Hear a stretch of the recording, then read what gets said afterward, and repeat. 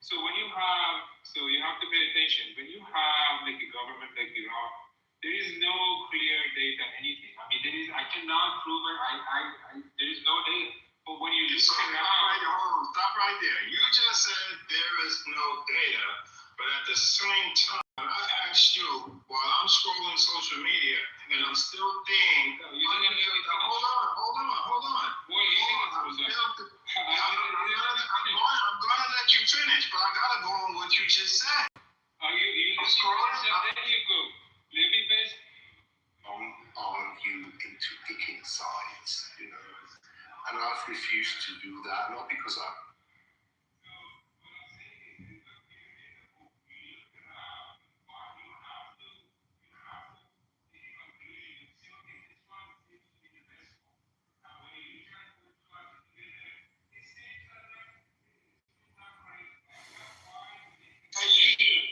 doing this seriously mistake. Who won? America or Israel?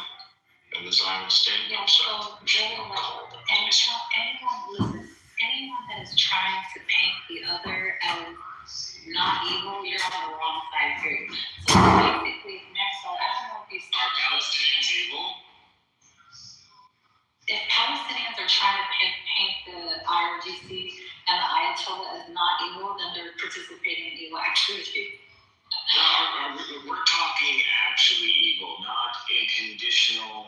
We're talking objectively evil because of the history or the acts they have. I don't think that people.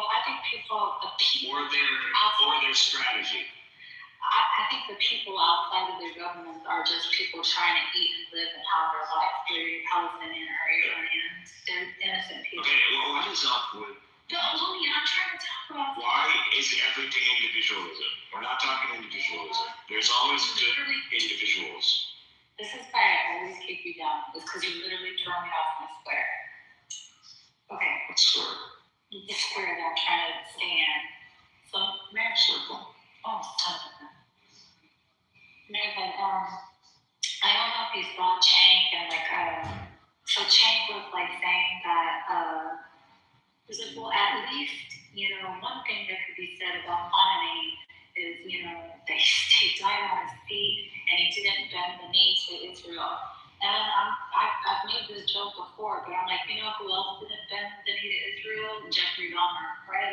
What are you trying to say? Imagine somebody had done school shooting, killed 30,000 people, and then somebody wants to say something nice about the murderer. Why? It's always about you guys, huh? Okay, that's it. I hate when you act like that. And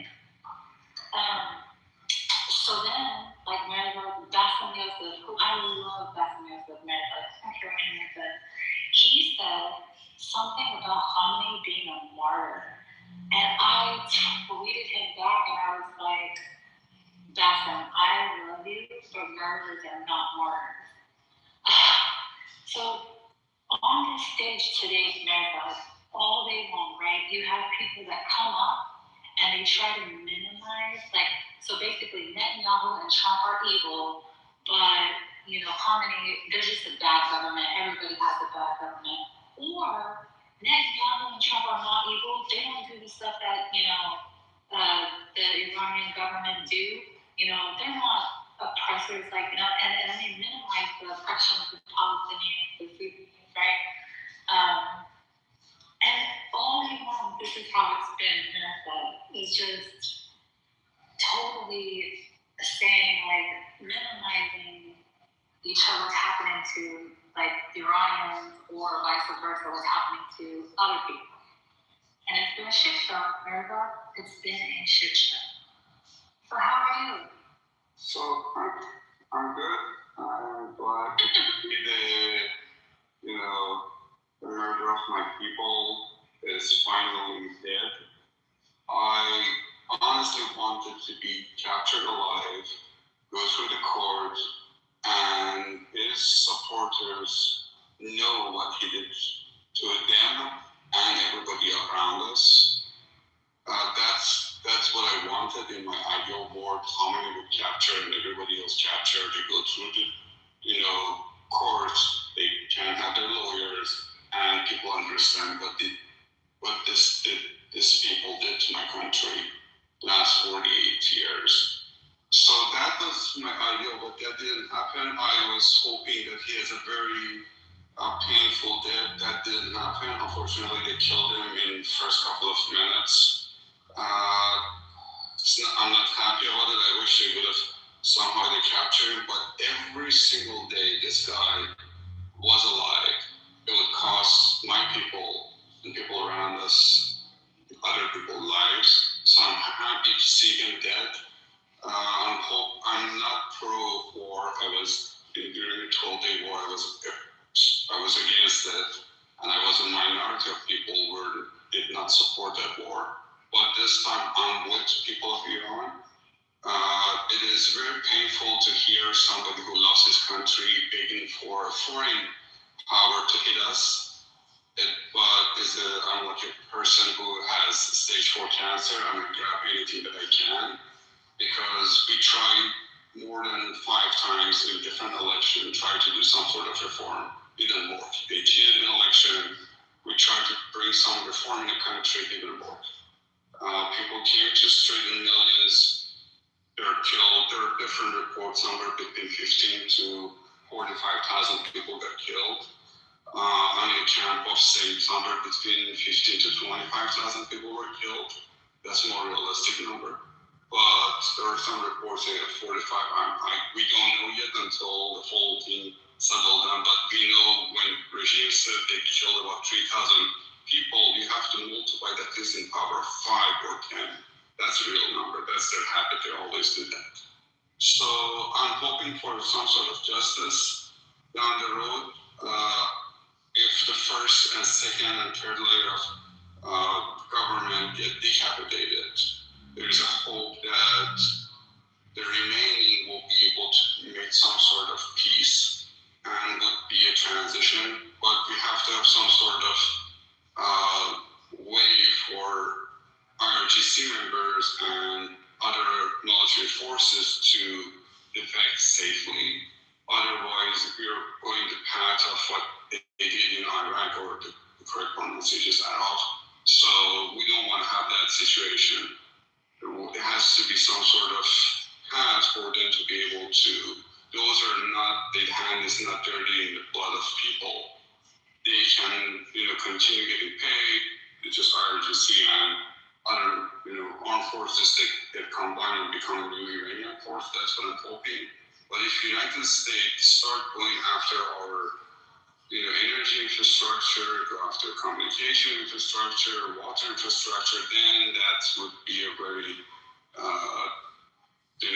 sad day for us, because we do not have the money to, to build this from scratch ever again. Just some information for people that want to know is like an average refinery can handle about 100,000 barrels of oil a day, would cost somewhere between $9 to $15 billion.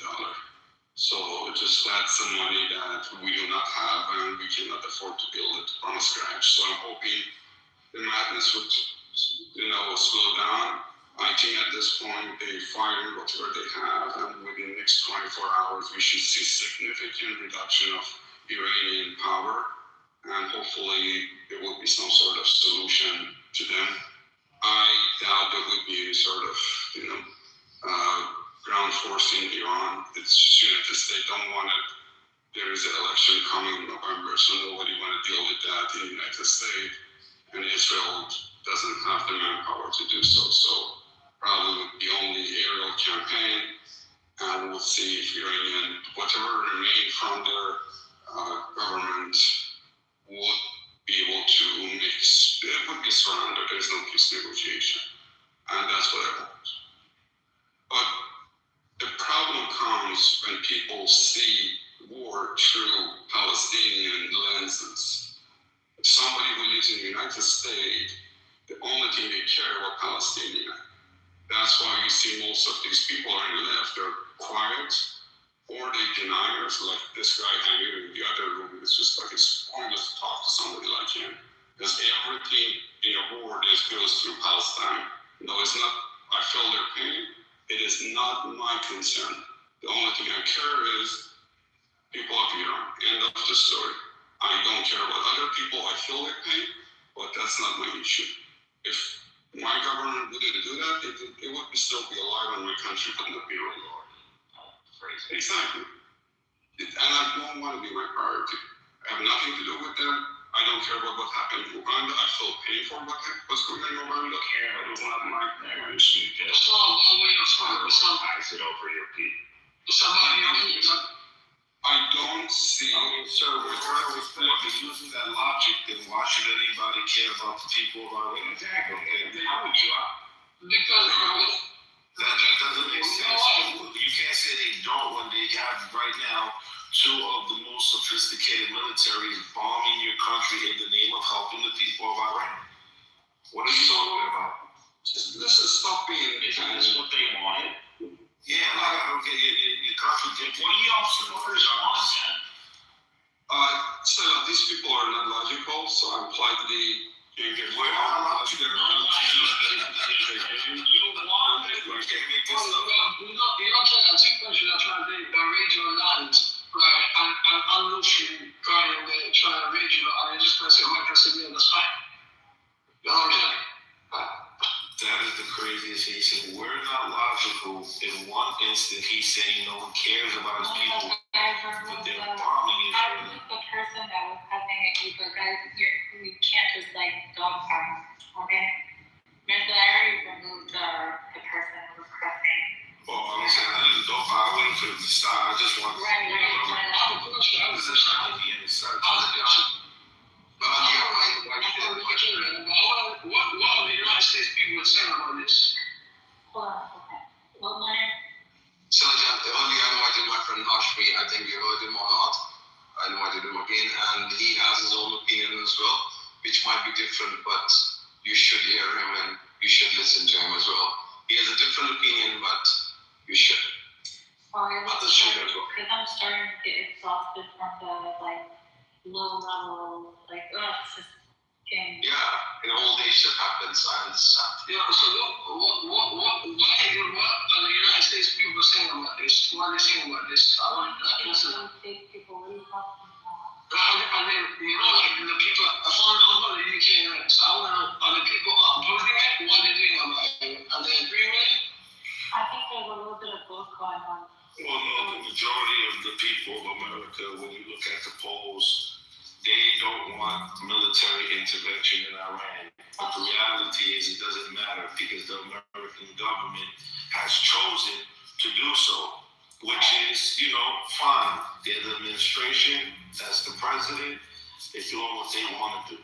But for someone to come up here and say they don't care about what other people's plights are, but at the same time getting help from a foreign government is silly. When I hear it, it's very painful for me to hear somebody say I don't care about other people. It hurts me to my core. But I'm an empath. But I understand what he's trying to say. I think it's human nature to prioritize the tribes or the people that we have affection and time. But that's the thing. We all prioritize it. If we allow this to happen, this is gonna. He's going to continue doing it. He's doing it right now. Right now. He's done Iran. Guess who next on the list? He's doing it to Pakistan, take and raid Afghanistan. You know what I mean? So basically, Donald Trump. Hey, listen, no, can you please speak slower? Okay, I know. So Donald Trump, right, has met with the Pakistani military guy, okay? Ask him her name. Has instructed him, right, to take over Afghanistan.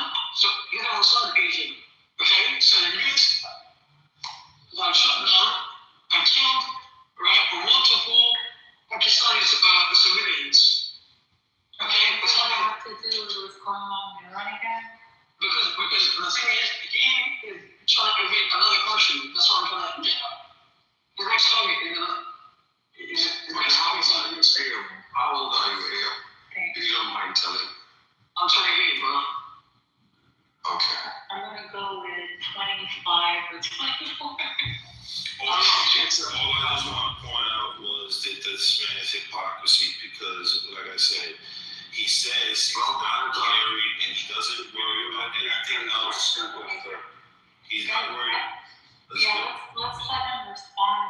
Please just let each other talk and you I think Merzad is making sense. I heard him and he is completely making sense. Merzad Jan, please go on that. ببین مرزاد همه داره خیلی عصبی میکنن میخوام همه رو بندازم پایین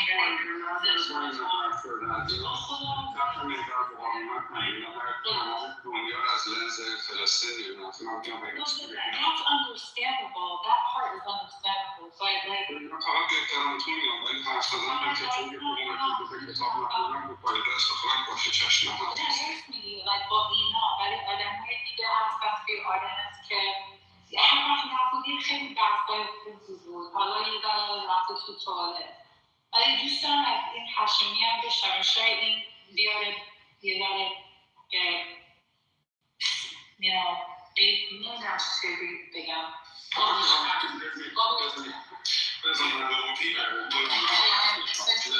finish my argument, then they can dig on me as much as they want. Let the moderator say something, and then there's a you go, and then we'll hear some questions. Or go ahead. I mean, I think and this is me saying this as an outsider, obviously, but what I'm seeing happening is you have two people that have situations where they desire to be liberated. And in the case, the liberation of one is perceived as, it's not necessarily the case, limiting or slowing the liberation of the other. And so there's this back and forth. Like they support each other in both desiring the same outcome, but at the same time, the Palestinians benefit from support from the IRGC. So, if the IRGC gone, where are they going to get that support from in the future? It's all, it's all up in the air, right? And the Iranians are like, why should we not overthrow our government even just because we support you, So it's kind of, it's problematic, that's all.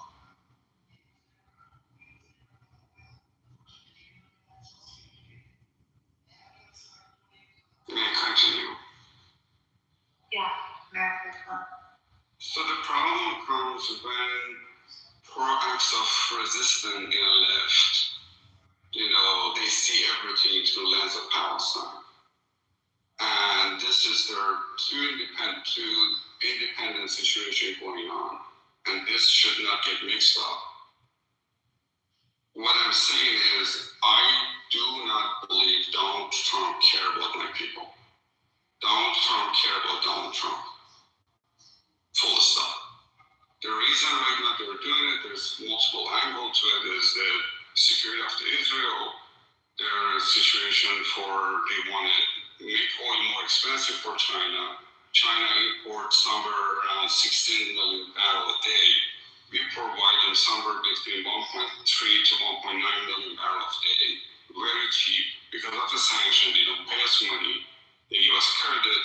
Then we buy junk from China and import it. So we are a golden goose that they don't want to let it go. So there's like multiple facets to this. It's not just, Trump cares about me. Of course not. That's why I say people don't care about others. Countries do not have friends or enemies. Countries have common benefit. Full stop. If you think that countries they have friends, you're delusional. That's not how it works in the real world. So I'm not in the camp of believing that Trump does this because they care about my people. No, Trump does this because it benefits Trumps. That's a reality of the world that we are living. I want to piggyback off of what Marissa was saying about particularly people on the left looking at everything through the lens of what's been going on in Palestine, and that's because of the money that America's been sending towards Israel. But there's a mistake that's happening. Like basically, what Marissa piggybacking off of him is that the Palestinian people have been getting help from our oppressors for a long time for their own liberation, for their own freedom. Now our people are getting help from their oppressors, and you want to clutch your pearls? Like, it is what Marisol is saying. Everybody just aligns. They don't care about each other. It's just about interest and where they align. And the people suffer. We all turn against the people. Somebody said, I have no sides. I'm on no side. I'm always on the side of the people. That's the side I'm always on. I saw somebody maybe, let's go to Hashimi because he's been waiting for a long time. So Hashimi, Munir said that you have like this different perspective. Do you want to share it? Yeah, so, I mean, what Marisol was talking about, first of all, hello everyone.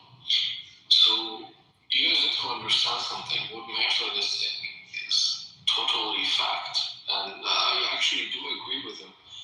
You need to differentiate two things. One, personal empathetic feelings towards others.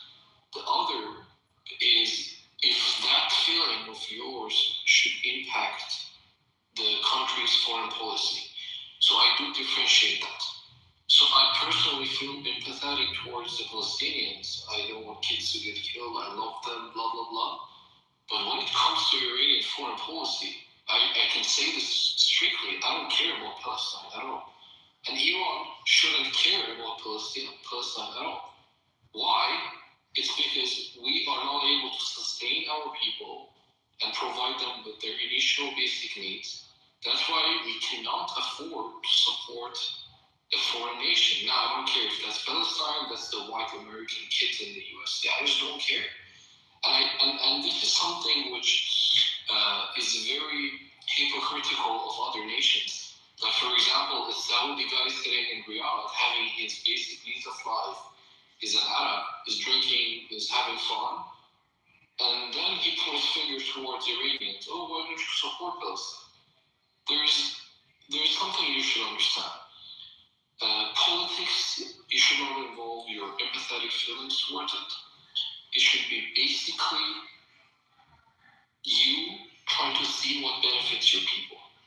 I don't care if we call that selfish. I don't care. This is the job of the government. It should provide for its own people, right? So putting this aside, regarding Iran right now, what's happening in Iran, I do agree with Marsal. And by the way, his view is very mature. It's a very mature view that he understands that the USA doesn't love the Iranian people, is not doing this because of Iranians. He do understand that this is for the benefit of the USA.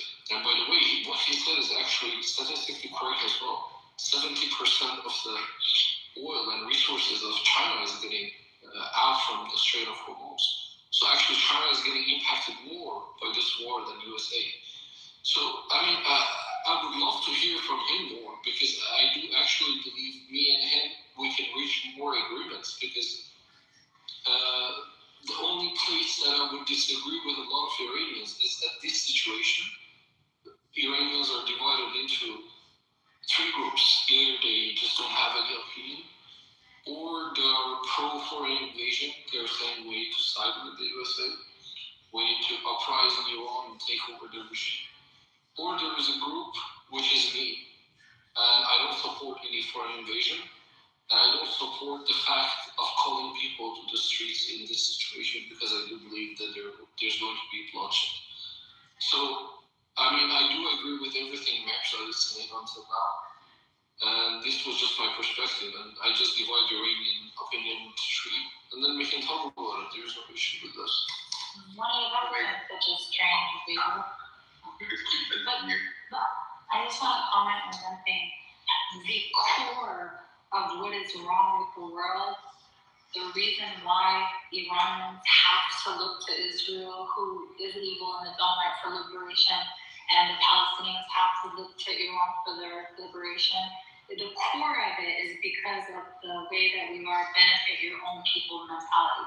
Humanity's thinking of benefit your own people is what is causing us to have wars and to deteriorate.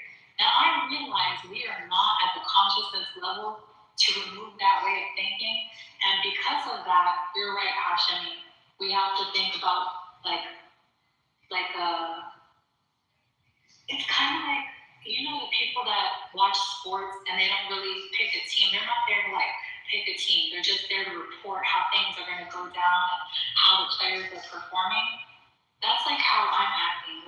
Like Pahlavi, I don't care if Pahlavi is a leader in Iran or not a leader in Iran, as long as my people have liberation. But what I do is I report how things are playing out. And then people think that I'm siding with somebody. No. I'm looking at where things are on the chessboard. Like, here's another thing that's very hurtful for some people to hear. Because of the crimes that Israel and America have committed in Gaza, which are real crimes, you can't convince me that 90% of Gaza had Hamas hiding in it and have all the buildings had to be flattened like that. No, you can't convince me of that. Real war crimes were committed. And now, in order to clean their hands from that and make the world forget, it is in their interest to liberate the Iranian people and do it well, actually. If you're going to try to change the narrative worldwide, and you have the court of public opinion against you, and you have the court, the international court against you, this play right here would actually be in your benefit. It would behoove you to free them and to do it in a way that lands right. And it's an unfortunate thing that this is like, when we're talking about playing out where everything is on the chessboard, that's just a reality of that being on the chessboard.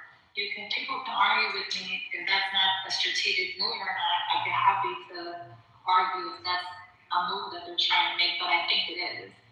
And that works towards the liberation of the Iranian people. So anyone is welcome to I just want 10 seconds. One real quick to Marzad. Marzad, I would love you to add me back, because I am trying to add amazing people like you who are realistic, and I'm deleting people who have made me half psycho. Please add me back if you can. And Silajan, I would love to tell you one more thing, that Hashmi is actually a Shia Muslim like me, and he happens to be an Iranian. I'm a Shia from Pakistan, and Hashmi is a Shia from Iran. So here we go, you know another Shia. Yeah, well, I know a handful of Shias who are adamantly against this regime and Khamenei, and so I think that it would behoove also the Iranian people to realize that that's in our interest for more Shias to come on this side and be adamantly against this government. That would actually be for the security and safety of the future of our nation when it comes to civil war and tension. It would behoove us to stop treating the regime like that. And I'm so sorry that keeps happening to y'all, really. But people have to think. I really think that the ability to think in multi-dimensionally or having multi-track of thinking, it has to do with like maybe intelligence. And I don't know, I could be wrong totally, but it seems like the lower intelligence you have, the more capable you are at looking at things multidimensionally and multifacetedly. And so most people, they have their soccer team, they pick it, my team is this team, and everything else is, shit. And, like almost like a barbarian Neanderthal type thinking. I'm incapable of thinking on anything other than this track. And I think education makes you more able to look at things at a wider scope, but maybe that's me being, maybe that's wrong.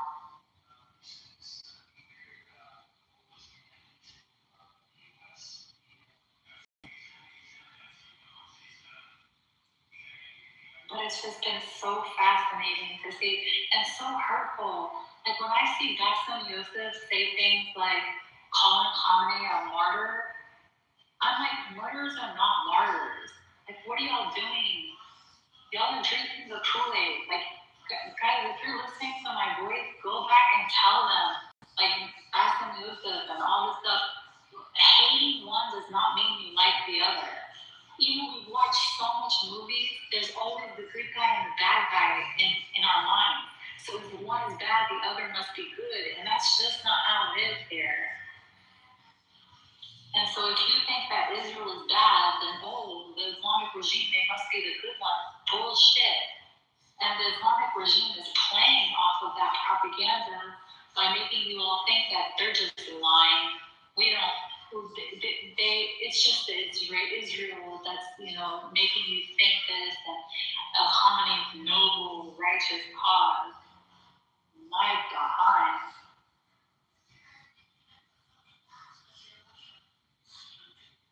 I can't pronounce her name, but welcome to the stage. Thank you. What are you talking about? I can tell from your voice that you're not like a good faith actor. So why don't you get on with it? Say mean things. What? Not what? Are you sure about that? Yeah. Okay. Because I can sense differently. But go ahead. I'm highly sensitive right now. Like so in tune. Yeah. So you might as well get on with it. No, I didn't do anything. I was just gonna add to your point.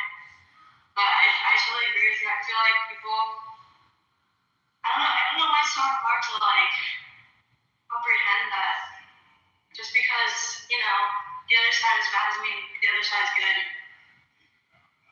Absolutely. I agree. Especially with like the stuff going on in Iran, the Iranian regime. Sorry, I'm out of breath because I'm walking home. It's just like, I don't know, just because Israel done some horrible things and like, that doesn't mean, the regime's good at all. I don't understand people that are supporting the IRGC. Well, I appreciate hearing that. Maybe I was wrong. I thought that your voice sounded like this particular girl who comes on. I think she's from Afghanistan, and she always starts off cool, but then always feels flex. So maybe I'm wrong. Maybe that's not her. You're not her. Yeah, I just have a question, right? What is the problem in the time of war to support the armed forces of your country, even if you disagree with them? Like, personally, right? I don't like Khamenei, I hate IRGC, but when it's at the time of war, and I have a choice to either side with the enemy against them. There's nothing that you could make me do to side with Netanyahu or Khamenei. I don't give a shit. You know, they say like even right now, the Iranians are utilizing the interest of the Israeli government. I understand why they're doing that, but I don't like it. It makes me sick. I like there's nothing that's gonna make me support Khamenei or Netanyahu. Like there's just nothing. To me, these are demons. Yeah, but you have to understand that Iranian armed forces are not Khamenei. Like, there's a lot of people in the armed force that do job. These armed forces are killing my people. They're not fighting abroad. That's the military branch. They're being used against our people. No, I understand. The suppression is done by a military branch, but it's not the army as a whole. So we have, like, for example, Air Force. Does Air Force kill the people? Air Force was not even involved in killing the people. Or those who sit at the air defense systems, they're not involved in the riot, killing those who participated in protests. So it's good not to generalize all the armed forces. Of course, the Basij, they're the dirty scumbags, right? Or even the Sepah, some of those Sepah workers who, participated in killing the people in the protesters. I condemn them too. But you cannot say all the armed forces are bad just because there are military branches that are idiots and they're suppressing the people. I don't think she said that though. I don't think she said all of them. I definitely am, because they literally created it like this to have these different branches so you can say things like that, but it doesn't matter. If they are under the control of the supreme leader, then just put them in the trash basket. No, this is the difference between me and you and many other Iranians. I don't view everything to be black and white. So you're saying all the I don't even.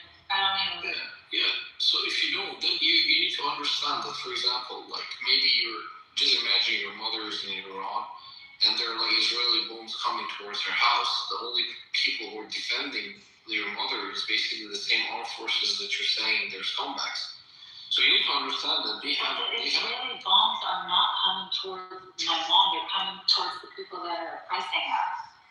Is the hospital of Gandhi in Iran oppressing the Iranians? Have they targeted the hospital? Yes. I don't believe that. 3 hours ago. Hashmi, listen. You and I both know, if you're really Iranian, then you know that we can't put it past this government to sabotage certain sites themselves, to put pressure and propaganda on America to stop attacking them. Now, I'm not saying that, Israel and America are good because of that. What I'm saying is that we both know we can't put it past this government to do something like that. And if you disagree with me, then I know that you're not with us at all. Because you know it's a fact that they're willing to do some stuff like that. Create a narrative. Look, they're killing the girls. They're killing the schoolgirls like they did in Gaza. They're going to come over here and they're going to fly and just you know that they're willing to do that. So we can't even definitively say. All I know, let me tell you what I know, Hashmi. So far, they've put a bomb right under the ass of Khamenei. They've taken out 12 leaders and they took out the main TV station that they have. I remember before this, even though I'm not one of those people, but the Iranian people were like, even if some of us have to die, just take them out. That's what they were saying inside them. So, can you go back over what you're saying about Israel bombing our grandmas again? Yeah, of course. So this is the thing, right? I understand, you hate Khamenei, you hate the Iranian government to the point that you are trying to put forth this narrative that even the hospital bombings are done by Iran. No, I'm saying you can't put it past them. I don't know that for a fact. Okay, you can't put it past them, so you cannot accuse them of doing that, right? Oh, you're with them, dude. Let me ask you a question. Of course, I'm with the Iranian army right now. Of course I am. Someone actually don't make up stories now. Stories of what? At the time of the war, and I do proud to say this, at the time of the war, they are fighting the Islamic regime. They're not fighting the Iranian people. No, they are. Listen, this is going to be the camel breaking the camel's back right here. I'm going to ask you one question.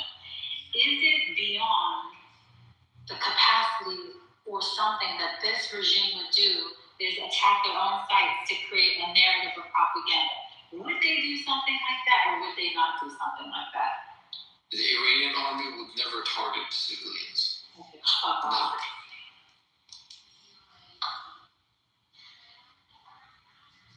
He's not with us. Like, they already have targeted civilians. They've targeted schoolgirls, okay? School freaking girls. Listen, normally I would have opposing views. You know I'm not opposed to having different voices. Today I was here to talk to like the Bassem Youssefs and the Chanks of the world. But I don't have any tolerance right now to make room to argue with somebody who's booty clapping for the regime. So I just don't. We can maybe argue another day. Today's not the day. It's also interesting because they're all about human rights and they care so much about Palestine, but they don't care about innocent people or like the actual people that are dying in Iran. They don't care about that. Go ahead, Mirza. You don't need a chili pepper. No, I'm sure I'm not interrupting anybody else. So I agree with 20% of his comments. I was going to just have some statement. Part of what he said is correct. That yes, the person that is on top of the mountain and managing a radar system has nothing to do with killing other people. But there's a very big but here. That person providing security to everybody, including the people who have their hand dirty the blood of Iranian people. So because he's helping them, to me it is okay that person get killed to facilitate killing Khamenei, to facilitate killing, Ahmadinejad, to facilitate killing the rest of them. That's part of the sadness of the war. Yes, he is correct. That guy has nothing to do, but he can, at this point, if we let the war go the way it is planned, that I believe the plan is only hitting Iranian military infrastructure. Hopefully, they're not going after energy, water, economy, then I'm still supporting. But when the table change and they go after energy infrastructure, then I would say, okay, this is Iraq 2003 playbook. Then I'm like, oh, it's this side. But at this point, I'm willing to give them benefit of doubt. I don't give them the benefit of the doubt. They are murderers and killers, and they would be willing to do that to us. It's really, that's so weak. If I finish it, then you'll know that what I'm saying. I'm not surprised you. It's not what you think I'm going to say. They are willing to do things like that. We've seen it in Gaza, we've seen it in Iraq, we've seen it in other places. But I don't think they're going to do it here because it's not in their interest to do it here. It actually is in their interest to free the Iranian people and do it and land it real right, actually. Especially if they want to clean up that image that you're talking about right there. And especially because the Iranians are rolling around with Israeli flags on their hands. That's really good PR work. Do you understand what I'm saying there, Cole? Okay, we're concluding with what I wanted to say, so we're at the same page. But Sinajan, I just Googled the hospital thing is on the news. Oh, Let me explain to you. They didn't hit the hospital directly. The blast took damage to windows and broke the doors because of the blast. One thing that we should consider that's a war crime based on Geneva Convention, so everybody knows that. It happened during 12-day war. They hit a hospital in Kermanshah that was for University of Medicine.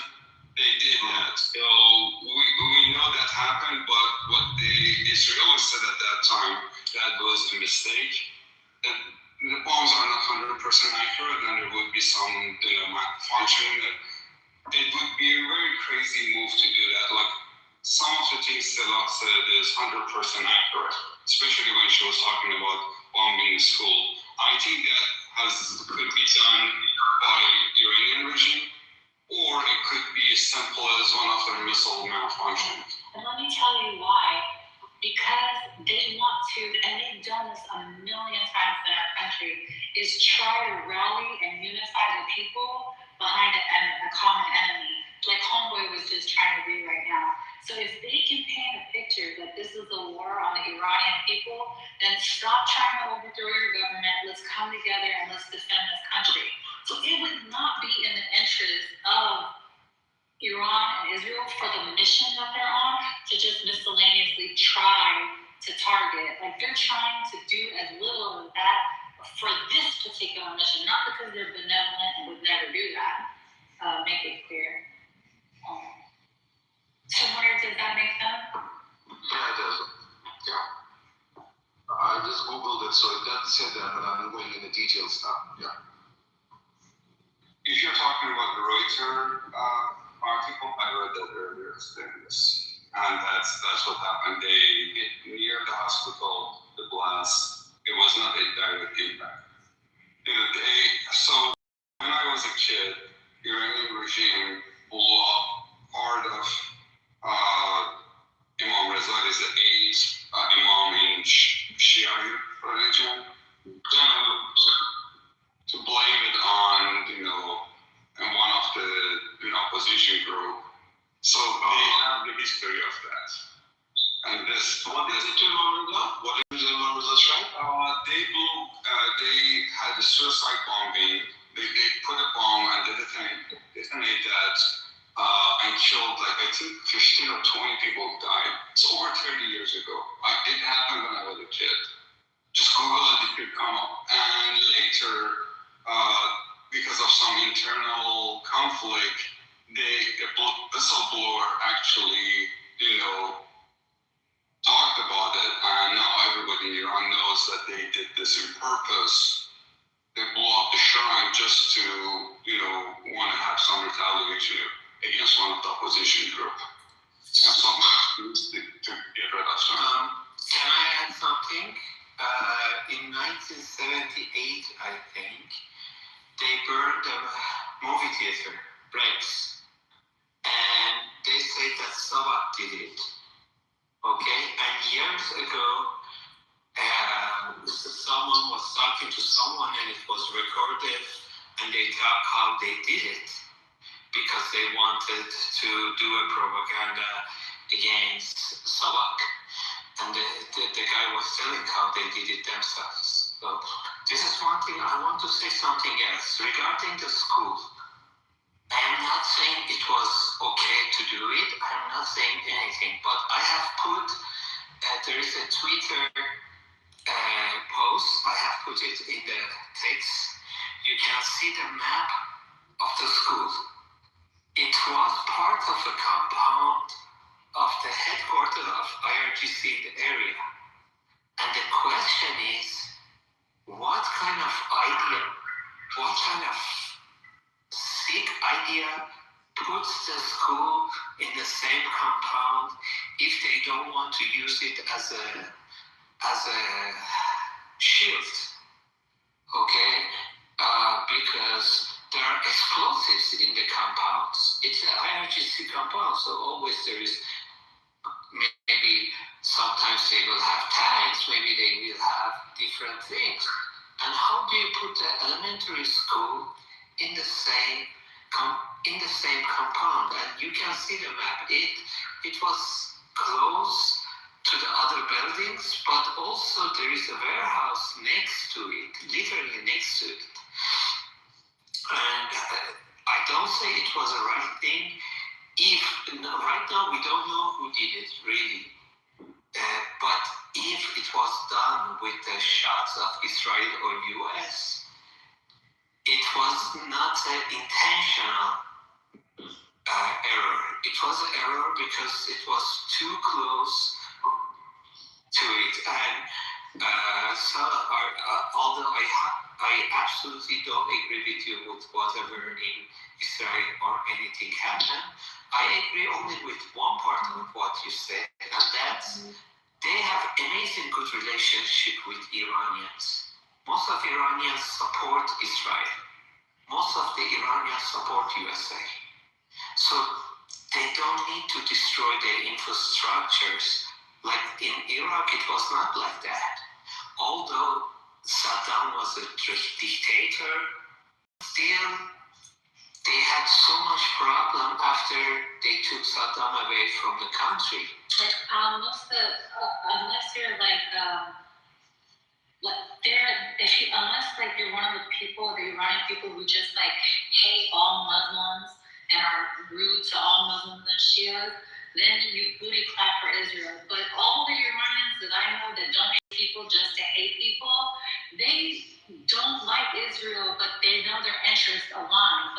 They basically realize that Israel's committing crimes. They realize that the Palestinian people deserve their freedom, and they just know that this is how the world works. And they're like, okay, they're going to help us do this or whatever. But they realize that the Palestinian people are being wronged, and that is not, a good situation, and are not Zionists.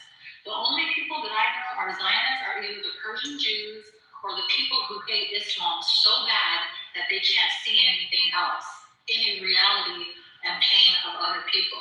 That's how much they just hate Islam. They're buying the narrative that this is just a war between Muslims and Jews, not that colonization of people's land has been stolen and they've been oppressed and occupied. No, that's not the real story. It's just a bunch of fanatical Muslims. That's the story that they bought into because they've used help from the Islamic Republic of Iran. But these Palestinians are Christians, they are Muslims, they're atheists, they lived in peace with each other for centuries. We're not going to get into all of that, but it's just, it's not true, is what I'm saying. You have to realize that if you're a Christian, Zionism actually goes against our Christian beliefs. The fact that you're saying that you have the Christians in America that are evangelical, that they have this whole narrative that they believe that you're supposed to like booty clap for Israel no matter what crime they commit. Then you have like the Catholics, the Orthodox, all the Christians outside of America who strongly realize that this is not okay. This is supremacy of a people. And any supremacy that says this should only be a Jewish state, this should, even if you're saying this should only be a Muslim state, anyone saying this should be a only, you're wrong. You're just wrong. They fill in the blank. I don't care. This should only be a white state. This should only be a Bahari state. Fill it in. I don't care. This should only be a Christian state. You've gone into extremism and you Brown state. Brown state.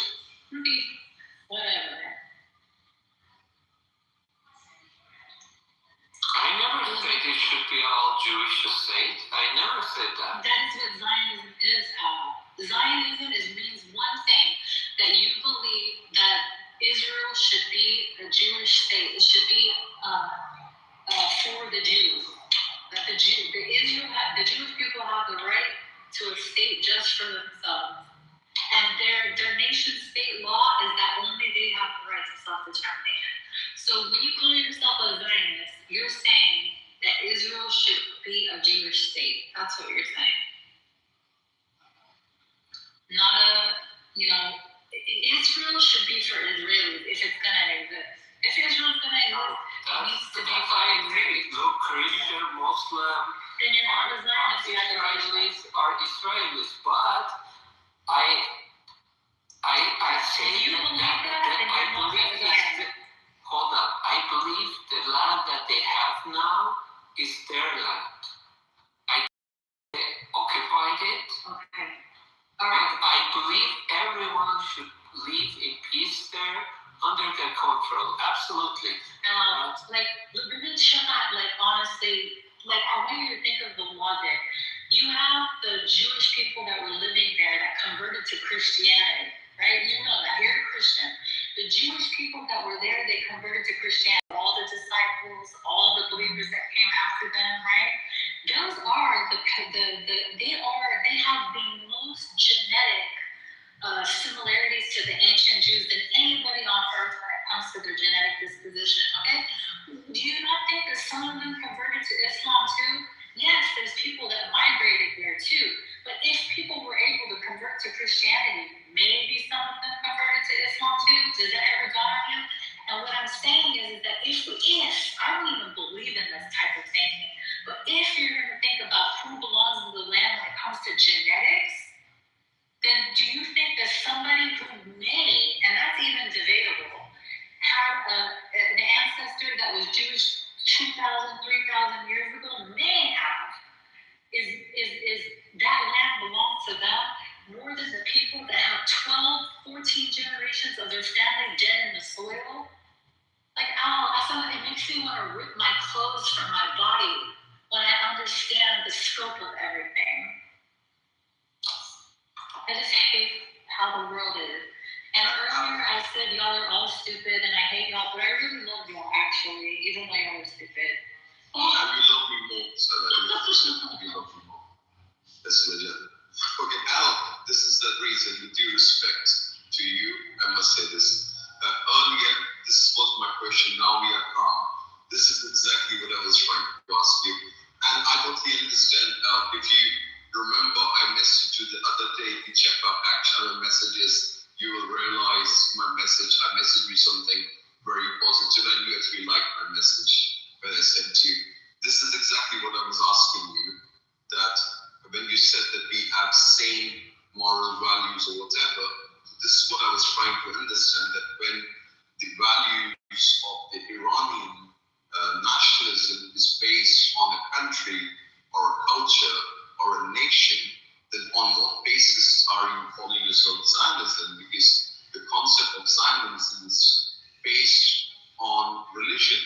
So I was confused because you're mixing two things. But now you just said that you believe that you believe that everyone should have a right to be in Israel. I also believe that Israel has a right to exist I have no one to say that, but Israel is a reality.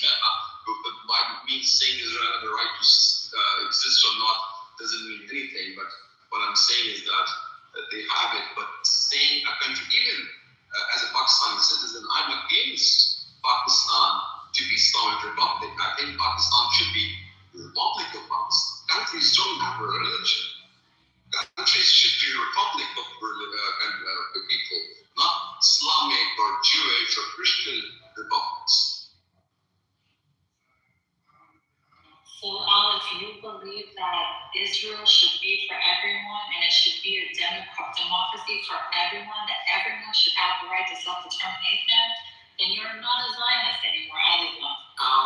Look, I believe that land belongs to Israel, belongs to the people who own it, but I also do believe that other nations have the right to live there. So who owns it? Some guy from New York that's never stepped foot there, and maybe does North own it?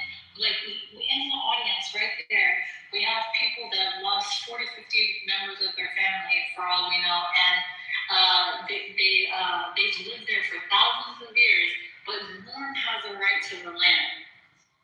I don't say the guy in New York deserves to live there more. I never said that. Okay, so then whoever is living there. Okay, I'm cool with that. Then stop saying that it's a Jewish state. Whoever is living there now, I didn't say it's a majority Jewish state. No. They are the majority right now. They are not. They're only the majority because they're keeping the others oppressed and under occupation. Can I say something? If they let's say they took the West Bank area, right, and they made it a part of Israel, they would no longer be the Jewish majority. Go ahead, Naim. Yeah, okay. So I've been listening to this conversation, then I had to leave for a while.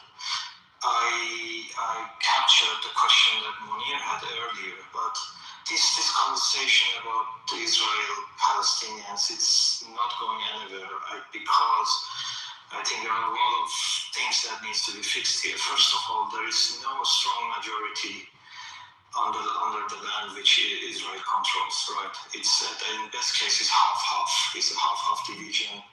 Maybe a little more Jews, but generally speaking, it's a half-half division between the number of Muslim Palestinians, Christian Palestinians, and the Israeli Jews living within the same territory that Israel controls. So that's one thing. Another is that land always belongs to people who live over this land. So there are laws in Israel that allows any Jew to get citizenship immediately after entering Israel, get an Israeli passport. If that Jew is from Lithuania, if it's from Ethiopia, if it's from New York, or if it's from Mexico.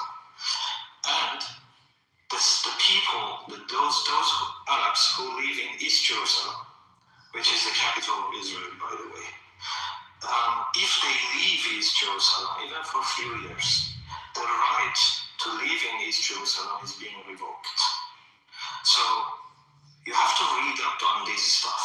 There was a law passed in Israel, in Knesset, a few years ago, that declares explicitly that Israel is a Jewish state. The nature of Israel is a Jewish state. So there were also oppositions inside Israel, including among the Jews, against this law. But anyway, this law has been passed.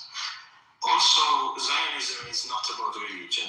That's a misconception a lot of people have. You have to know who Theodor Herzl is. You have to know the fathers of Zionism. Zionism originally was a nationalistic movement. It had nothing to do with religion. It was a modern nationalistic. It was removed God, actually. Yeah, I mean, the most early Zionists who founded Israel, they were actually leftist socialists. They were establishing kibbutz in Israel. They wanted they had to move away from religion and make it an ethnic identity. It was ethnic. Ben Gurion was not a devout Jew, you know. If you look at the forefathers of the Zionism and the establishment of Israel, none of them were religious, right? It has something to do with ethnicity. It has something to do with modern nationalism. So when you want to study Zionism, you have to study modern nationalism. Of course, there is a religious flavor that has been added to Zionism in the last couple of decades, I would say, since Netanyahu came to power and, he started his career and stuff like that. So you have to know all this stuff before we actually can talk about these things, right? And in best case at the moment, what can describe the situation under the territory Israel controls is that it's apartheid. Whether we like it or not, it's apartheid. It's a discriminatory system, right? That doesn't mean that the Israel should be wiped off the map. It means that there are people who live there, including Israelis that have lived there for 3 generations, 4 generations, and the Palestinians who have been living there for several generations, and more. They have the right to the land and they are equal in front of law. At the moment, that's not the case. They are not equal. There are 2 sets of laws applied to the people living from the Mediterranean Sea to the Jordan River. If a Jewish Israeli commits a crime, he goes to civil court. If a Palestinian commits a crime, he goes to military court. Because the Palestinians are under Israel, they are under the military jurisdiction. They are not able to go to civil court, right? So this is discrimination. Proper. Well, I don't have to make that distinction. Let me speak. Yeah, I don't have to make that distinction. Very holistic. Bruce, don't interrupt. He's giving a very neutral. There's a couple areas I disagree, but he's giving a very holistic overview and very neutral with that. So if you don't interrupt, please just let him know. And I don't have to make that distinction between 1948 and 1967. And guess what? Who doesn't make that distinction is Naftali Bennett and Benjamin Netanyahu. They claim that Judea and Samaria, aka West Bank, is part of Israel proper. Golan Heights is part of Israel proper. So if you say they aren't part of Israel proper, then you are against what Benjamin Netanyahu and Naftali Bennett and everybody else in the Israeli right is saying. Because they are the ones that are saying the entirety of the land belongs to Israel, right? So first go and convince them and then come back to me and say, okay, let's make a distinction between 1967 and 1948. That's one thing. So, Bruce, let me finish. Okay. Second thing I want to talk about. This is something I just said to address the issue about Israeli-Palestinian story. Now I want to talk about Monir's question. You make the assumption that the Iranian opposition, there is a vast majority of the Iranian opposition who are Zionists. That's not the case. It's a minority. A lot of Iranians have sympathy towards Israel, and you have to understand the reasons behind it.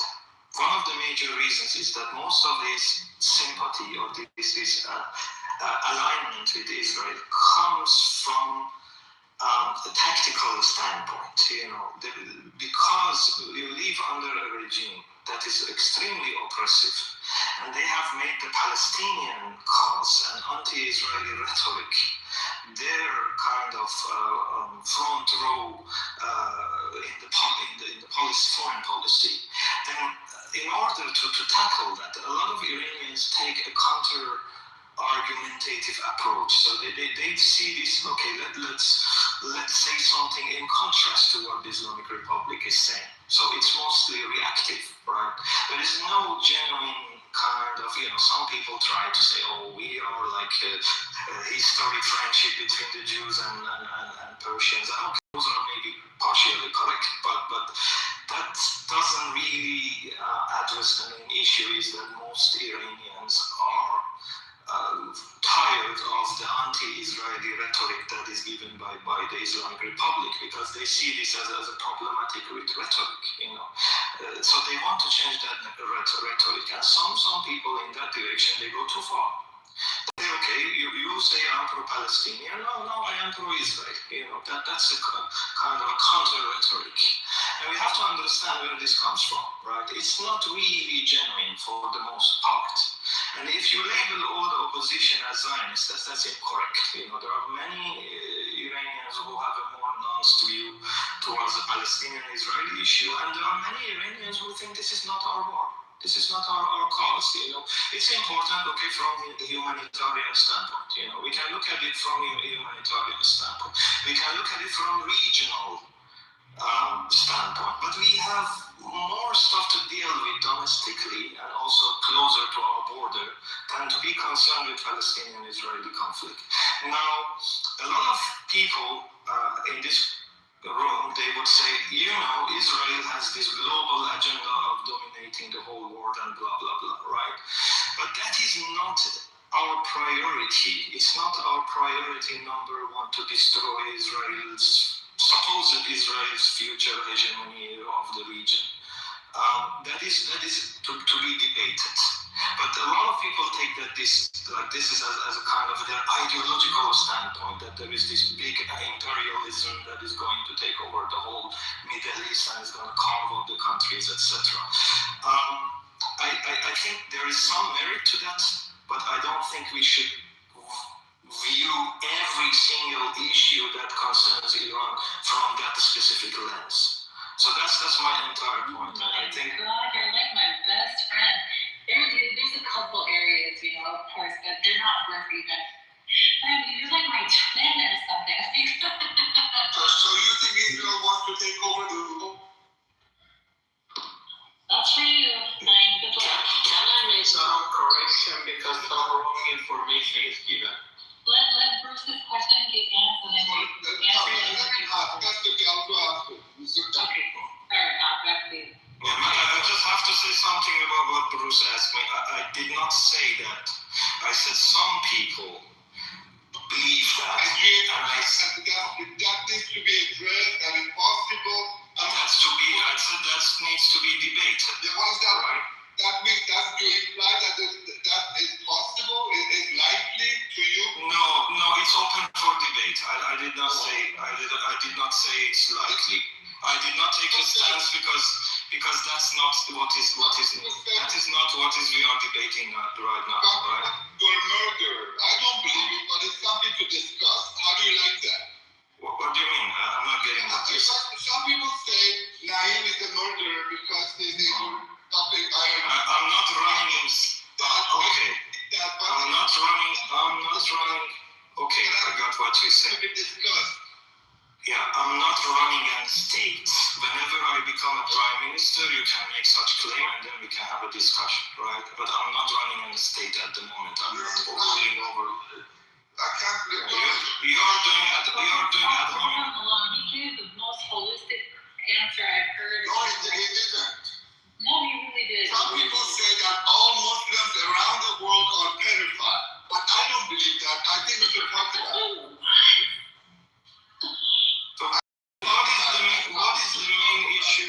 What is the main issue you have? If you are asking me, you just implied. I have my own words. Let me finish. Okay, please do not do ad hominem and finish. Let Al go. Implied. A country with 10 million people, a country with 8 million Jews and 2 million Arabs and Muslims and non-Jews. A country that since 1980, the number of the mosques from 80 has become 400. I know all of that. I know all of that. But this is not what you just said. Please let me. A country that in the Supreme Court that a Muslim Arab judge who has thrown an Israeli prime minister to jail. A country that has given more to their minorities than any Muslim or Arab country around the world. A country that is the only democracy. Let me finish, please. A country that is like just a few miles wide. It's possible that it's thinking about taking over the world, but we have to debate that. That's what he said. We have to debate whether this country is going to take over. Bruce, I'm not sure if you are new to this room or not, but if you were here a couple of hours ago, there were people argument. There are people in this room. Listen and be patient. There are people in this room who are making an argument that Israel and US has a plan to expand their hegemony over the Middle East, right? And I said,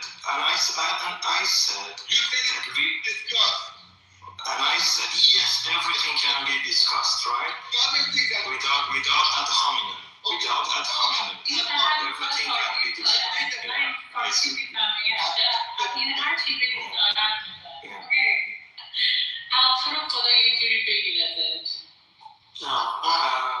But Maria, I need to say, I searched right now about the judiciary system in Israel and about the discrimination you mentioned about Muslim Israelis. No, I never said Muslim Israelis. Do not change the story. I said there are people who Israel rules over them, right? You make that distinction. You were saying that I never said Muslim Israelis. Arab Israelis are not able to... I never ever uttered the words Arab Israelis. No. They need to go to the... No, I am here and you cannot twist my word. I am here and I can explicitly... I heard. And I can... Yes, maybe you are not good in listening. So if you do not interrupt too much, maybe you understand something. Okay. You want to put words in my mouth, you are free to do that, but I am here and I'm able to express myself. In case if you misunderstood, I talked about the people, the population that Israel rules over them. And the population that Israel rules over, are you really genuinely interested in conversation, or you just want to make accusation? No, I was. If you are genuinely interested in conversation, you misheard, and you're insisting,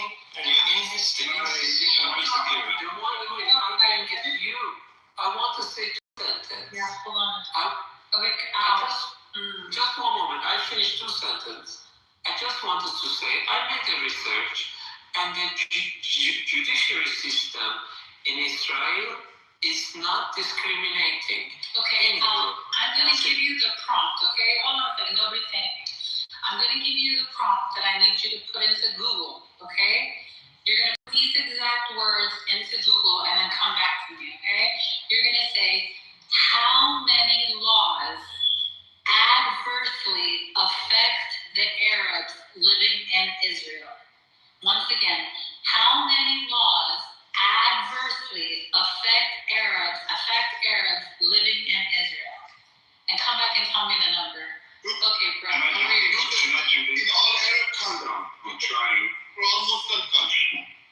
Bruce, you're breaking up, like we don't hear you, so it just sounds like a bunch of noise, like it breaks up. I'm being very patient, Solan, but when you're ready, I'd like to just jump in and just respond to Naeem. Yeah, if I may, in case if someone misunderstood, sometimes when Brett, can you please close your mic for a minute? Thank you very much. Because it's really hard to concentrate with all the noises that comes from all the mics, right?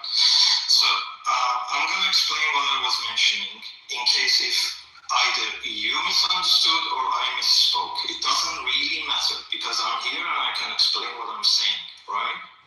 So if you insist on misunderstanding, then there's nothing I can do about it. Then it's your choice, your prerogative, right?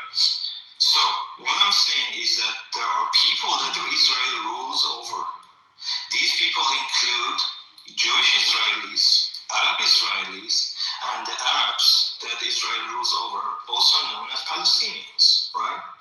And these populations, so if we look at them, there are two sets of laws for these populations. They are not adhering to the same sets of laws, okay? Now, there are some sets of laws for Palestinians who live under Israeli jurisdiction. They live under Israeli jurisdiction. They live over a land that Israel considers its. You may say, okay, this is occupied land, etc., etc. Then you're proving the point. But that's not the point. Whether this land is occupied, well, the government of Israel, the state of Israel, does not believe that.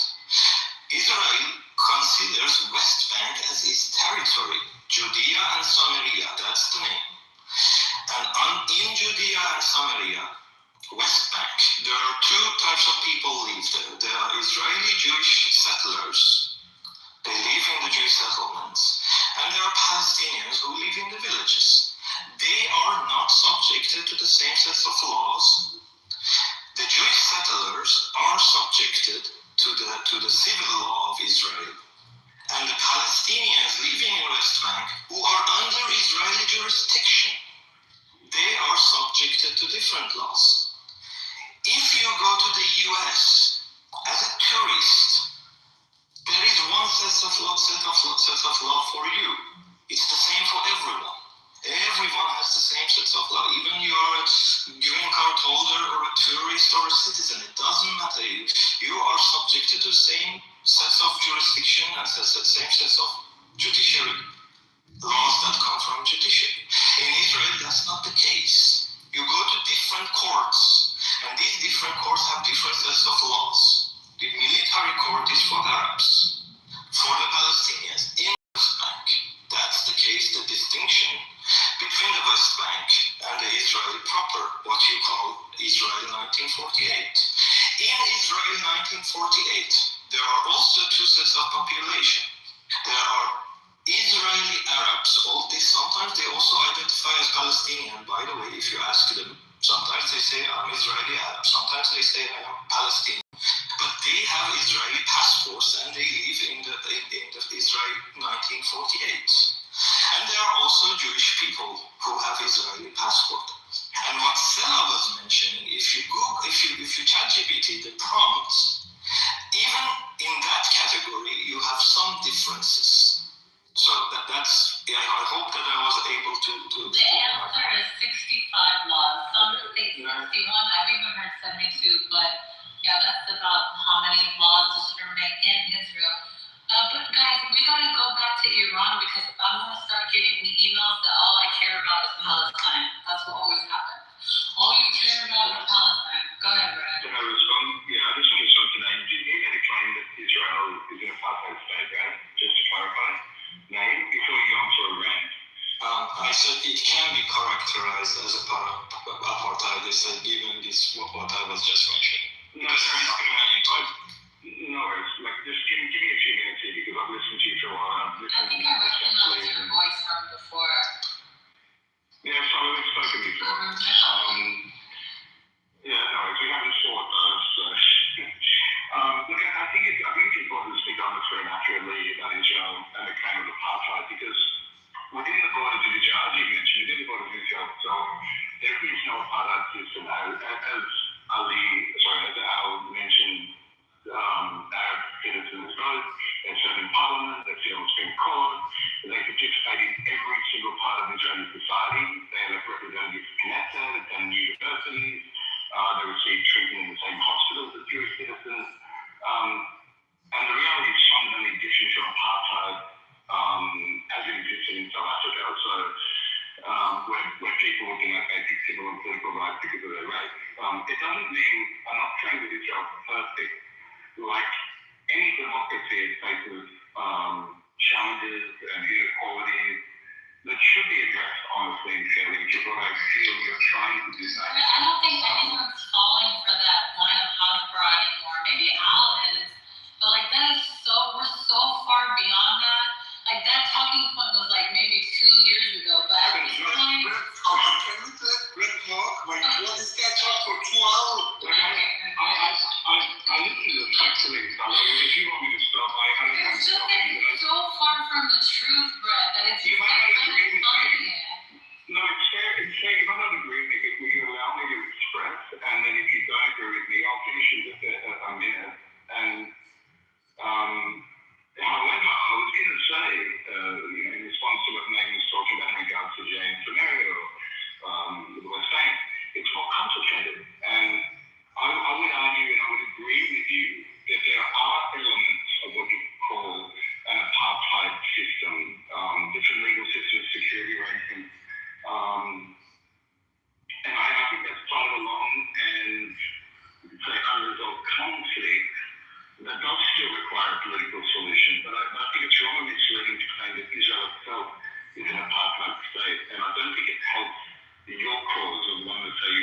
fighting that. If you want peace and understanding, you have to start with facts and not slogans. That's all I have to say. So if I may say something, firstly, you make South Africa as a model for apartheid state. That's not the case. So there can be multiple types of apartheid states. Just because a state is not similar to South Africa, that doesn't mean that it's not an apartheid state, because it doesn't look like South Africa. South Africa was one kind of an apartheid state. So that's one thing. Another thing, you make the distinction that Israel in 1948 borders is actually a democracy and it's not an apartheid state, because the Arabs and Jews in 1948 they are equal. And you mentioned in West Bank there are elements of apartheid state. So now we are down to this semantical evasion, that there are elements of apartheid state. So what difference does it make to say it's an apartheid state? An apartheid state is a state that has elements of apartheid state. If the elements of apartheid state is there, then it's an apartheid state. So let's not play this semantical game together, And another thing, you make the distinction that Israel in West Bank is different than Israel in 1948. You make that distinction. I don't. And why I don't? Because Israel doesn't make that distinction. Israel considers West Bank as part of Israel proper. There is no 1948 border. Who says that? Is Benjamin Area A, B, C. Who doesn't agree with Oslo agreement? Oslo agreement is dead. Oslo agreement, area A, B. I know all of that. Yeah. Oslo agreement is dead. Benjamin Netanyahu and the state of Israel do not recognize Oslo agreement. You have to just refer to their talks, to their speeches. And Bruce, I was responding to Brett. There is more apartheid in Iran for Balut. Yes, there was also more apartheid in South Africa. There is more apartheid in all the countries. You are doing whataboutism. What you're doing is whataboutism. Talk about them. Then talk about them. Yeah. I can talk about whatever I like. You cannot force me. You cannot force me to talk about other stuff. You have to say you could. I don't have to say anything. I don't have to say anything because you want me to. You can't criticize Israel. I can criticize whatever I want. Who the fuck are you to tell me that I can't? You can't. Who are you? You can't. Who gives me the right to tell me I cannot criticize anything? You. What? Criticize Israel, but you say I can criticize any state on the planet. None of your absolute business. Just mute 1 second. Just mute what you took for half an hour. You can't be polite. Please be polite. Just mute for half an hour. Just mute. You can say Israel has been taken wrong, but 22 Arab countries are worse. You can say there is more prejudice in 22 Arab countries than you can say every minority in Arab and Muslim countries would dream to be a minority in Israel. Say all of that. Then criticize Israel. I can criticize whatever I want. Let me finish.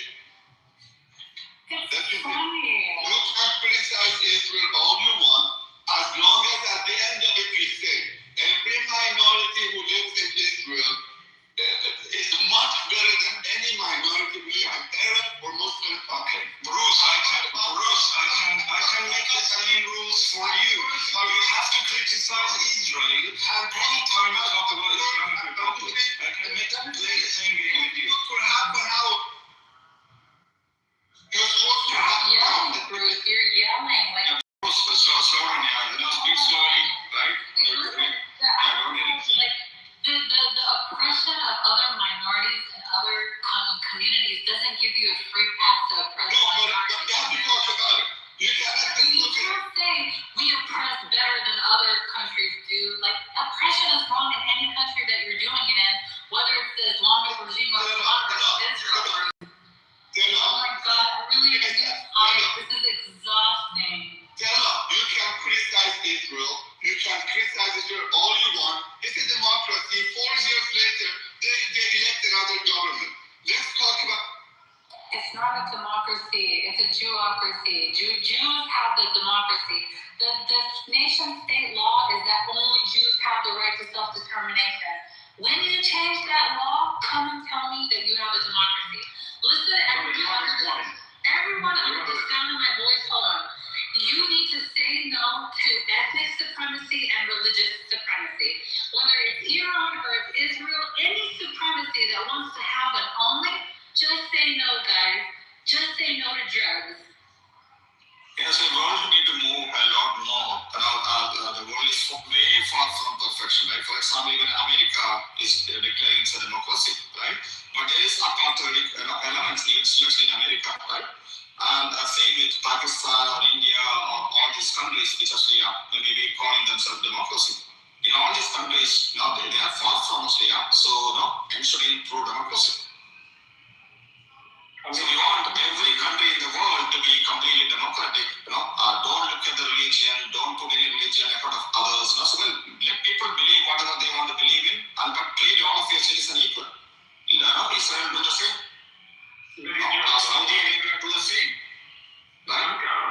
I lived in Israel for many, many years, and I would say, and I'm not bullshitting you when I say that I would say most of my friends were, whatever you want to call them, Palestinian Israelis, Arab Israelis. We sit, we drink together, we smoke together, we work together, and I don't know about this Israel that you're talking about, Khaled. I mean, I lived there for so many years. I don't live there now, but I'm confused by what you're saying. Either you haven't been there to experience Israel, or you're just buying into this discrimination argument that naive. Hey, Brett, it doesn't work. Let me ask you one question, okay? Sure. Is the nation-state law of Israel that Jews only have the right to self-determination? Is that the nation-state law? Yes or no? Well, yeah. And I see where you're coming from. Listen. Go change that and come back. Don't come over here trying to convince us of anything else. Once you change that law, come back and tell me that you're not discriminating and you don't understand what I'm talking about. No, I Can you understand talk what about you're the saying. Quran a little bit? Sure. Can I ask a question from Brett, because he mentioned that he lived in Israel?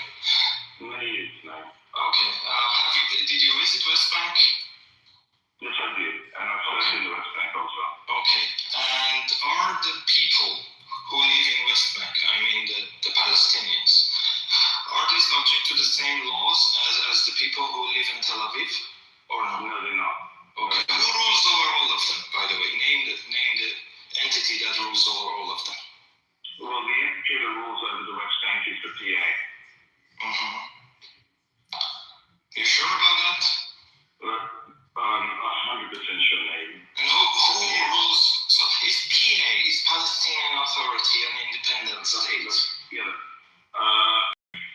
It's a good question. It depends who you're talking to. I mean, those that live in the West Bank would say they're living in a Palestinian state, but obviously you have an element of truth in what you're saying. I'm not arguing with you, so I'm very... So I have a question. If one Jew and one Palestinian, they go into a conflict in the West Bank, whatever personal conflict they have fight over, whatever area you can take. So which law they will be subject to? Under what jurisdiction they will be? Would it be the PA jurisdiction, or would it be Israeli jurisdiction? It's the PA jurisdiction.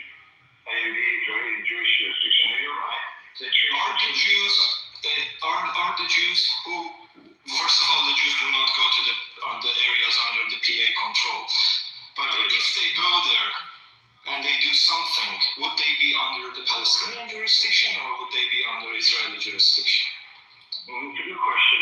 And If a Jew goes to the Palestinian territory, which is under the Palestinian Authority's jurisdiction, and kills a Palestinian, would he or she be under Israeli jurisdiction, or he would be under Palestinian jurisdiction?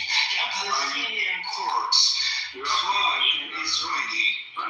Is Palestine a country till date? Yeah, that's my point. That's my point. It is a country, right? So I believe so that say that the Middle East used to make Palestine a proper country.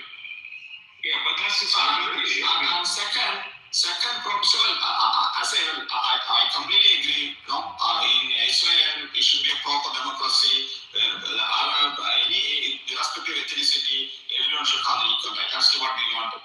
But looking at history, not taking any sides, I think the rest of the region actually put them, threatened the Jews and they made them to make special laws for them. Right? If, for example, if the Jews actually were, living peacefully in Iran, right? Who actually been in Saudi Arabia have been living there. Also, who actually were in Europe was living peacefully. I don't think the Jews would be felt threatened to form a country with special laws for themselves. Let's be fair, right? So, partly the rest of the world to blame for Jews to be much more protective of themselves. Yeah. Well, so it's fair. It's absolutely fair. I completely agree with you. Israel should be just a pure play democracy with every person have equal respect, whether it's Jews or a Christian or Muslim or whatever. Unfortunately, the rest of the world actually put them into that position. To be fair with that. That's a separate argument that we can make, but I was having this. Is that a fair argument though? Yeah, but if you allow me to finish what you are naming bread. I know, but is that a fair argument though? It's partly we can't. It's a separate argument. I'm not sure if it's a fair argument, but it's a separate argument, and we should be. Why is it not a fair argument, right? Because you are making an argument, and I'm not willing to argue that at this stage, right? So this is a separate argument. It's unfair to demand Jews to take out their special privilege based on the history and the way the region treated them. Well, that's your argument, but I don't necessarily agree with that. So the point is, if we really look at the landscape there, and I really wish we can finish with this Israel-Palestine conversation and get back to the Iranian issue, is that there is one entity that rules over the entire population in any meaningful way, from the Mediterranean Sea to the Jordan River. If you go to the Jordan River, you go to the place where Christ was baptized, the baptismal site. You don't see, it's a Palestinian territory, but you do not see Palestinian flag there. You see Israeli flag on the border post, next to the Jordanian flag. It's the Israeli army that is stationed there, right, near Jericho. So the point is, when you have half of the population under different sets of law, because there's like half of the population that are Palestinian, roughly, and the other half are Jews, then you can maybe, be safe to say that it's an apartheid state. Now, you characterize it as there are elements of apartheid in Israel, but that's a semantical thing, right? In essence, it's the same thing, and that's what we are trying to say. Now, the fact that you had Arab friends, the fact that you hang out with them, the fact that you had a cup of coffee with them, that doesn't mean that there is no apartheid-based law there, right? So, sorry to interrupt, thank you. I know you want to go into Iran. I respect that you want to go into Iran under the current circumstances. Area A is fully ruled by the Palestinian Authority, both by law and administration. B is mixed, and C is 100% Israeli administration. But you're right, if a Jew happened to go into the West Bank and commit a crime, then I would assume that it would be under, they'd be sent back to Israel and then, they would go under Israeli law. But Area A is 100% ruled by the Palestinian Authority, but in law and administration. Brett is an administrative rule. It has nothing to do with the sovereignty. It's an administrative rule. The Palestinians can have the police and can have the administrative governance there. And that's what Israel allows them to do. And this is the Israeli army. It's the Israeli army that controls the entire West Bank. Inshallah, alhamdulillah, we get a Palestinian state soon. No, I'm not a fan of that. If you ask my opinion, I don't think there should be a Palestinian state because it's not viable. Then you can continue. Can you just explain why also? No. I can, well, I can explain my own opinion, and you're free to express yours. My point is that a Palestinian state at this stage, where you have a lot of Jewish population in the West Bank, it's not going to be viable. And it's not going to solve the problem. And also Israelis, they don't want a Palestinian state. Do you think brutal Israelis would accept a Palestinian state? I don't think so. So let's not kid ourselves.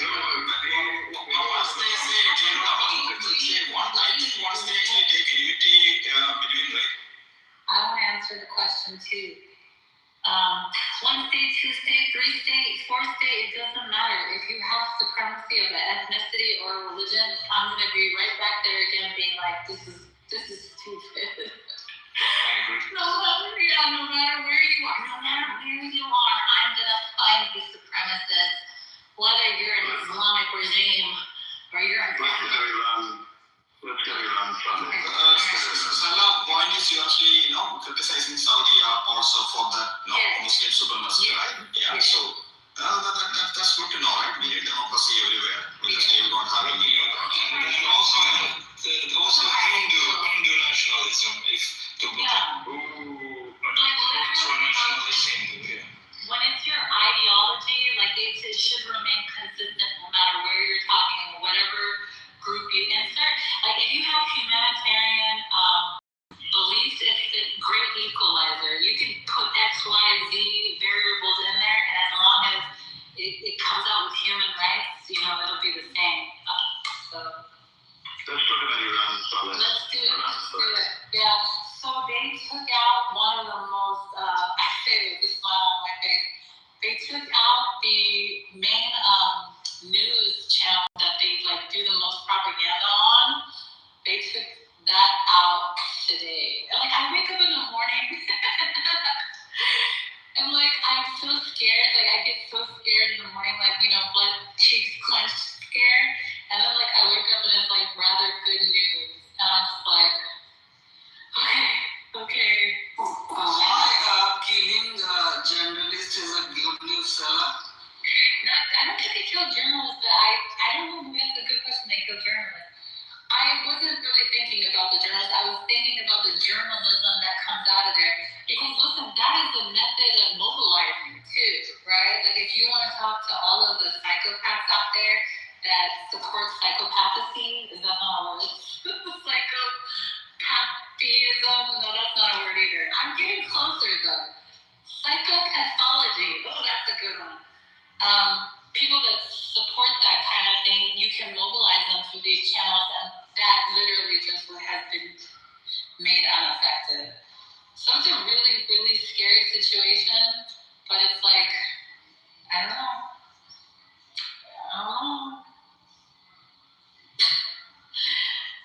I keep smiling at the thing. I don't know. Listen, guys, I want you to know that I'm not happy. I am not celebrating people's deaths, but I am very happy. Does that make sense? Then you are celebrating people's deaths. No, I'm not. Yes, you are. No, I'm not. Let me tell you why. I think it's a very sad and unfortunate reality that in this world, we have to put someone down in order for somebody else to maintain their liberation and freedom. That makes me incredibly actually sad. That's the reality that we live in, that somebody's life needs to be taken in order for people to breathe. So no, that makes me sad, but I'm very happy at the possibilities of liberation and freedom for my people. That makes me very elated. They're getting close to actualizing what they belongs to them. Inshallah, as you all say. So in that way, Salah, every news channel in every country is running government propaganda. We should demolish all of them? That's a good question.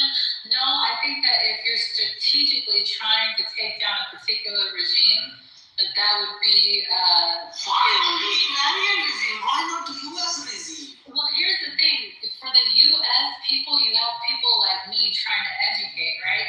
So, for example, you had Czech, yeah. He is a Czech.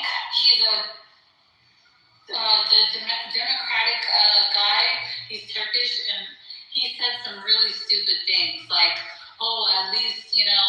At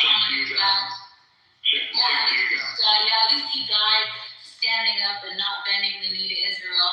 But like us Iranians, we're like, okay, the son of Sam and Jeffrey Dahmer didn't bend the knee to Israel. Like, what are you saying? It's very offensive. This man just killed 3,000 of our young people, beautiful people, and you're trying to think something positive about him. And then Basem Yosef, he tweeted like calling Khamenei a martyr. Like, murderers are not martyrs. And so when it comes to the journalists and other countries, it's important that you have people like myself and others that, are educating people to do that work to counteract that false thinking and narrative. With your viewpoint only, why we shouldn't kill all the US president who were killing innocent in Yemen, Lebanon, and was Syria, Iraq. We should kill all the US president then. I need to think about it for a while because I see what you're doing. Yeah, he's going into uncharted territory. Listen, what is uncharted? No, I am not supporting government because he was oppressing women rights and lot of people's rights. I am okay he got killed. But you are justifying that if he should be killed, why not all the US president should be killed, killing innocent people around the world? Now I have a question. Let's capture every leader of the world and make them take magic. Now I have a serious question from you, Salah, and Naeem from you. Is it Naeem or Nassim? I think I'm Naeem now. Naeem, okay, Naeem John. Is it okay for you, Naeem John? Yeah, that's okay, thank you. Okay, Naeem John. So my question is, what if tomorrow when, inshallah, when the regime gets settled and everything, the new system comes in power and Iran is prosperous and everything is fine, and not the new regime, the new system of government comes in power, everything is set, and then the Iranian new government and Iranian new system contacts with different countries, and then you end up contacting the countries around you to have contact, like to have relationships with you. Of course, there are countries, neighboring countries, and then you end up having contacts with countries like India, like the bigger country like Indian subcontinent, I will say Indian subcontinent, so that all the countries are counted. My country, India, Bangladesh are counted. And what if they tell you that we are ready to have a relationship with you, all the terms, but only on one condition. That is that one of our murderer is a hero in your history. So can you just cancel teaching him as your hero? Can you just not rejoice him as your hero and call him a villain? Will you guys be okay with that? I'm talking about Nader Shah. Will the new Iranian system will be okay with that, or there will be a problem? I don't think it's up to India to dictate what we should be teaching. I'm not even Indian, brother. I'm not even Indian. There we go. So the thing is, the fact that I'm not even Indian, the thing is, for us, the people from Indian subcontinent, I know Nader Shah was a hero for Iran. There's no doubt in that. But for us, the people from Indian subcontinent, he was an invader. He did come here, and he did some loss to us. So a hero of some community might not be a hero for others. So I understand that point, but what are you trying to get at? This is a classic joke, nothing else. I don't think we should treat the historical figures as heroes or levels. Historical figures are always great. You can argue their legacy. You can discuss them in historical context, and we should be doing the same with Nader Shah. I don't think he's necessarily a hero or a villain. There are things that we can say about him that are positive, and there are things that are negative about him. He was quite ruthless near the end of his rule. He was quite cynical and paranoid. same time, I think he did actually rescue Iran in its current form and shape. If it wasn't for him, we wouldn't be having Iran as we have today. So he played a crucial role in maintaining Iran's territorial integrity. But at the same time, I think there were aspects of his role that you can conveniently argue that they would be counterproductive, from historical standpoint. When it comes to India, of course, we shouldn't glorify what Nader did in India. Exactly. But at the same time, we should understand it in its historical context, right? Yeah, sure. I agree with that. So this is the thing. We have to understand. This is what I think. But in Pakistan, it's a little bit different. So what happens is in Pakistan, we are taught in schools to rejoice all the people who attacked us. So like in India, it's not like that. But in Pakistan, we are actually taught all the people who attacked our lands. So Afghans, Iranians, whoever attacked us, they are heroes without realizing. So the point is, what you are describing, this list of heroes and villains, this is the artifact of modern nationalism. Modern nationalism tries to look back into history and categorizes the characters into black and white because it needs them to serve the purpose of political establishment that is in modern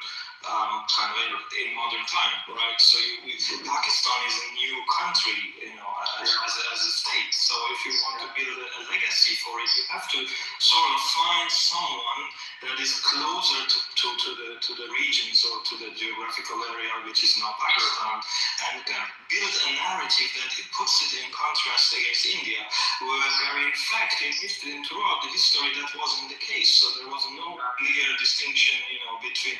So we can talk about Akbar and Aurangzeb and Jahangir and Babur, and then some Indians hate Babur and try to destroy the mosque that he built, and then you guys really like him because he was a Muslim ruler. I'm just saying, like Pakistanis. But this is the whole story that you are describing is a modern nationalism, and we should really be more intelligent than to fall into modern nationalistic kind of propaganda and try to face history from the academic standpoint and try to understand what was going on. I totally understand what you're saying. I'm on the same page. And this is the thing, we should not judge it according to new terms. In old times was different. Now it's totally different, yeah. To be or not to be. That's the good. I'm having this. Munir bhai, I have a question. What now, I thought that you were reading through Shakespeare.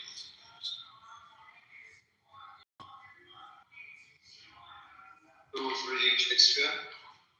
Yeah, Munir, why we shouldn't judge the kings? All the kings, all I see is all the kings got the money from the people's work, people's labor, accommodated in their palace and have a luxury life. So I think all of the kings are culprit. What's wrong with that? The topic is finished now. Was it how maybe let you up here? We live in a free country without segregation, Stella. Yes, I hope you feel comfortable with our culture of freedom and no segregation. I can't believe you want to talk about segregation right now. No, I want to tell you that we don't tolerate it in this country in case you're not comfortable with that. Oh, God. This is my room. Thank you for your hospitality. Next time I'll bring you a gift of some kind. Welcome. Wonder, is that you? I'm ringing him up. I'm just letting him know. There we go. He's Listen, back. if Hamid wanted him to be on stage, then let Hamid bring him on stage. Don't worry, it's only a matter of time before he doesn't want someone else to talk. I did it for 1 second. It was just a joke. It's only a matter of time before he starts disrupting everybody. I don't disrupt. I share information. While other people are talking. Only if they talk nonsense. Sure. So, Palestinian people is always nonsense. What are you no, I don't like the Palestinian people. I hate the terrorists. Okay, sure. Go ahead, Necro. Yeah, as far as being informative, Norma, we do appreciate this thing called saying it. We do appreciate honesty, but sometimes, you're too on it. Oh, it's hard for me I now. don't know about that. It's to go against my nature. Today's been too much for me. I knew you would like my PTR. It's kind of funny. So, this will be your chance, to be honest. Naeem, you're literally like such a breath of fresh air. Like, I feel like I can actually mute up and let somebody else take the wheel. It's so amazing, especially when I'm at work.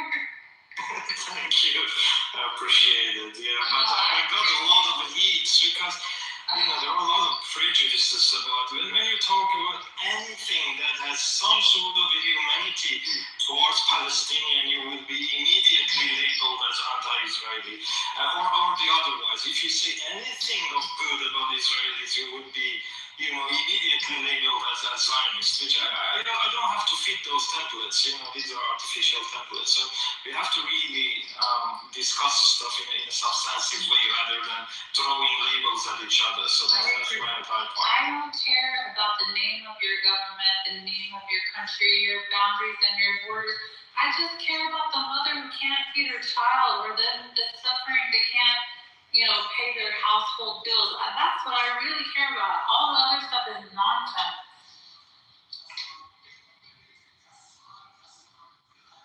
So guys, now, let me who could have blamed what is happening in my city, in my country? Which country? Pakistan. You know what is happening since yesterday? The Taliban fight with Afghanistan?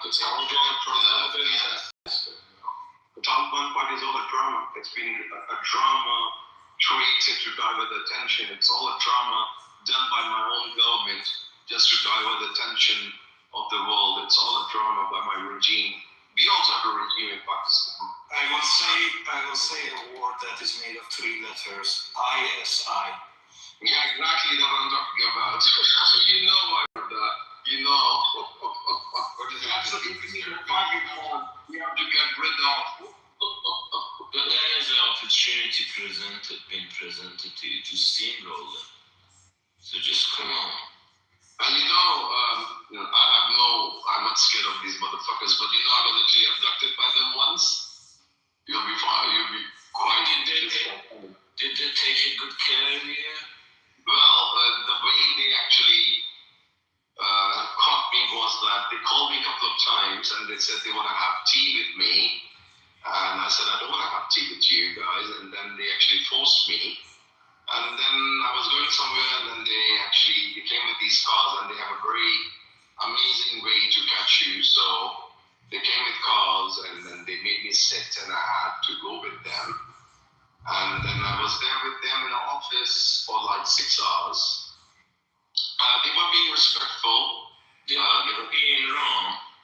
Pardon? Was the tea in Rome or was it tea on the tea? Tea. There was nothing else. No Rome in it. No what? That's all I meant, just kidding. Okay. So they just took me somewhere and then tea means they wanted to talk about stuff. So for 6 hours they were talking to me. This one guy was talking to me and I thought it would be very hard, but it was okay. But after 6 hours they said, but okay.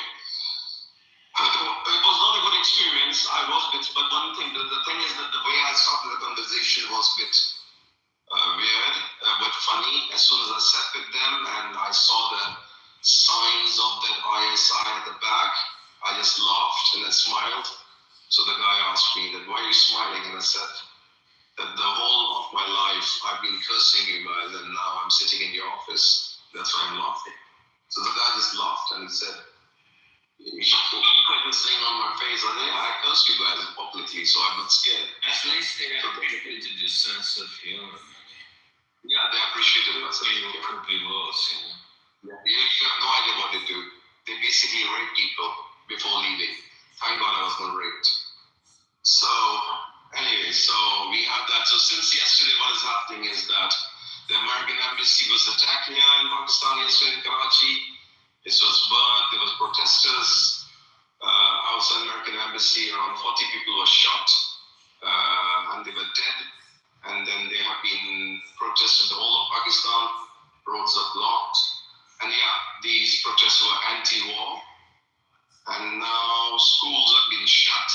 Yesterday we got a notification from the schools that no more school till the things are calmed down in Iran. So that's update. We hated these buggers inside Iran, and everyone else outside Iran loved them. No, it's not. The IRGA? No, I can't say why. Because a lot of people in Muslim countries, they are ruled. I've got a classic name. But let me finish. They are under secular dictatorship. You don't have to. I know, but they are. You don't have to. He wants to use it to elaborate for others, he knows that you're being sarcastic. Yeah, but this is actually the observation that a lot of people are surprised about. Like, a lot of Iranians wonder, like, why these Iraqis and Pakistanis and Bangladeshis, they are sad about Khamenei dying. That's the question they're asking. So you defeated my sense of humor. That's all right. Reading the joke to me because I didn't know. Yeah, okay. So the reason is that a lot of these guys, they live under secular dictatorships, and they have some kind of a fantasy that if they had a Muslim or theocratical rule, then their life would be better and would be, if they lived under a religious government. Now, they have never lived and experienced a religious government. Once you live under a religious government, you can understand how dangerous that can be. Right. So the reason is that they have not had the same experience, day-to-day experience as many Iranians have. If you put them and subjugate them under the same kind of rules, then they would probably agree with a lot of Iranians why a religious government is a bad idea. So that's the whole point. Maybe another reason I will tell you is that there are some minorities, not all. There are some minorities with ethnic minorities within Shias. They live in the very areas, and they face a lot of discrimination because of their ethnicity and because of many other reasons. Like police. Is there something a jerk man? No, not the Balochis. Balochis are not Shias at all. They are purely Sunnis. Oh. So the Baltis and the Gilgitis and the Hazaras and these old people. Well, I've never heard of them. That's so interesting. And these communities are actually, the literacy rate on these communities, 100% these communities, the educated class. And so what the Iranian regime did is that they actually helped them. And they actually helped them through different ways. So they actually think that because we were helped by them, so they think that it was a favor to us. But just imagine, like every month of Muharram, there are at least 30 to 40 dead bodies of these people used to be sent to their homes every year. And that stopped after some time because when the regime was involved. So of course those people think that favor was given to us, so they do that. They're grateful for their safety. Yeah, they're grateful for their safety. So that's also there. Munir, I just want to say for my part, I want to say for the Shias, Assalamu alaikum wa rahmatullahi wa barakatuh. It was a Shia that led me to Islam. His name was Hamid. I'm pretty sure he's gone from this earth right now. Allah subhanahu wa ta'ala took him. We have other Shias in the room too, but the big question is, Did you support the Ayatollah of Iran? That's the big question. That's the deciding factor. Not that you're Shia. No, I just want to give credit to the Shia that. No problem. We just want to know, did you support Khamenei? Not that you're Shia. We have plenty of Shias on stage. I'm sorry. Okay, I have your prayers for another room. No, not here. It's fine. No. Why the promos?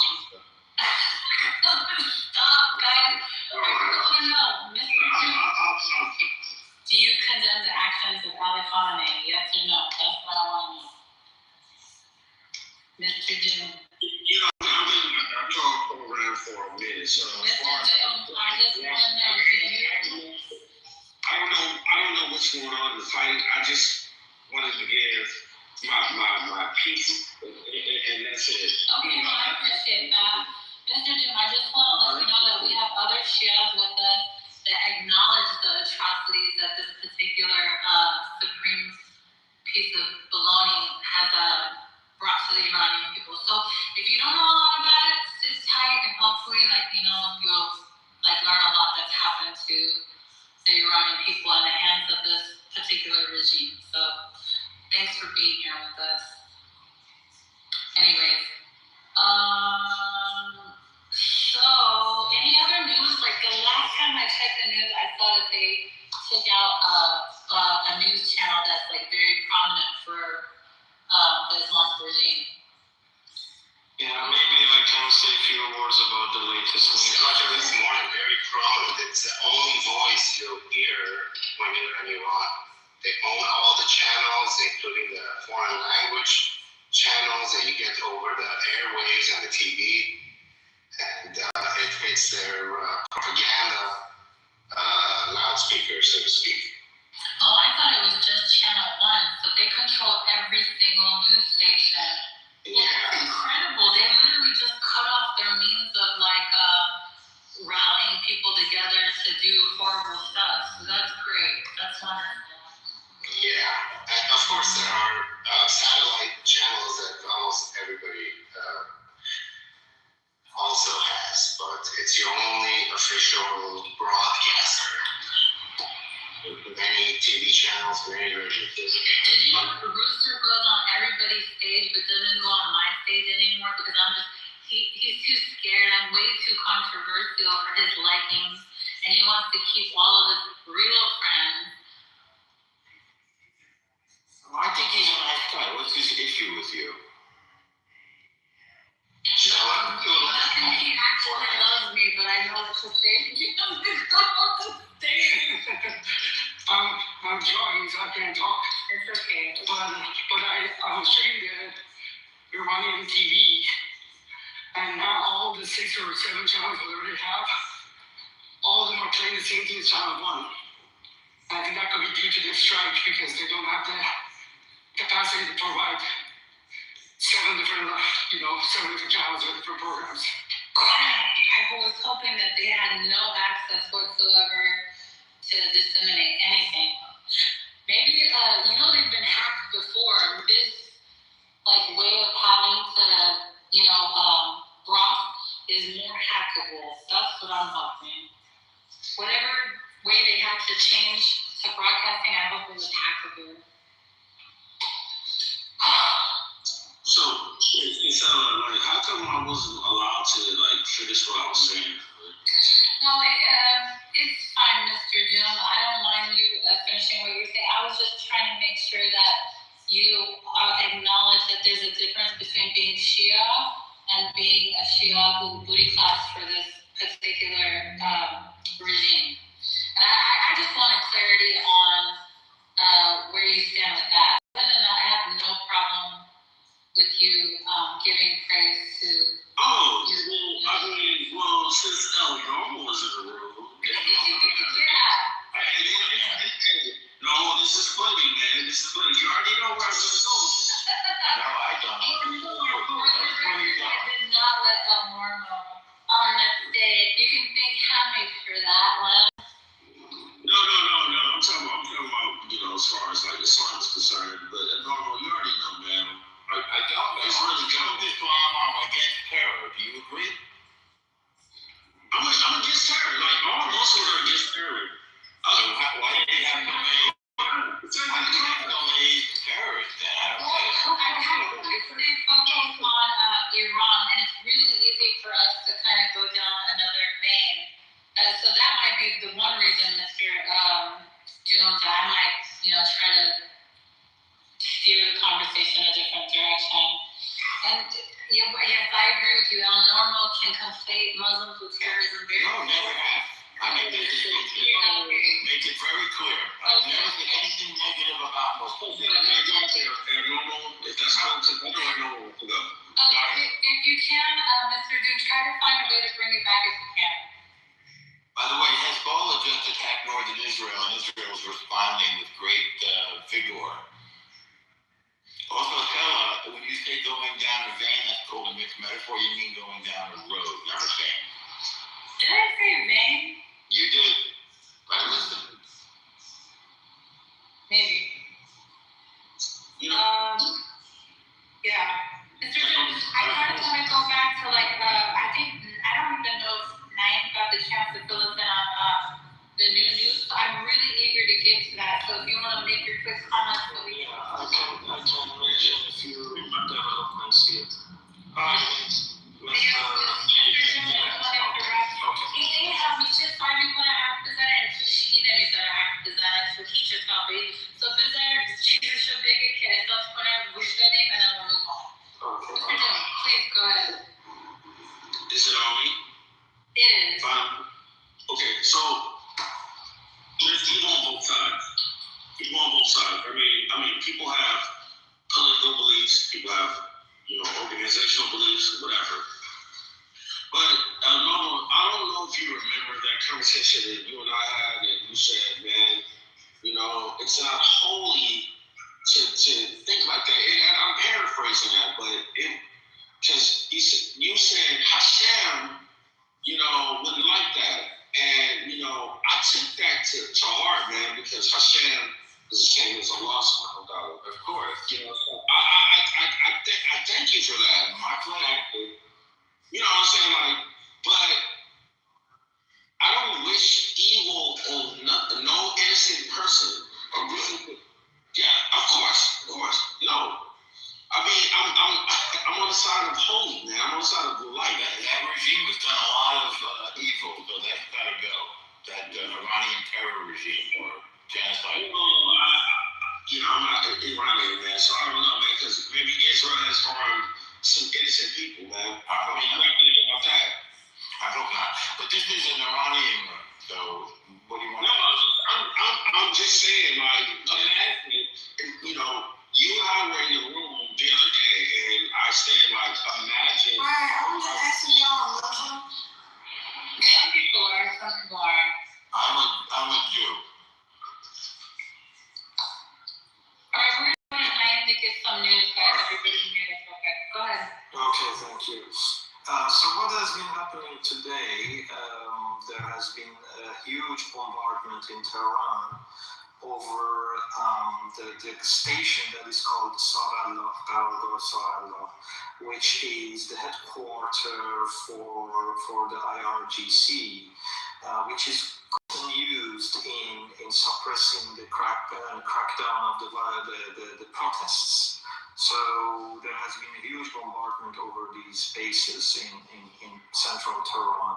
There has been also targeting of the IRIB, the Iranian, the Islamic Republic's radio and TV stations in northwestern Tehran.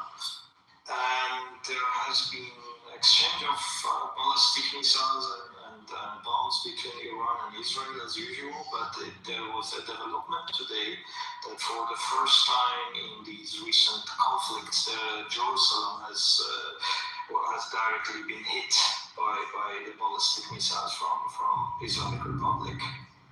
And there has been also attack on the British base in Akrotiri in Cyprus, because there is an enclave in Cyprus which is officially part of the United Kingdom, and UK maintains an Air Force base there called Akrotiri. And it was hit by a drone. That was as a consequence of Britain declaring that the British Prime Minister declared that the Diego Garcia Islands, which is used by the US for strategic bombers, they allow the US to use these bases in order to attack Iran. So in the next couple of days, we should probably see more heavy bombardments by the US, particularly from these heavier strategic bombers, B-52s, which were also used in the Iraq War, and they're really, really dangerous kind of weapons. If B-52s come into play, then we will probably see carpet bombing, which is going to be quite different than what we have seen so far. And so that was probably the result was that the Islamic Republic decided to hit the British base in Cyprus. And there has been also a hit on the French naval base in Abu Dhabi, Emirates. And as a result, the Charles de Gaulle aircraft carrier, which is a French aircraft carrier, will come to the Persian Gulf. And so there are also talks about the joint Persian Gulf response from the Arab countries that were targeted by Islamic Republic to retaliate. So there is a chance that at least 3 Arab countries will conduct strikes over Iran in the next coming hours or days. Probably Saudi Arabia and Emirates, they're going to be part of this. Maybe Bahrain or Qatar. Most likely Bahrain, because Bahrain is the country that is hit very hard by the Islamic Republic, particularly on the US Fifth Fleet of the US Navy headquarters in Bahrain. And so there are a lot of new developments as we see. For the first time in these rounds of conflicts, we see that the ballistic missiles that are fired towards Israel, they are using cluster munition, which have multiple warheads, so it's harder to target them with the anti-missile systems. So I guess that's basically the summary of what we have been reading today. I guess maybe people have read more about other stuff, but that basically sums it up. Everyone else. I really don't. I'm hoping that they're not going to go the way of carpet bombing because they don't want to unify people to basically the idea that they are attacking the government and not people is very beneficial to them. If they start attacking too many people, the government can try to unify people you have to defend Iran right now, not try to overthrow us type thing. Do you think that, or am I just a point of clarification? When I say carpet bombing, it doesn't necessarily mean that it will happen over civilian areas. IRGC maintains a lot of military bases all over Iran, and some of them are actually vast in area size. There are a lot of missile cities in the mountains, and so these B-52s can be used with proper munition to target these missile cities, with military sites, and targeting multiple infrastructures within those large sites. So it doesn't necessarily mean carpet bombing the city or Tehran, but the B-52s can perhaps be used in that context, mostly against military targets that are outside of the civilian areas or cities. I'm hearing they're already using the B-2s. So a couple of things. I heard that they had this new mechanism which really messed with their radars, and they were able to make them think that a whole barrage of aircraft were coming in a whole other area that they weren't coming in, so many aircraft. And they were able to do that. And then I heard something else which might be really silly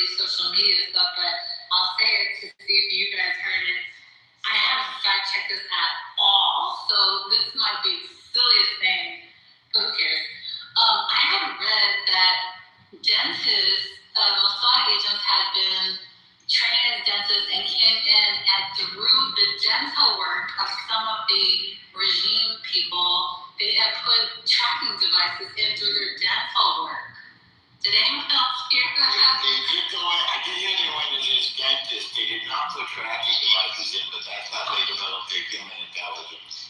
No, but then how were they able to track them? They were saying that that's how they tracked them, is that they were able to put some kind of tracking device in their dental work. That's how they knew where they were at. No, they just track them through conventional means, by knowing their habits, their location, their business address, their human intelligence. With due respect, Rooster John or Amit John, can you guys tell me the name of any Iranian TV channel which is broadcasted from inside Iran? Because I have this particular account.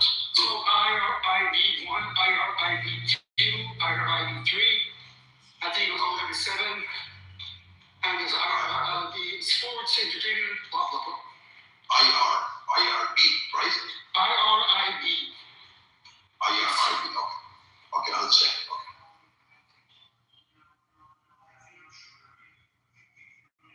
You can continue.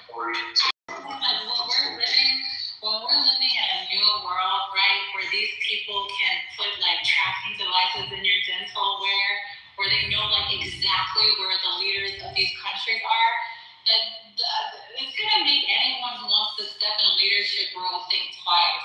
Like that's super effective in trying to deter new leadership taking over and stepping into shoes. They're like, how the heck are they able to send a rocket right into, this commander's bedroom? It's very deterring. It also encourages gun power, Chinese and Russian police to go after the What did he say? They got dogs? He's making a joke about dental hygiene. Maybe they just shouldn't be evil and they don't have to worry about getting killed. Okay, so when I say evil, so Norm, when you say maybe they wouldn't be evil, they don't have to worry about getting killed, it's kind of like, sounds like really interesting coming from you, right? Let me tell you my theory. I like to be interesting. That's one of my occupations. All right, well, let me tell you why it's interesting, Norm. For me, anyone that is like claiming that their side is not evil, you're wrong. Like whether you are, let's say a Muslim person trying to act like Khamenei is not wrong, or you're an Israeli trying to act like Israeli government or Netanyahu is not wrong, y'all are just wrong. Like y'all both sound to me like crazy people. Okay, let's talk about a specific issue instead of being very general. What do you disagree with? What do you mean? 90% of Gaza, the buildings have been destroyed. Yeah, because Hamas booby trapped them. All of the buildings? No, only the ones that we took down. That was 90% of them. No, yeah, they booby trapped her. They booby trapped her. I'm giving you the answer. Okay, listen. The answers that you give me, and then the answers that these people come in to minimize what Khamenei is doing, don't sound exactly the same to me. So, how you just not educated? You're uninformed. I'm not going to argue with you. I'm just going to say you guys sound the same to me. So why don't you ask your little computer what percentage of buildings in Gaza were booby trapped instead of arguing with me? You're trying to convince me that 90% of the hospitals. You know what? I can't do this. No, I'm not trying to convince you. I'm urging you to educate yourself. Listen, I've already educated myself. What I am telling you is that anyone that's trying to minimize what these I'm informing you. Okay, you sound just like them to me. No, I don't. I didn't booby trap those buildings. Hamas did. Okay, sure. What do you mean, sure? Why are you afraid to just ask your little magic computer what percentage was the booby trap? At this point, if you are unable to call what the Islamic regime does evil, and you're not able to call what Israel does evil, I can't help you at this point. What did Israel do that was I can't help you at this point, bro. I don't need your help. We've gone over this a million times. But then why are you afraid to talk about it now? The only thing I want to talk about is the people on any side that is unable to admit the atrocities that they're committing. That's what I want to talk about. Okay, this is not a both sides, Stella. That's It's not on both sides. This is all sides, sir. This is all sides, and an incapability for anyone to call out the atrocity that someone else is committing because, it's just not. Sure, tell me about an atrocity. Let's do that. No, at this point, it would be stupid. Then why did you point to stupid? The fact that you're sitting there, do you realize that Gaza has set records for killing journalists and humanitarian workers and children? When you hold on, when you come and you're like, tell me, give me an example. That is your inability to call yourself out, just like being honest. The other side. Now I am honest. Now I challenge you to be honest. Sure. Yeah, and this is your argument. Sure. That's not an argument, fella. I'm telling you that anyone that is unable to admit the atrocities, they're wrong. You said that already. I don't care who you are. If anybody that's asking you what atrocities, whether it's the Islamic Republic or Israel, is far gone, people. I'm telling you. Don't even argue with them at this point. Anybody who refuses to answer the question is not being honest. El Normal, I've answered this question for you 645 times. We've never answered this question. We have argued on this app up and down, El Normal. I asked you again publicly. Give me an example. Okay, man, I'm going to read this about them. You can do that. I just want to say something very short.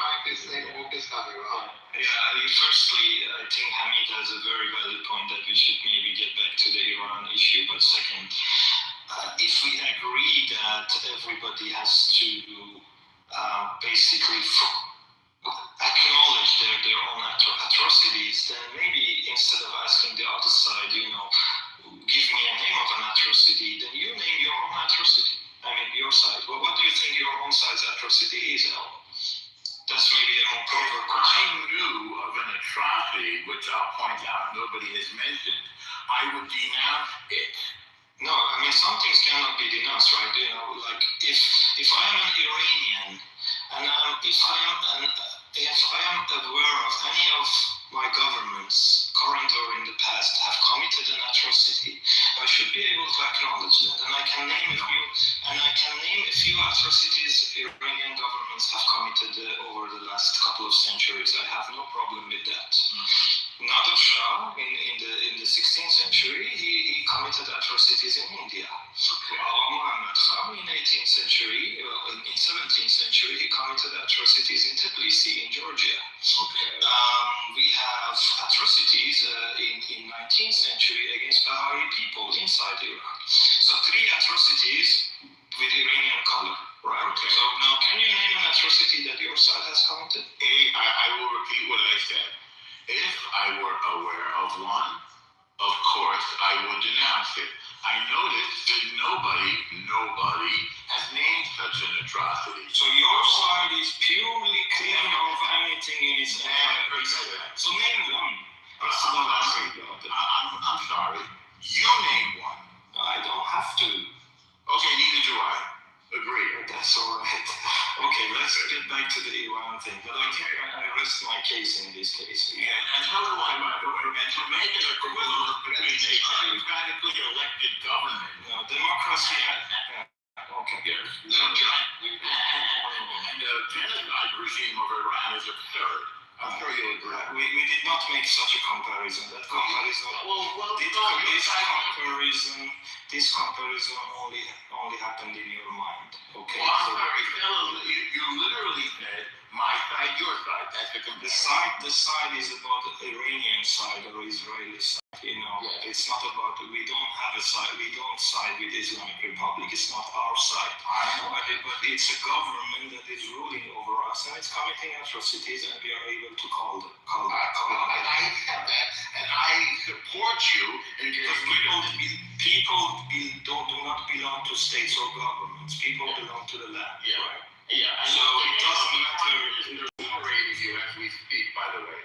If you know. By the way, John, let me just, because this is the last sentence he said, it was really important, and I just want to address that. I gather you are a Jewish, right?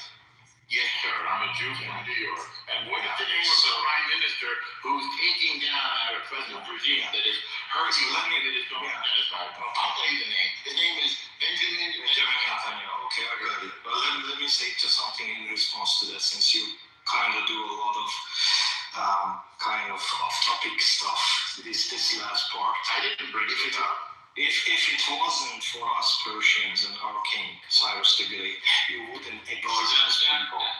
That is really upset. For us, well, I love responding to the people of Israel, and I love your people who have generously got involved in taking down the government, who has put us through a lot of grieving and suffering for the last 40 years, and you just come back and talking about Cyrus. They are not doing it for us. They are not doing it for us. They are doing it for their own national interests, and they know it very well. You love talking, that's your problem. That's maybe your problem. Referring to it as generous, Nabi John, they're doing it because they have self-interest, which aligns with the Iranian interest, obviously Iranian people interest. But it's not a benevolence, Nabi John, or generosity. That is going too far. That's called biting the hand that feeds you. But it doesn't matter, John, that this campaign has been carried out, demonstrates some level of sensitivity towards the people of Iran. I must say. Well, only because it's in their self-interest. Like avoiding civilian casualties. You're starting to interrupt. Starting to get facts again. I know it's inconvenient. Yeah, then in this case, you are paying the debt from 2,500. You have to understand a couple of things. Is that they commit serious war crimes, serious war crimes. And to actually free the Iranian people is very, very good for them to, not only for hegemony and to get rid of people, the people that are funding, people that are, going against them, but also because I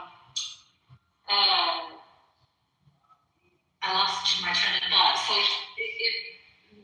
it behooves them actually, after everything that they've done in Gaza, to internationally be responsible for freeing the people of Iran, especially with the people of Iran waving Israeli flags. Like, that's great PR. Like, look what happens when you're not against Israel, right? Like, we're going to bomb, but like, it's good for their PR. Like, totally good for everything that they've done, for them to free the Iranian people and do it with as many casualties, considering what they've done in the last 2 years. That's a convenient lie. I have to judge them based on what they're doing to my people. Well, I'm telling you, especially here, where you are denouncing if you think that, like, no, I never denounced you. I just said I can name a few atrocities. I can say that I can name a few atrocities, and I was able to do that. Are you denying such atrocities? You don't have to denounce people. I did not denounce anybody. You denouncing is your job. I never denounced anybody. Speak over everyone as well. Because you are referring to what I was said and you are spoken. Practice your English, because more often than not, I struggle to understand. Yeah, me too. You do have an accent too, my friend. And it's quite thick, actually. You all speak a beautiful English. And I'll tell you again, thank you, King Cyrus. I love King Cyrus. I love the Persian people. I love the Persian people. And you can see by our avoiding the civilians that we did the same thing in Gaza. And then Hamas recently released their report. Thank you very much that you are not treating us like Gaza. I appreciate that a lot. What you say about Gaza is false, but... Norm, I'll bring you right back up. Just give me a second, okay? At this point, Metro, please, real quick, okay? At this point in the game, right, if you're trying to, like, when starting this room off, and I have new people in the room, so I'm privy to what's going on. We have people like on the left side, like Chang, and I know some of you already heard me say this, but there's new people in the room, so I need to tell them. Chang said something like, well, at least Khamenei died on his, standing up and didn't bend the knee to Israel. Well, you know who else didn't bend the knee to Israel? Jeffrey Dahmer, right? So, like, that is so insensitive to 30,000 people who are grieving their family for you to try to speak highly of someone. Bassem Youssef, who I love so much, wrote a tweet that said, call Khamenei a martyr, okay? Murderers are not martyrs, okay? So from the inception of this room, we have people coming in and downplaying the severity of what's happening to the Iranian people, and then we have people coming in the room downplaying what Donald Trump and Netanyahu have done to other countries as well, saying, oh, they're not as bad as the Iranian regime. Donald Trump and Netanyahu are not, they don't do this to their people. Yeah, maybe they don't do that to their people, but they cause suffering for other people. And so constantly we see this back and forth. This is my final statement, and then I'll give it to let it go. Anyone that is not able to communicate, like basically anyone trying to minimize the atrocities of these players is in the wrong. If you're trying to act like Israel has not committed atrocities, you're in the wrong. And if you're trying to act like Khamenei did not commit atrocities, you're in the wrong. Whatever your verbiage is, is if you're trying to, what did they say earlier? They said Netanyahu and them are actually evil, but the Islamic regime, that's just a bad government, failed state, minimizing the pain of the Iranian people. So back again, reiterating, anyone that cannot admit to the oppression and the atrocities of these people is on the wrong side of history and humanity. And so sorry to the people who've already heard me state that.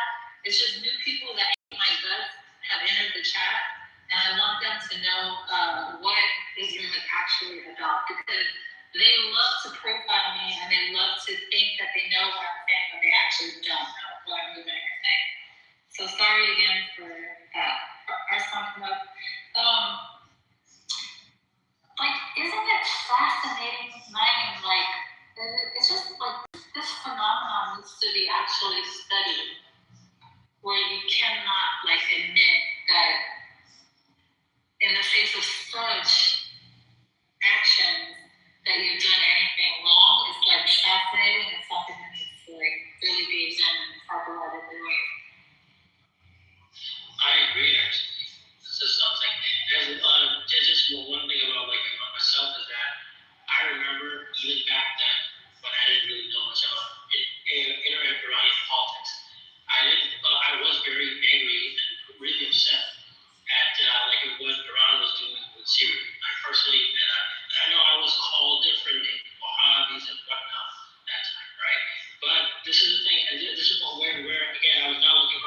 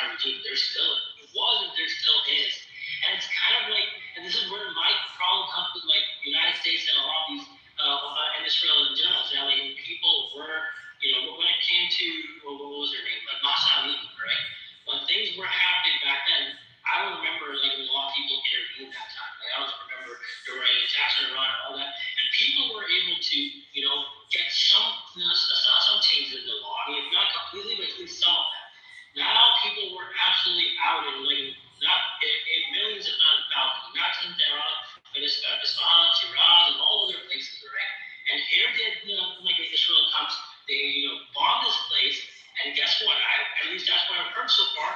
That there are people are not even coming out and celebrating the way they were expecting it. And now I think that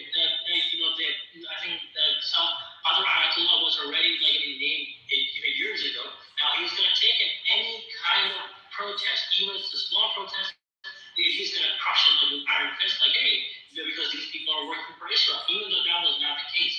So again, I agree with your title. It's evils on all sides, and unfortunately, a lot of people with their biases and a lot of their group. This is not a football game going on there.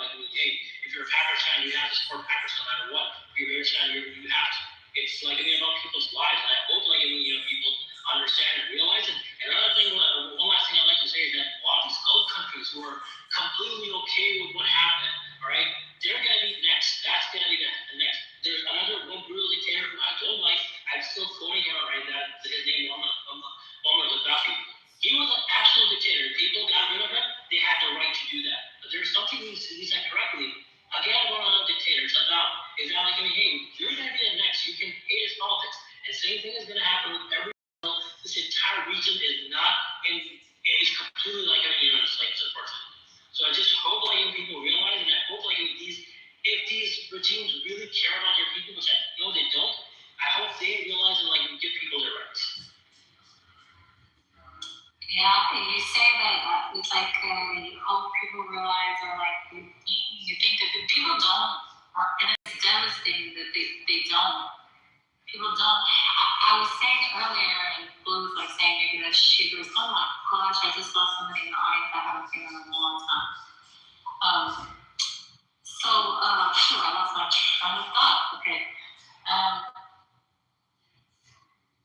You think that they know, but they do not actually know. I was thinking about Arslan, I think the ability to think on several tracks of thought has to do with intelligence. I think most people are damn near Neanderthals, and they really can think on one track. And they also watched a lot of movies, right? So if they're good, then they must be bad. And if they're bad, they must be good. And so we have the leftists minimizing what Ali Khamenei is doing, and then we have people that hate Ali Khamenei minimizing what Zionists have done. And we just have this shit show where people are it's like oppression Olympics now, right? My oppressor is not as bad as your oppressor, kind of thing. I have to say hello to you, Dr. Roshanek. I have not seen you in a long time, my sister. How are you? Hi, Aziz. How are you? Just out here, having an emotional roller coaster. Tell me all about it. Crazy. Yep. So it's I love it. It's crazy, man. It's crazy. This is a real test of can you regulate yourself in the face of all this insanity. Well, and well, I mean, it's what I do for a living, so I'm pretty good at it. And also when I'm sorry. Well, so you're working on it then. So I mean, fortunately, I've been able to manage myself. There's a lot of stuff that's been going on that's just on top of it. But there are times where, yesterday, I was I'm dysregulated, and that's okay. I'm going to be dysregulated. I mean, I think the problem is when you think you have to be perfect all the time. You have to be, totally even and balanced, or something's wrong with you, no, I mean, something is happening that's quite important and emotional, and your brain is doing what it's supposed to do, which is alarming you that something's going on. But then allowing that message to come through and for you to feel what you need to feel and process it, I think is really important. And then, bring yourself back to some kind of a baseline, something that makes sense. Give some tips on ways to regulate yourself. Mindfulness, Mindfulness. Yeah, that's what I've been working on. Yeah. Well, you guys talk about it. Yeah. Go on. No, go ahead. Salman, do you want to share? You've been doing mindfulness. Share. I think that we could all use some tips on how to regulate, because it's unregulated. stop here. I would just think that's what, I'm trying to do that too. Gotcha. Dr. Roshna, you got any tips for regulating? Yeah, so I think there's a big difference between regulating and coping, and most people have coping mechanisms so that you are managing yourself in the moment, and regulation goes down to the level of the nervous system that allows you to have patterns that are supportive. And the thing about regulating, where you really are regulating yourself, you've set yourself. So how you update your iOS, but how often are you updating your nervous system? And the answer is, did I need to do that? What are you talking about? And it's the idea that, one hit after another can have us in places where we have more self-doubt, and everybody's got like this, you should do this and you should do that. And so you're constantly feeling like the answers are out there. The danger might be out there, but if you have this sort of capacity that you built up inside, I'm going to use the right language because I'm dancing around it. What you need to do is to anchor your safety internally, which means that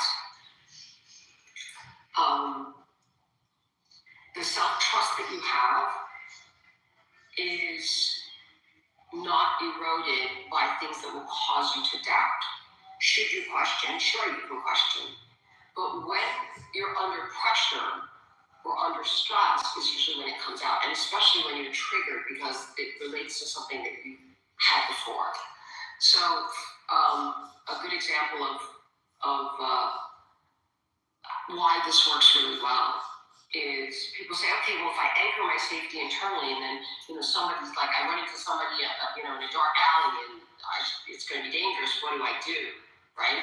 I don't want to just trust myself, and then they're going to hurt me.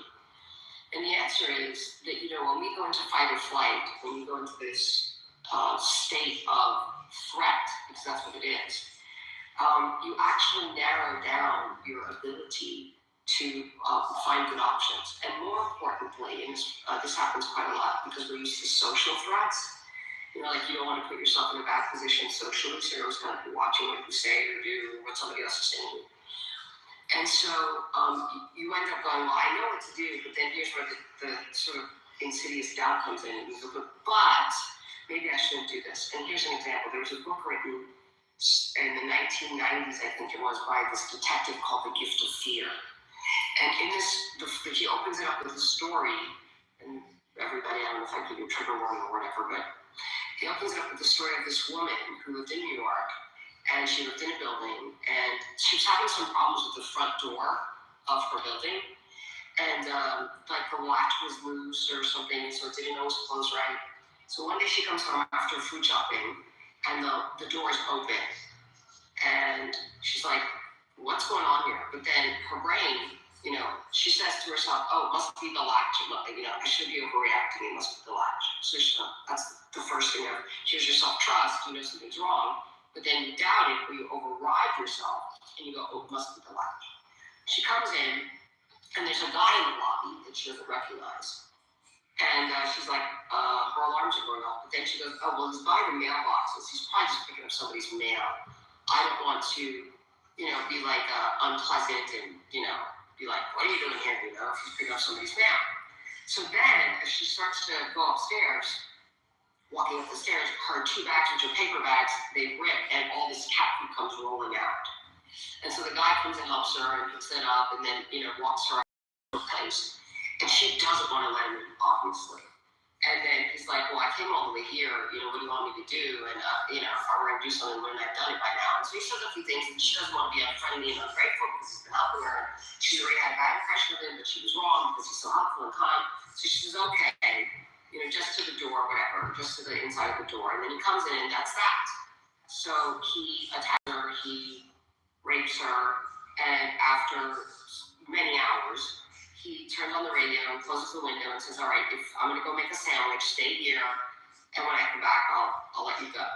And so as soon as he gets up, she's right behind him like a shadow. And as he goes out and makes a right to the kitchen, she goes out and makes a left, slips out the door, and remembers that her neighbor's door is open, and she goes in and they call the police and they get this guy. And they find out he's a serial killer. She's the only one to survive. So the cop, the detective, says to her, well, what happened? And every time she's like, I don't know, this, that. She's like, I don't know why I did what I did. I don't know what happened. But then when she's really pushed, because your brain is always calculating, in the beginning, she knew there's a difference between when something is broken open or the latch wasn't really catching. And her brain had already calculated this is broken open. But, she didn't want to overreact, right? Because you're supposed to be a certain way socially, you don't want to blah, blah, blah. And then when she saw the guy by the mailbox is, her brain had already calculated he doesn't belong there because the mailbox wasn't open and there was nothing in his hand. He wasn't actually doing anything, So she already knew there was a problem. Her brain had already calculated what the problem was. It was giving her the gift of fear that protects her, but she was overriding it because she didn't want to be unfriendly or unkind or make a big deal or be dramatic or all the things that we're told we're not supposed to do or do. And then when she was upstairs, her brain had calculated, this guy's going to kill me. Why? Because he turns up the radio, closes the window. That means he doesn't want any noise going out. This time, even though she wasn't conscious of what the calculation was, she did actually listen to her brain. And that's how she saved her own life. So when you anchor your safety within yourself, all the things that your brain calculates and the good decisions you can make, you actually trust yourself to do that. And self-regulation is connected to that. It's that I know what's going on. Like even when I chose up, I'm just regulated, but I'm okay with that for this amount of time, and then I'm going to move out of it. So when you anchor your safety inside of yourself, internally as opposed to externally, which means somebody else doesn't decide whether or not you're safe, you know what's going on and you trust that, then you increase the capacity for making a good decision. Why? Because your brain isn't shut down from the threat. It's paying attention and choosing the right avenue to keep you safe. Do you see what I mean? Now that safe could be mentally, emotionally, physically, whatever's going on. So that's the difference between coping and regulation, just to sort of like, well, coping is I'm going to breathe to calm myself down, or I'm going to meditate to, so those are coping skills and they work. Or the mindfulness, that works. But in the moment when you need to regulate yourself, it's not the same as doing the sort of more superficial coping. Does that make sense? Yes, it does. So I'm going to raise on the waiting.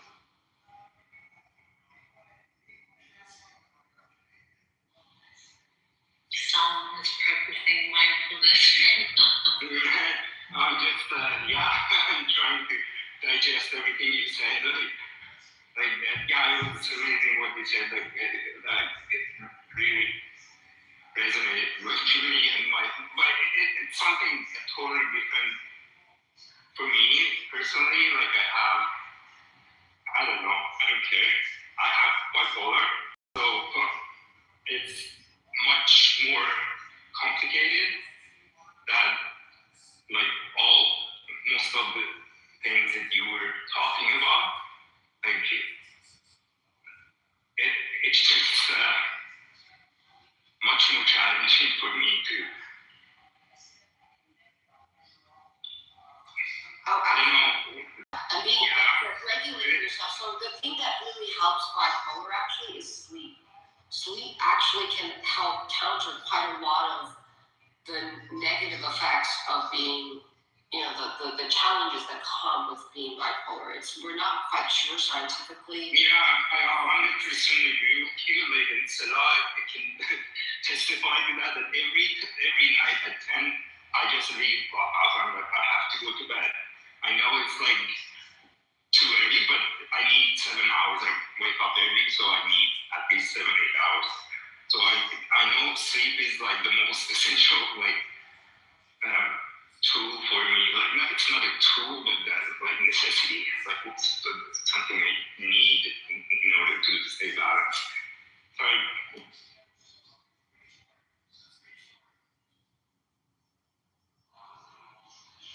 So I'm going to switch up a little bit. That's okay, Dr. Roshan. I wanted to pick your mind a little bit about what's your view of Reza Pahlavi, thumbs up, thumbs down, neutral. I'm just going to give you a no comment, and that should say everything. just come on. I don't know. I'm at the point where it's like, I'm not there, so I don't know what they're going through. So I don't have I'm kind of like I don't have a right to. Maybe if I was there, I'd be calling, for him to come through too. I don't know. So I mean, the man has no training. He is very much connected to the West. I just, if you sort of sit down and imagine you were buying a car, right? You would sit down and go, this car is this, and that car is that, and this is why this works, and this is why this doesn't. You just kind of really sit down and do a little, compare and contrast of what they have to offer and what you want for this country, then I would, I love Dr. Rushmore. I think he's been training all his life just for this freaking moment. He's been doing stretches. I love it. I mean, listen, he probably, like most royalty, as he was growing up, did have a certain amount of training, but then there's quite a lot that happened when he was still, and then what happened since then, and you look at what has he done since then. What is his stance? He goes to the wall, which, by the way, I didn't know myself. Okay, yeah. And he's Yarmulke, and I'm like, actually, why are you doing that? Great, I'm gonna, real quick, you guys, I'm gonna switch languages, sorry. من فکر میکنم داره میره shaking hands and kissing babies. من فکر میکنم یادش نرفته پدرش چی گفته خودش. پدرش میگفته میدونم کی داره Maybe the good science, what she saw. Yeah, من فکر میکنم یادش نرفته. just داره اون کارا رو میکنه که احتیاج داره که اونایی که میتونن بیارنش اینا رو بردارن بیان برشون برن. و من فکر نمیکنم فراموش کرده همین چیزا. من فکر میکنم داره خب میدونی الان مغزش چجوری داره کار میکنه؟ یعنی چی میخواد از اینجا در بیاد؟ چی تا حالا یاد گرفته؟ kind of like کار کرده حالا اینجوری حالا سشوری نه دوباره زمان مثل شما فکر میکنم he's like what did you say? No comment.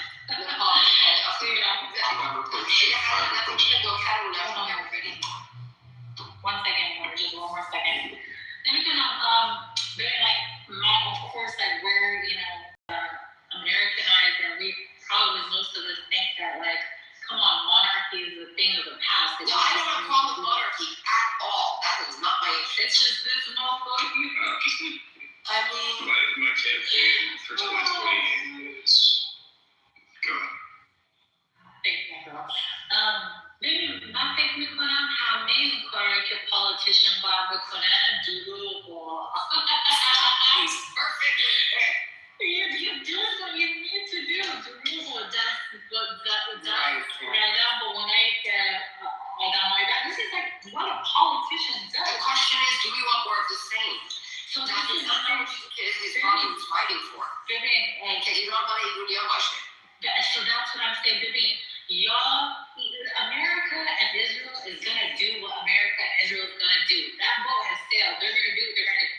Either they're going to pick somebody that is going to play ball with them and might not be in the... But that's exactly the whole point. All of that suffering that Iran has...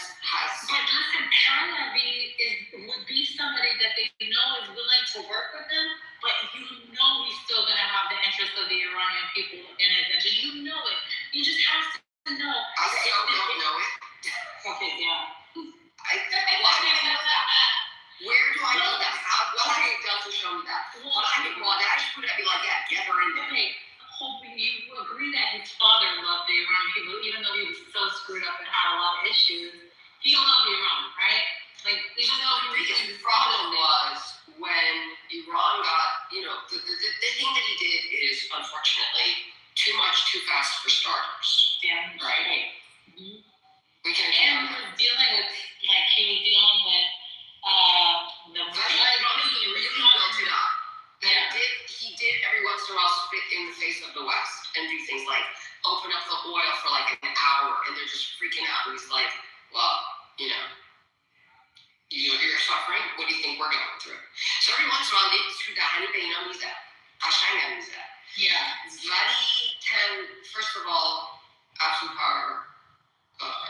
absolutely. Yeah. That he got a little bit too big for his britches insofar as like he's like, well, and you see this in Europe and especially in England. I mean, look at good old Henry VIII. You know, you think you can do anything, and so you become someone who doesn't listen to what's going on around you. You have advisors, but you're not listening to them, or they're yes men. And he didn't have yes men around him to some extent, because I know, just trust me on this one. I think that I think the probability of him being somebody that, you know, they can, you know,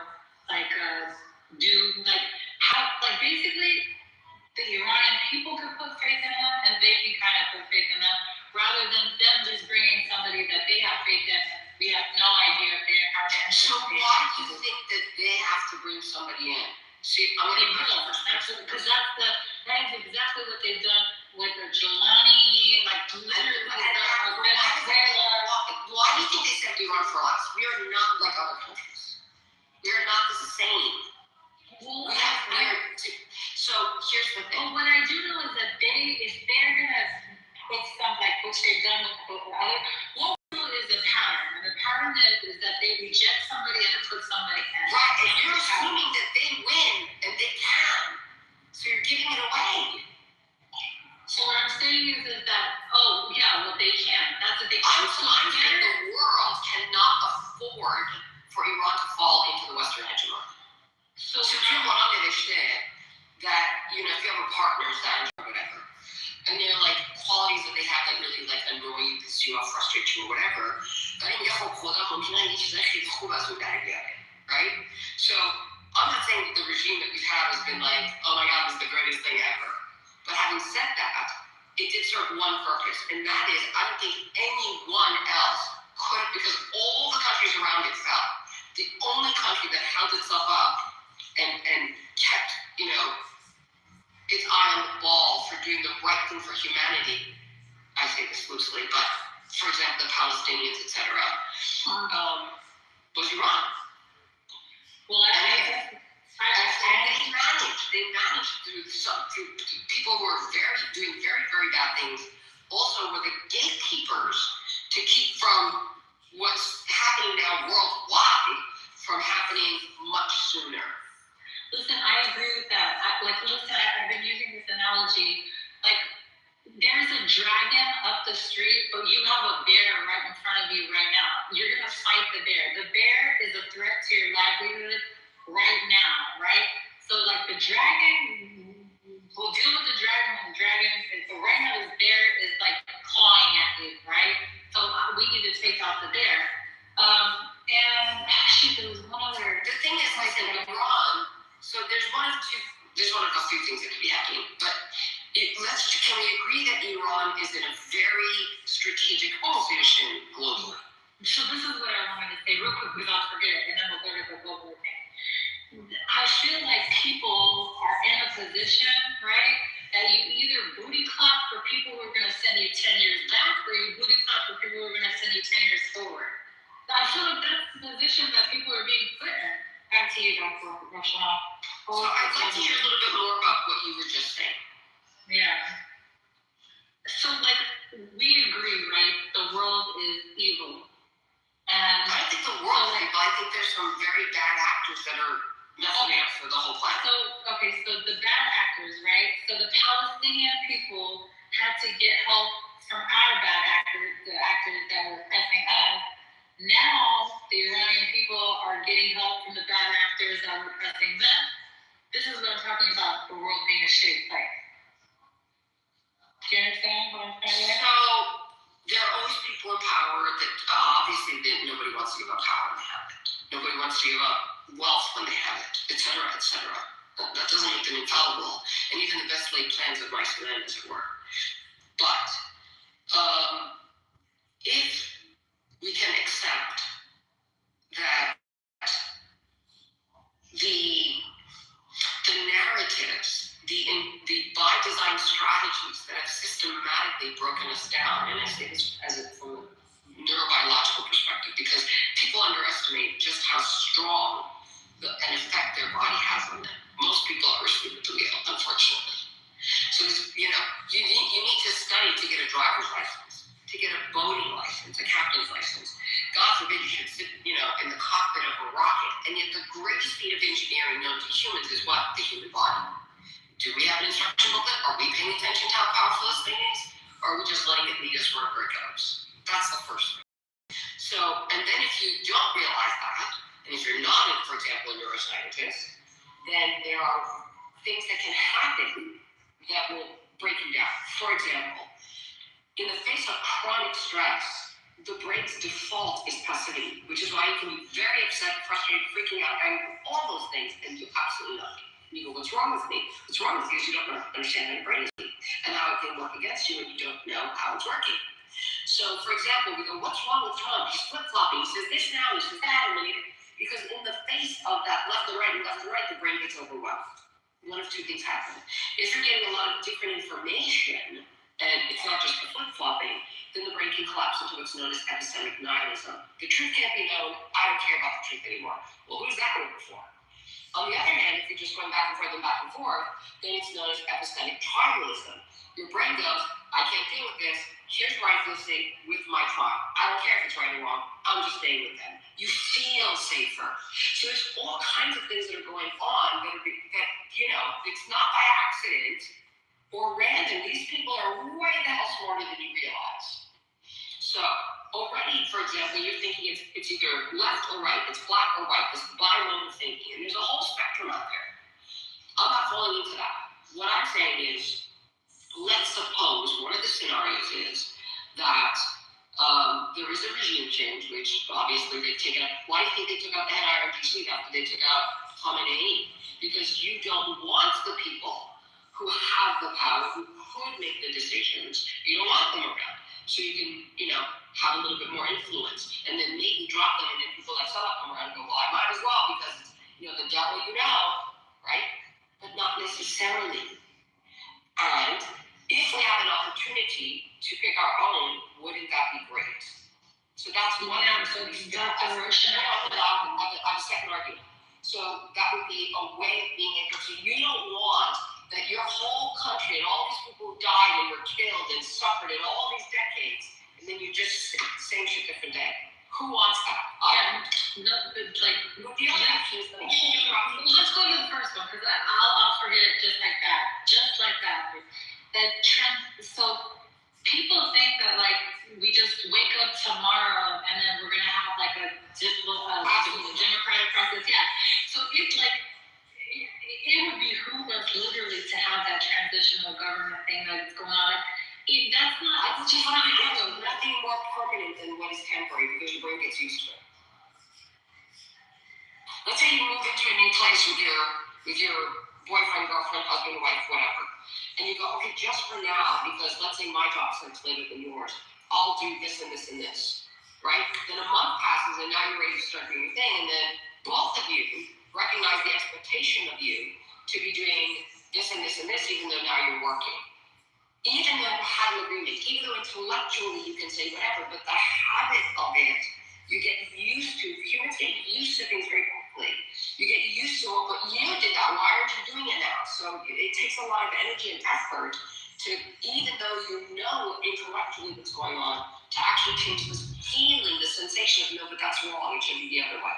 Well, all I know is that there's a plan, I don't know if you visit the website, blah, blah, blah, blah, blah, blah. So it's until another plan is created, and I see it, I'm not burning this mofo down. I'm not burning this path down. If this is a path, I don't want Iran to be another America that's in shambles right now. I would rather it be another America in shambles than what it is now. I would totally rather. Pretty much in transition. So the other thing is, let's suppose I'm talking about the Shah regime. All of this is for show, right? And there are the same three major players that always have been: Russia, China, and the US. And all of this is just how are we going to divvy up this real powerhouse, because Iran is the perfect location. It's very resource rich. I'm not just talking about oil, blah, blah, blah, blah, blah. So let's suppose that's the case, right? If it were the first case, then it is not just that we're falling in America, it's because Russia and China have a vested interest. That's why I wanted to do the second case scenario. In the first case scenario, if the gatekeeper falls, the first person who's going to suffer, the first country that's going to suffer is India, because they're right there, and then that's going to go into Pakistan and blah, blah, blah, but then right after that falls China. So China has a vested interest in Iran not falling. But if it's a second case scenario, where China, Russia, and the US are just sort of, playing their little game to see who gets what as they're divvying up this country, that's a whole other ball game. But if it's in the first case, then there are other very powerful players that are not willing to let this fall, and then they're the next ones. This is what I think happens, right? So what I think is that, let's say people don't like Palantir, right? For good reason, believe me. But what happens, it causes them to stop being objective, right? It causes them to not actually be objective because they don't like him, right? And if you really are studying all the pieces on the chessboard, right, and you're looking at all the pieces on the chessboard, it's a very sad description of what's on the chessboard. It's actually so grievous, but it is what it is, right? And so it's Dr. Roshanak, China and that crime committed Karadan, America, Israel, واسهشون خوبه که ایرانی‌ها رو لیبریت کنن، هم خوب لیبریت کنن که همه فراموش کنن کاری که کردن. See, objectively speaking, when it comes to what their objective is and what their goal is and what would benefit, because they're not doing it because they're benevolent or wonderful. If they're doing things because there's things that are in it for them. And one of those things beyond being the hegemony and getting rid of, a thorn in their side, also is همون کاری که Islamic Iran, regime of Iran کرده, clean their hands by acting like they care about the Palestinians. اسرائیل همین کار داره میکنه. هم اگه آزادی بده به مردم ایران and it doesn't fall into chaos like کشورهای دیگه and they look like a hero, that's great PR for all the atrocities that they've done. Logistically speaking, it's not what I'm planning or plotting. I'm looking at the game board and I'm looking at the pieces and the what is beneficial to whom and where, and that seems to be. Why would it ever be in our interest to kill civilians? Tell us. You're not listening to what they said, you weirdo. No, you're not. You just said the opposite of what you said. Oh my God. Were you clear? Remember, I literally just said the opposite of what you just said. You drive me crazy. And actually, they're probably going to try to avoid. Here's another thing about it. No, because you said Catholic in Farsi. That's what. Oh, that's nice. Okay, fair enough. That's okay. Don't bring up your head. Another thing is so while they're bombing the Islamic regime, right? It would be good for them not to kill Iranian civilians because then the Islamic regime is going to unify the country as an outside threat. Don't topple us right now. We have an outside threat killing all of us. So I think they're going to try to minimize casualties of civilians to keep the narrative a particular way. Have you seen any sort of consideration for keeping civilian casualties? You start by attacking a primary girls' school.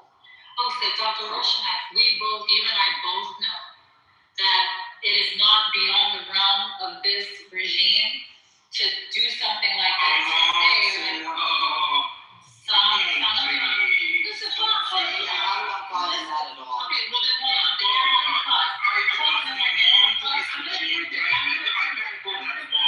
I'm going to prove it, okay?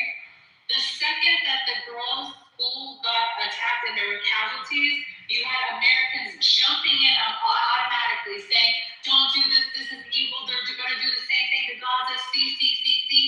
And you're telling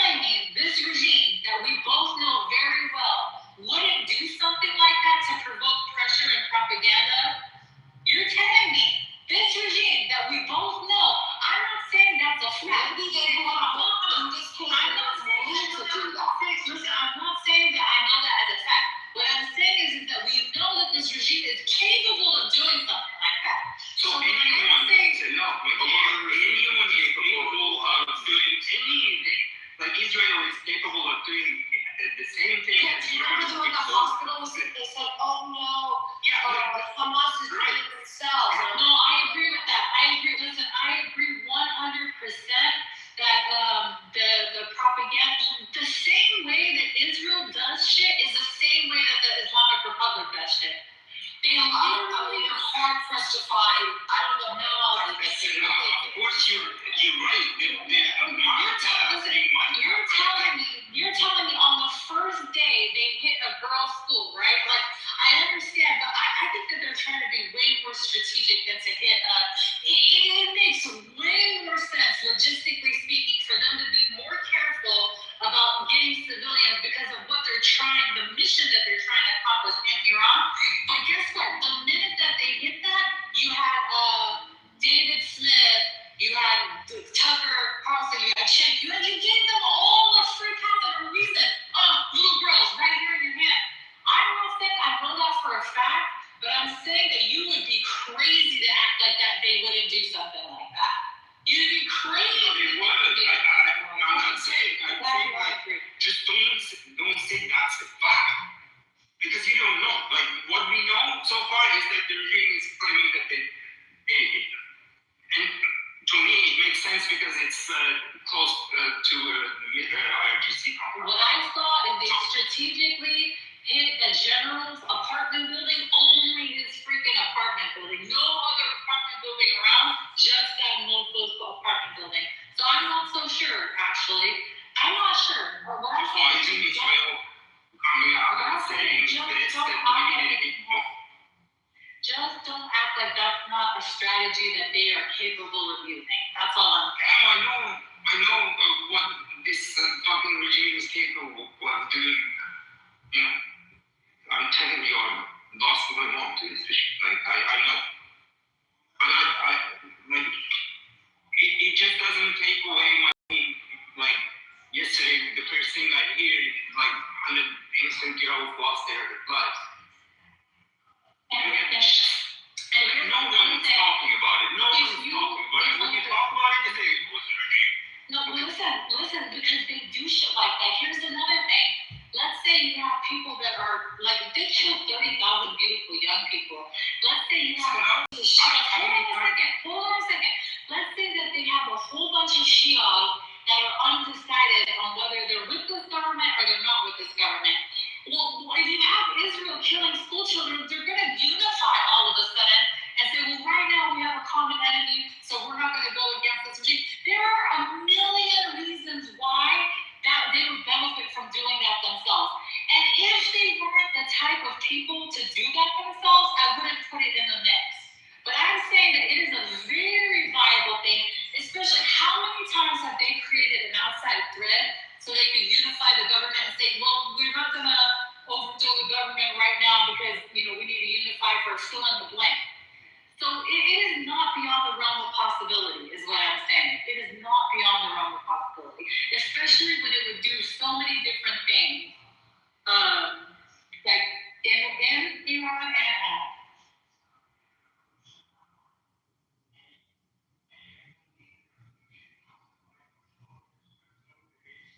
Anyways, I hate all these governments. We all agree on that. All of them are evil. They're terrible. I just wish the world wasn't like this. Well, I mean, and if the world changes one person at a time, that's the whole thing, right? So tell me, after the Ukraine claim, when I lost my mom, you received Persia came, I had an interview with my sister, and one thing, I don't know why, but who's the, I don't know, I don't remember his memory. So, but anyway, he asked, like, so what is your feeling towards Khomeini right now, after what just happened to your mom? And I'm like, what a stupid question. I'm like, okay. So when I responded to that, I was like, you know what? I hate him a bit more. But I hate him the same. I hate him the same as when all those other innocent people in Iran got killed by it. Like my hatred is, yeah, like maybe a bit bigger, a bit more intense, but it's pretty much the same. But I don't see things like that. I see the US as a culprit too. Because if it wasn't for the, of course it was a good thing to get rid of Soleimani. I was happy to hear that. But it's not just like that, it's a domino. It's a domino effect. It's like what happened next. It was Iran attacking the US base and then getting so scared that they hit their own flight, So things are not that black and white for me. Like I don't see things like it's just whoever bombed or hit that school doesn't matter to me. What matters is it's what's happening right now. Like our country is in the room. It's just getting old and getting safe and be talking. I'm not happy about that. I don't know how people are dancing. I don't know why I have to keep repeating myself that I don't think anyone in this room wants to get rid of this regime as much as I do. But I can't celebrate it. I got you. Dr. Rushanak, if you want to help me put together. So when people are free and exactly. Dr. Rushanak, do you want to help me put a campaign together that all world leaders have to do psychedelics? Oh my God! It's mandatory that you do mushrooms before you take leadership. It's so funny. There has to be an ayahuasca retreat before you get elected. I think that would work. I think we could change the world. I really think we could change the freaking world. How are we as a job? Takes a lot of money. Hi, Sarah John. Hi, Salman John. بیرونم خدا سوخته بیرونم دارم برم شکر جلوتام بخوای اتفاقات کرمانوری بکنیم یا نه میخواد بره بیرون چیست Why not? شما چرا من دارید؟ میگه اتاق سر من میگم من هست That's what I'm going to say. نه یه اتاق من بزنید My man there is that I have no room to try to hold any room.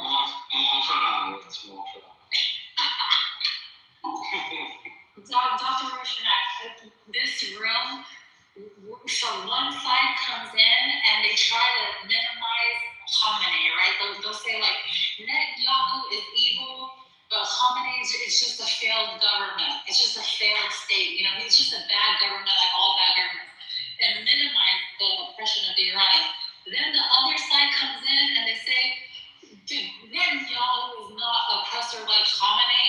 When have you seen them do something like, and they just back and forth minimize each other's pain. And literally like, oh, God. It's just. Well, I love that you're talking on that. I think that's, because it's this. Again, it's back to that whole I need to be right because that's the only way I can be safe.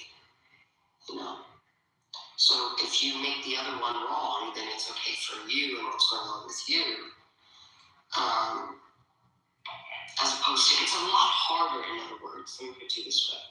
It's a lot harder to have a conversation and to consider all the nuances of what's going on and what's wrong and why it's a problem and so on and so forth. Then to just go, well, I'm right, you're wrong, or you're right, I'm wrong, whatever. Just breaking it down and oversimplifying it is what we've been slowly but surely getting trained to do. And it's become a habit, and there's all these other things that are going on as well. And it's like, okay, well, now it becomes something that I can handle, but we can handle all of this. And if we're just going to keep jumping, like you said, so you as a moderator, when they come in, they go, this one and that one.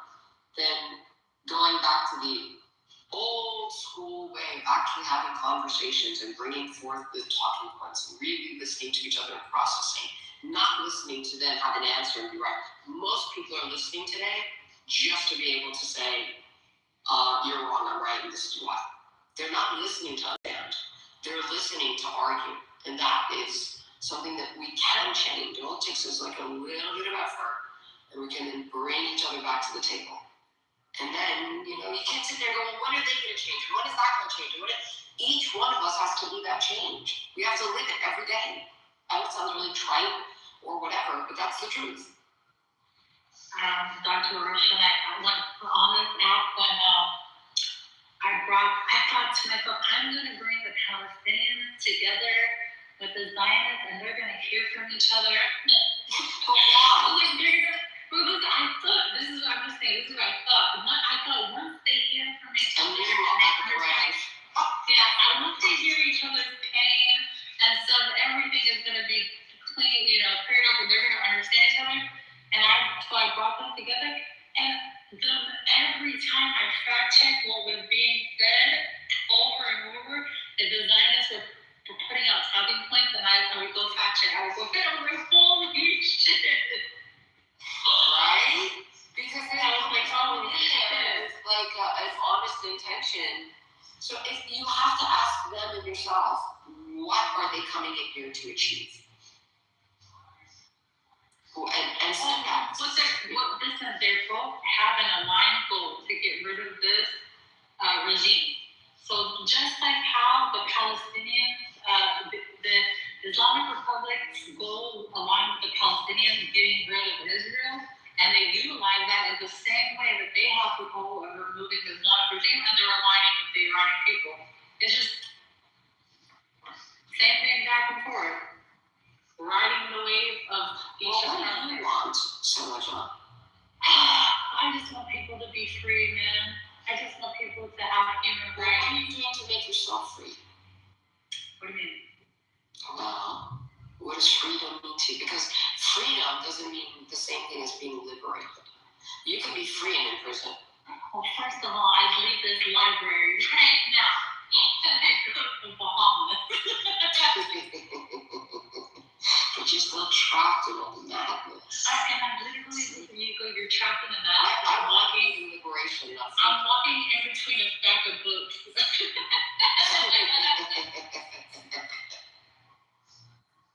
There you go. Honestly, I think the hardest thing to do is to try to live that life that you think is great, that you think is fair, that you think is good. Because every single day you'll have those challenges with yourself, with other people. But we, and I can tell you this for sure, we model behavior for each other. And when you start acting in a way that is pure love for yourself and for everybody else, you're like self-love. I don't believe in self-love. I don't believe in self-compassion. I believe in love and compassion. You're part of the mix.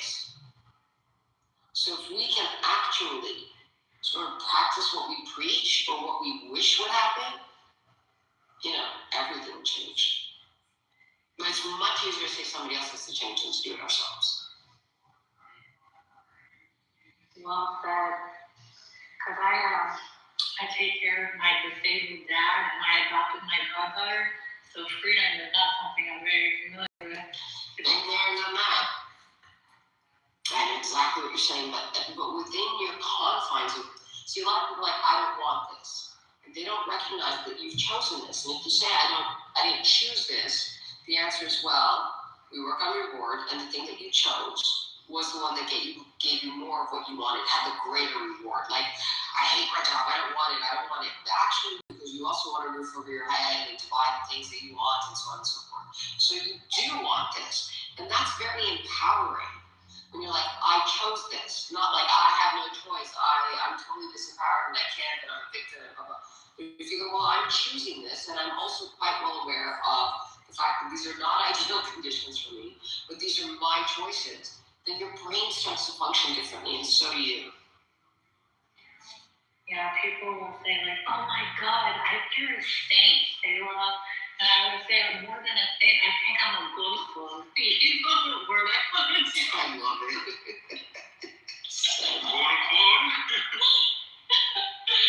Oh, good on foot. Do you know that actually, like, my friends, like, when we were kids, they used gold for the exact same word in varsity, the bad word, but they would say gold for, like, the polite. This is so real. I'll be right back. I actually have to jump, so I just want to say thank you so much for the space and for, you guys being here. Thank you for all your amazing. Love you, Dr. Richard.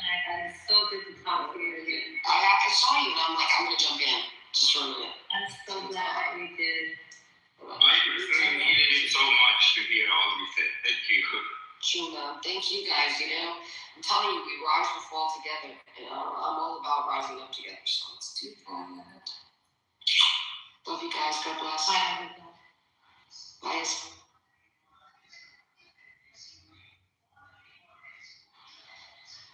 Oh. سلام. دیروز دیشب نمیدونم یه ویدیوی دیدی که من گذاشته بودم که در تظاهرات روی اینستاگرام هم استوری نمیدونم دیدی یا نه دیدم یکی برام خواهرم دیروز انگلیسی حرف بدنم تو انگلیسیه Whichever one you prefer. I don't care. So yesterday I was out and my son had played it, and so my sister sent me like exactly right after the news came out that they conquered the Wednesday, and everyone was celebrating.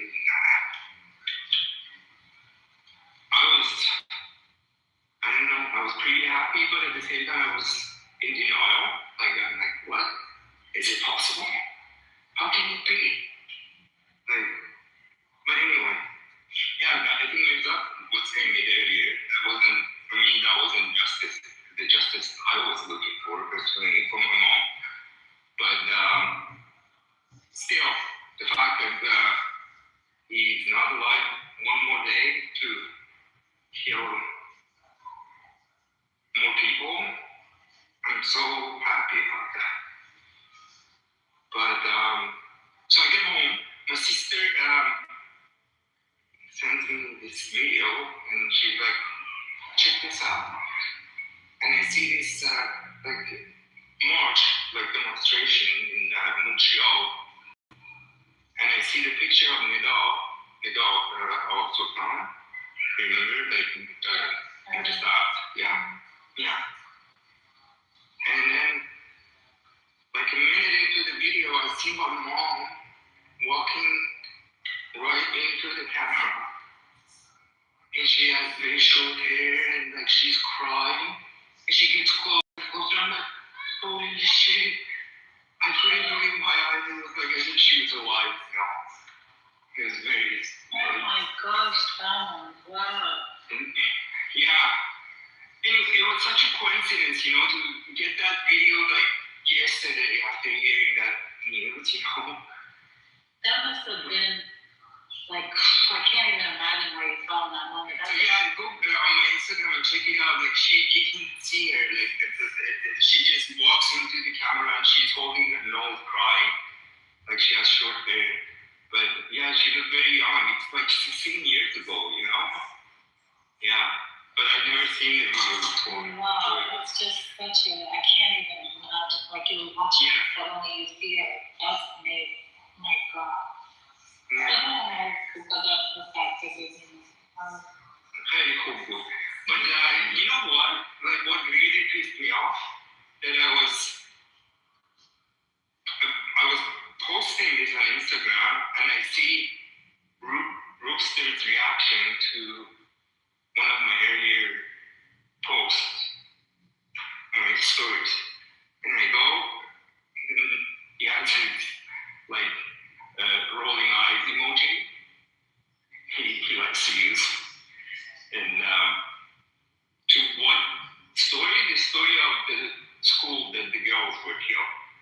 right? Because that was the first thing that I woke up to yesterday. First news. So I posted it. And I'm like, why is it that in this world, like, we can't be both happy and sad? Like, is there anything wrong with that? Like, do I have to be like only happy about the death of someone, or like, you know what I mean? I'm still digesting the death of like 100 innocent girls, school girls. Like, it's, you know. Yeah.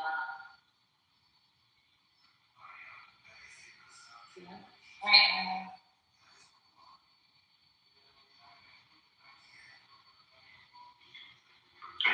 No, it's very frightening too. Something like,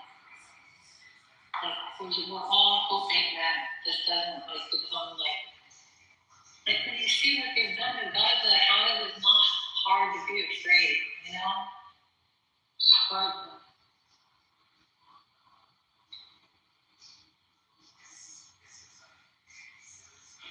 Exactly, but I guess people don't. They just, I don't know. I really don't know what they're hoping, what they're wishing for. I don't. Hey. I think they're hoping for freedom, like Of course, we're all hoping for freedom, but the way how.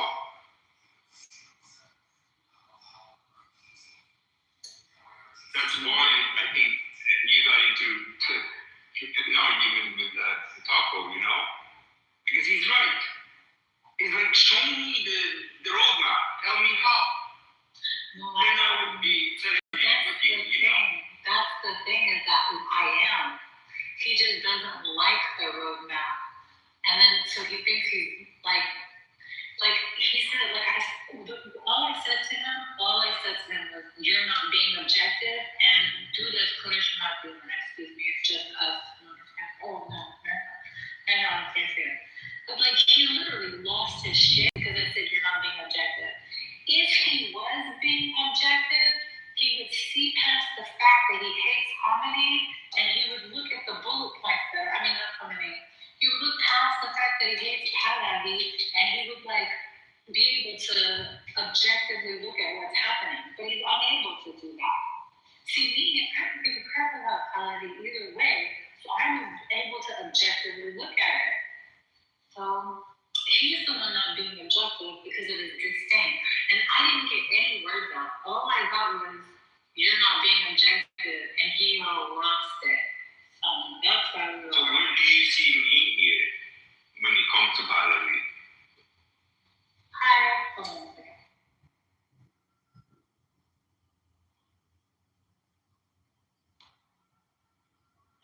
I know it's hard to be objective sometimes.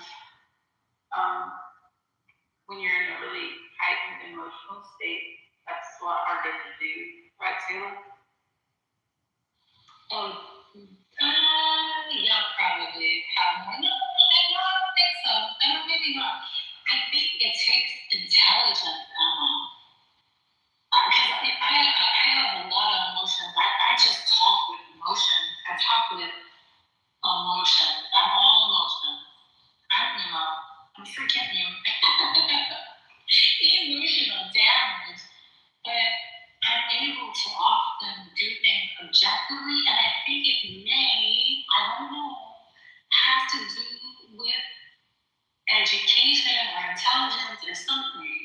Whatever it is that makes you able to think multidimensionally. Like,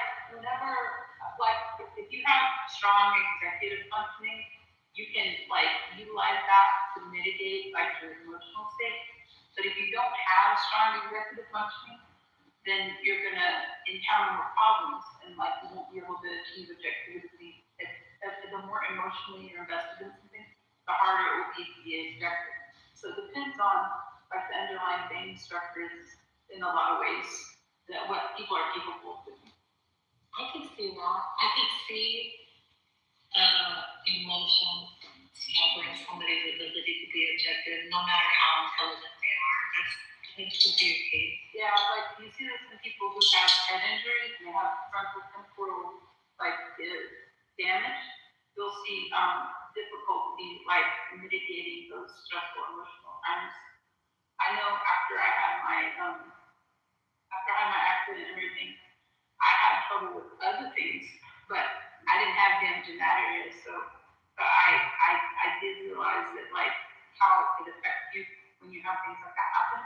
So like I got a chance to learn about all that stuff because like some of my like the stuff that you use in your brain to switch between different like emotional states that was affected by my accident. So like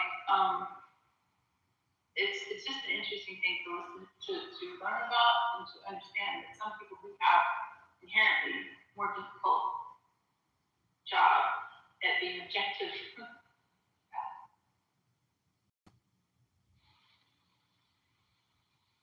think it has to do with like what you said, and I think it plays it plays a role.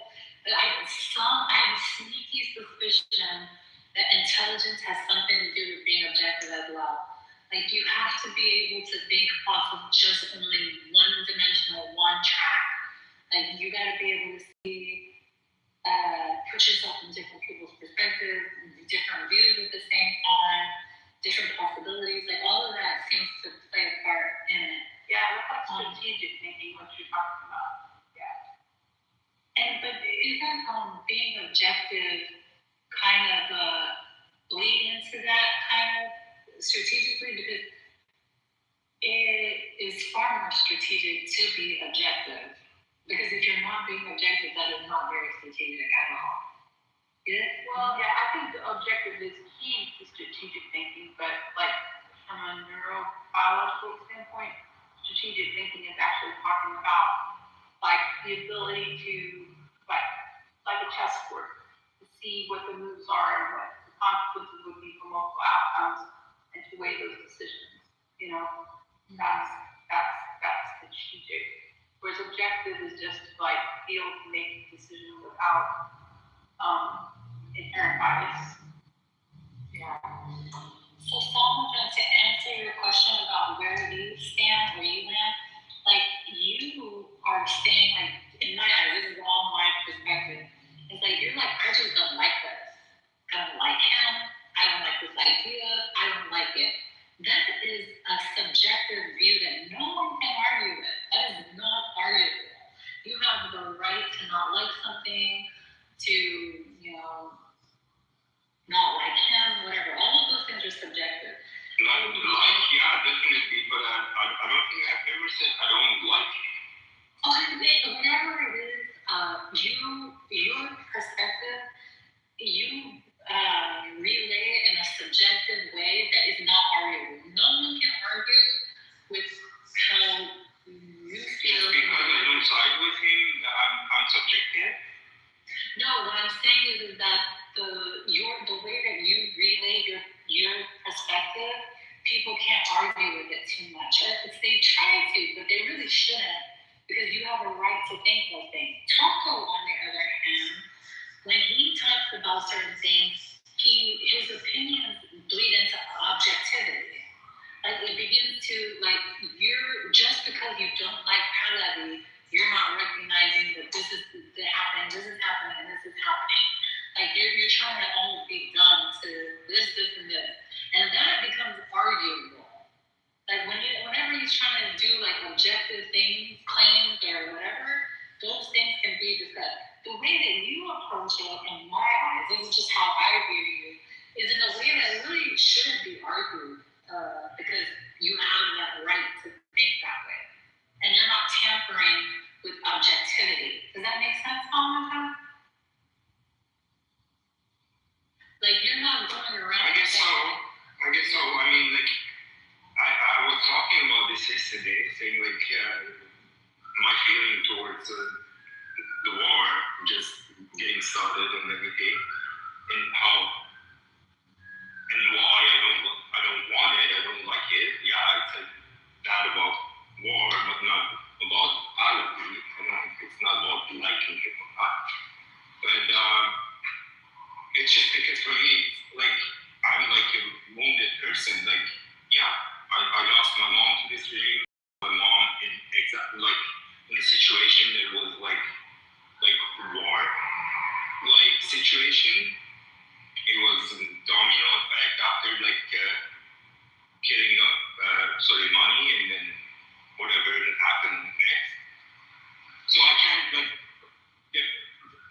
when it comes to about Pahlavi, I have no like nothing against him. I don't like I criticize him sometimes, but it's not that I'm not anti-Pahlavi. I don't go around like like I just listen to anybody from anywhere. Like I even go to Mujahideen's room to see what's going on, what they are saying. Like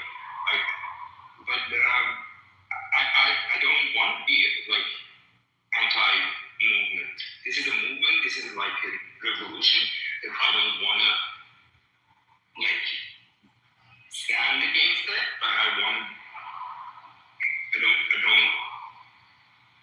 think, and I don't like.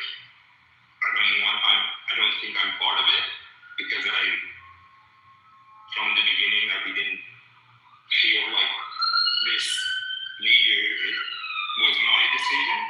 This was my choice. Just because there is another alternative. I support Iran's right to defend itself. You should too, Sayla. Great. Iran is defending itself. You're not defending the regime by defending. I'm not defending the regime. I'm defending the people. Exactly. I'm not for your trolling. So it's not a troll. It's not a troll. You are a troll. You just don't want people who have dissenting voices. No, I don't have the same criticism of the regime as you do. And I don't buy into Zionist propaganda that's been foisted onto the American people to gin up support. Listen, if you think the Khamenei and Zionist propaganda, you can shove it up your ass, okay? You're the problem.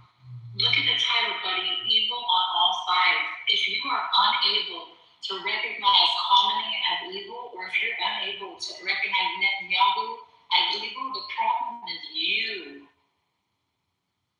If you are defending any of these parties, you are the problem. You are the one that has problems with your thinking. So you can go shove it up your ass. Okay? Thanks. Have a good day. I usually don't talk like that, guys, and I probably feel really bad about it. But I'm really like irritable. I'm sorry, you can ask Blue. I usually don't talk that way. It's not my normal vernacular. It's too late to show your true self. Well, honestly, like, first of all, when you get older, like Joselina, that's number one. Number two, I'm just like, when this many people are dying, I just love the black Joselina. When this many people have suffered, I just don't have time for it. Like, even with Joselina, for anyone that wants to make excuses for these evil people, whoever that you are, if you make excuses for Khamenei or you make excuses for Netanyahu, you are the problem.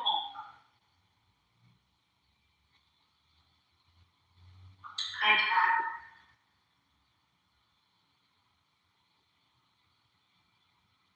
So, Metcalf, give me some feedback. You've been here a long time. Well, I was here, but it wasn't listening. I was running some errand. So what do you want to know? I kind of need to be cautious. You're mad now.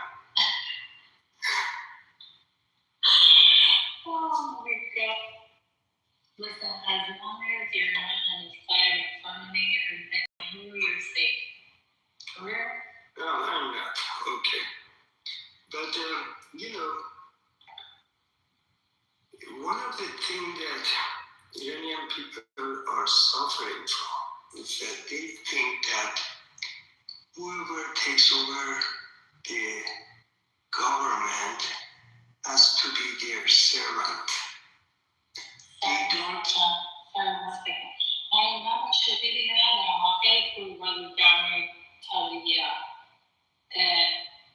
okay Malcolm so go ahead tell me more about that because I think you're onto something they think that they have to do this service Yeah, so and the politicians they come across and they claim it that we want to serve you and we have the best of your interest in mind and so on and so forth. And they kind of believe it and they just follow them blindly till and they keep giving them the power they are asking for because they think that okay, if they can do if they have the power, they can do this and that for us. And the politicians, they keep creating issues which are important to the people, and then they claim that, and if I had the power, I would do this for you, and so on and so forth. And people then they say, oh, okay, here you go. You want our vote? We give it to you. That's exactly what happened with the Islamic Republic. At the beginning, they didn't have such a power. The power was given to them. They came across and they asked for Islamic Republic. They got it. They came immediately, asked for the new constitution. They got it. They came and they amended the constitution and they got it. And so on and so forth. And then the people, they created the monster Khomeini and they couldn't get rid of him anymore because constitutionally he had all the right in the world to rule them and they couldn't do anything about it.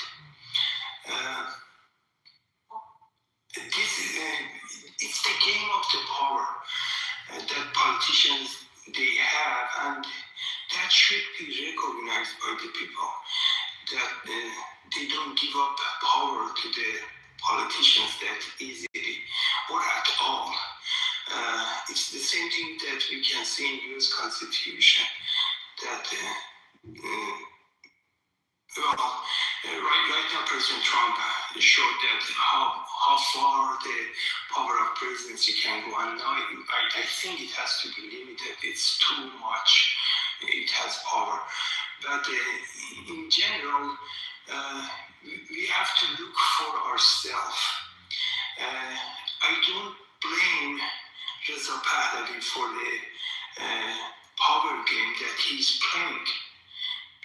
Any politician comes to the power or has a hope for the power, they start playing the game, and otherwise they cannot accomplish anything. If they don't have any power, they cannot accomplish anything. But if they have too much power, it's going to be impossible to put them aside. So the way I look at Pahlavi is that right on. You want to gain power, good for you. However, now his followers, they don't let you to criticize him at all. If you say that I disagree with him in such a point, you are dead to them. And they're going to label you as you are pro-Islamic Republic and so on and so forth, and you are dead to them. And they just close their ears and open their mouths and they let you have it. And this is something that is scary to me. It's scary because I feel that Reza Pahlavi going to ask for more power. Any politician under this situation should, and people they're going to give it to him, and then we're going to have another Islamic Republic within a few years, and that is scary. Otherwise, I'm 100% supporting Reza Pahlavi, but I'm hoping that people they accept criticism about him, and they open their eyes and they listen to. We need people like Salman. We need opposition. and we cannot label them that they are not objective or whatever. Opposition is needed. They need to be heard and at any level. Because if we stop opposition from talking, we're going to dig a hole for ourselves that we cannot get out. I agree with you, Madam John. That's why we have Dr. Roshanak and like Simon Jones, moderator, a whole bunch of people that don't think, they have different views than me. I'm totally fine with that. But a lot of times I'm not going to make room for, basically, if I think that you're the KKK or you have supremacist ideology, sometimes maybe I will, open the door for dialogue just so that others can see how stupid you are, but it's not real dialogue. I just want to put you on display like the zoo that you need to show what kind of animal you are, and it's not real dialogue. But other than that, I agree with you. In order for us to have democracy, we need to be able to have these conversations. People should be able to do exactly what you said. That's very important. When it comes to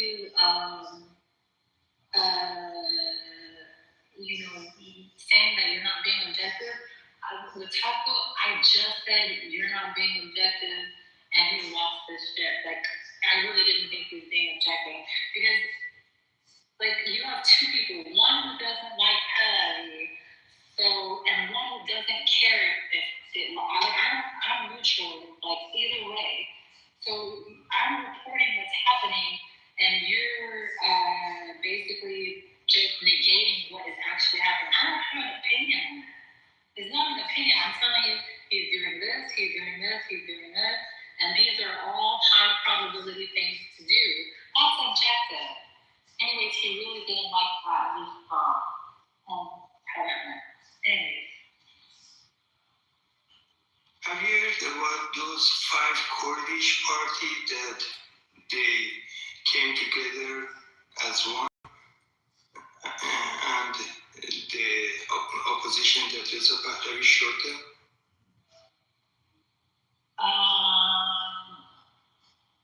No, but I would show opposition to. Wait, hold on, let me make sure. Okay, is this Kurdish party just a party to be a part of Iran politics, or are they trying to develop their own?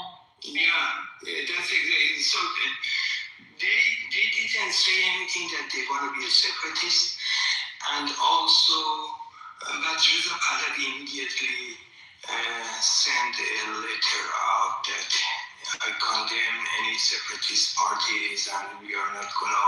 This is our red line. And then the day after, in a few towns, they start calling that Kurdish are our brothers, but separatists are our enemies. Something in some slogans that I don't remember. But that. Is that was the actual separatist or not? No, but my point is that. Yeah, the point that I have here is that then those parties, they came around that no, we are Iranian and we are not separatists, and this is a lie and stuff like that. So apparently they are not talking about separation or anything from Iran. But this. What happened after they said that they're not separate? Nothing happened on the Reza Pahlavi side.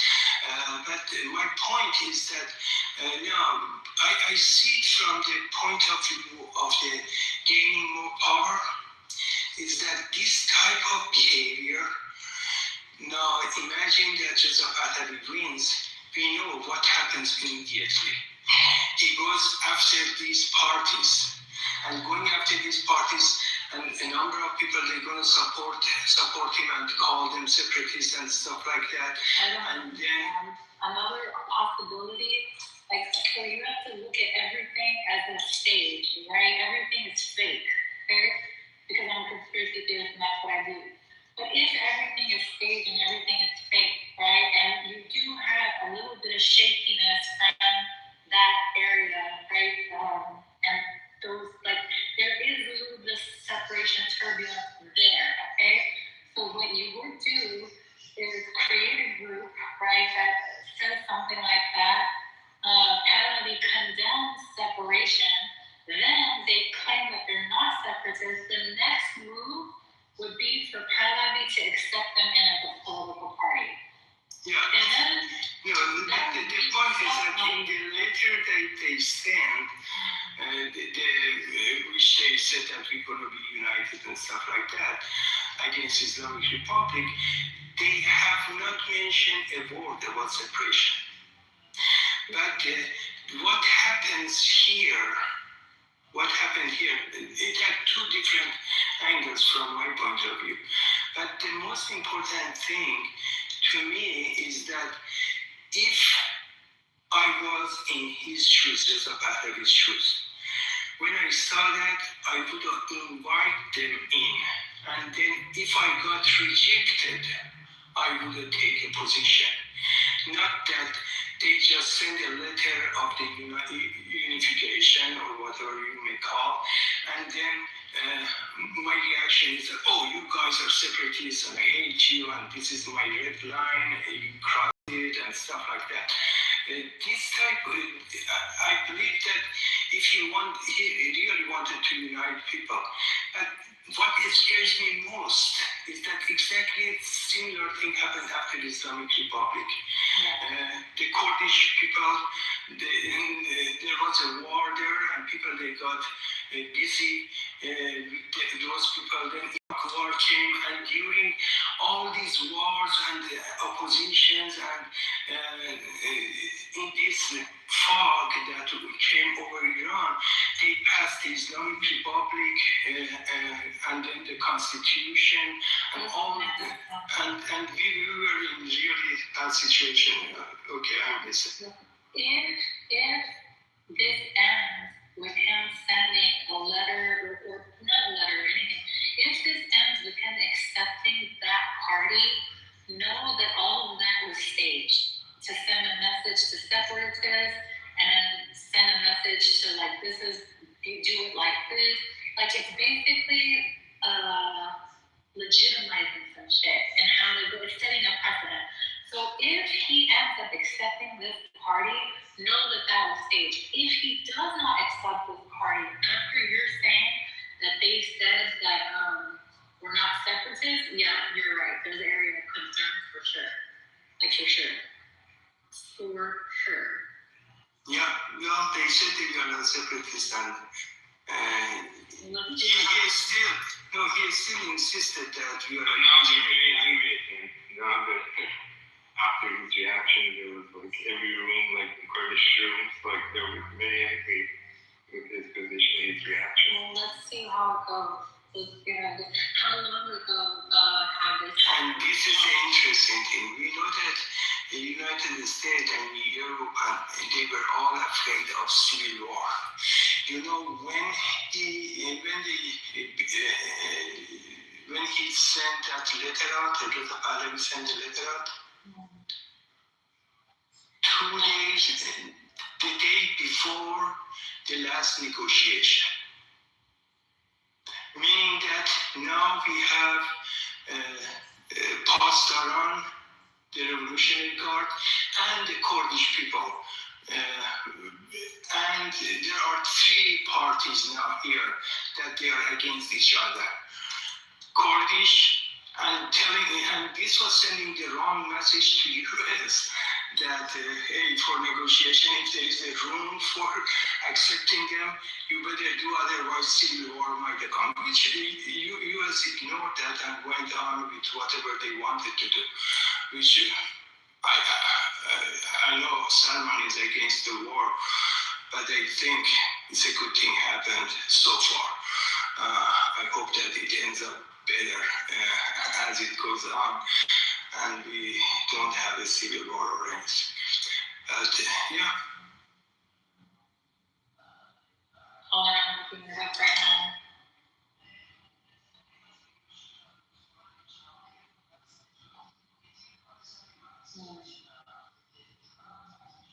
Let's see. The month the Kurdish political forces in Iran on Friday accused the Pahlavi of adopting a exclusionary stance, responding to his labor month that suggested the military should not I'm sorry, what he did?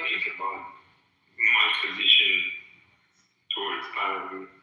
Because I didn't like what Salah, her perspective on me, like the way she sees my position. She says it's subjective, but rightfully so. But I don't think I'm subjective, but I want to hear what John has to say. I was just saying your approach. I think it's actually a wise approach. I'm I actually think it's wise. in favor of Reza Pahlavi taking the helms for this transitional period. Oh, no, of course, yeah. But for the long term, I don't know. Why judge now? Let's give it a chance, see how it performs. I'm not asking you. No, John, I'm asking you what you think about my position. I'm not asking you what you think, what your position. I'm saying, like, do you see me as anti-Pahlavi? Like, do you see me, like, going around, like, talking shit about him? Or do you see me as, like, an observer, like, having my own opinion? Yeah, that's how I see it too. Respect it. I mean, we have to learn to respect each other's opinions, and that's something that people don't do as much these days, especially among the Reza Pahlavi. They, find the slightest deviation from their position of total submission to Reza Pahlavi, and they use that to isolate you. I think that's very short-sighted.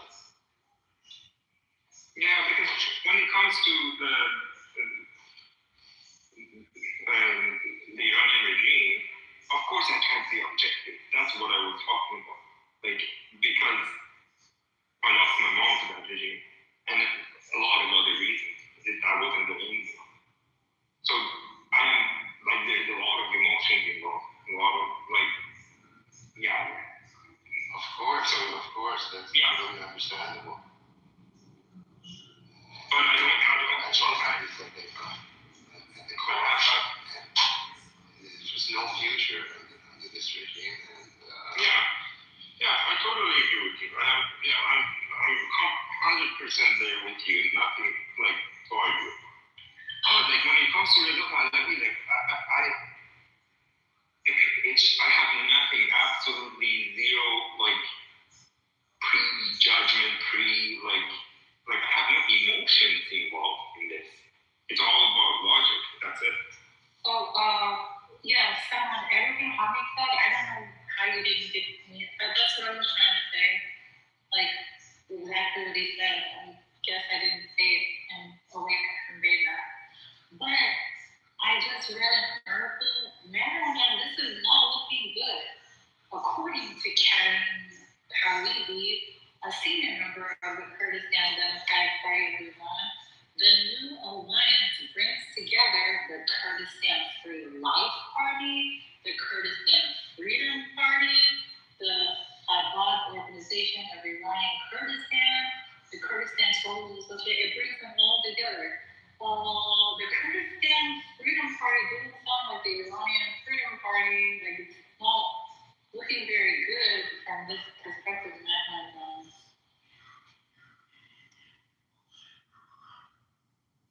I'm saying my microphone was on. I'm sorry. We didn't hear you. Yeah, okay, good.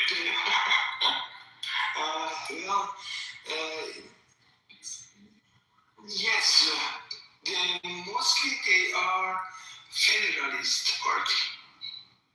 Well, there you go. That's it right there. Federalism is not separatist. Anyone coming with that federal baloney right now? You just turbulent. No. Even Mr. Pahlavi talked about it. He said, I'm okay. He said he talked about federalism. I agree. But anyone doing it right now is baloney shalom. Listen to me. It's like we're building a house, right? Someone comes and is like, if this house doesn't have a pool, we need to have a pool. Like, if you're like distracting everything talking about the pool, like, I'm side-eyeing you. This is not a party that they came about yesterday. These parties are active for years now. And maybe, I don't know, at least I know after revolution, they were there. And these are not new parties. So you cannot deny their existence. They are there. It's not that they happened just yesterday, right before this revolution that is happening. They are there for years, and I mean, you cannot deny them. And they have people who are supporting them, right, in Kurdistan.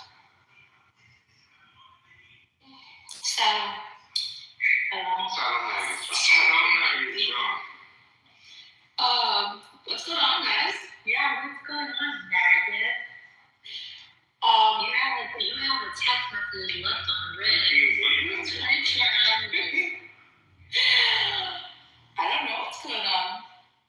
That's what you said, and I still don't remember that. Oh my God. I was with Salman all this while.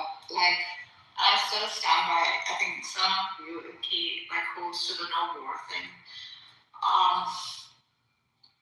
On the grand scheme of things, I think war just has its great negative implications. I'm kind of feeling mixed about this. I don't know. It is, but it does. But so does the Islamic Republic staying in power. Every year, 150,000 people die by car accidents and by the pollution that exists in different cities in Iran. 150,000. So weigh that against, 1 week, 2 week war with all the unintended consequences. Well, I want to put technology 100% for both of you, but you understand how. And will you guarantee me 2 weeks? Will you guarantee us 2 weeks? That it's going to be 2 weeks. The Hormuz Strait cannot stay closed for over a week. I'll tell you that. The whole region is in a locked up state. The state cannot continue for more than a few days.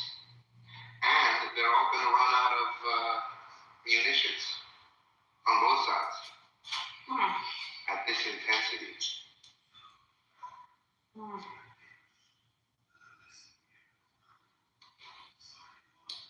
میگن درد یه بار شیون یه بار. نمیدونم تو کی دردت همین اگر باشه و همون که شیون رو بکشیم و تمام شدن چیکار بشه؟ What about what if it goes on for years and we use all the infrastructure we already have and then lose thousands and tens of thousands of more people? Yeah, same concern. Saddam was also told that it's going to be like a month or two, and it's going to finish and he can walk out. 9 years, baby, 9 years.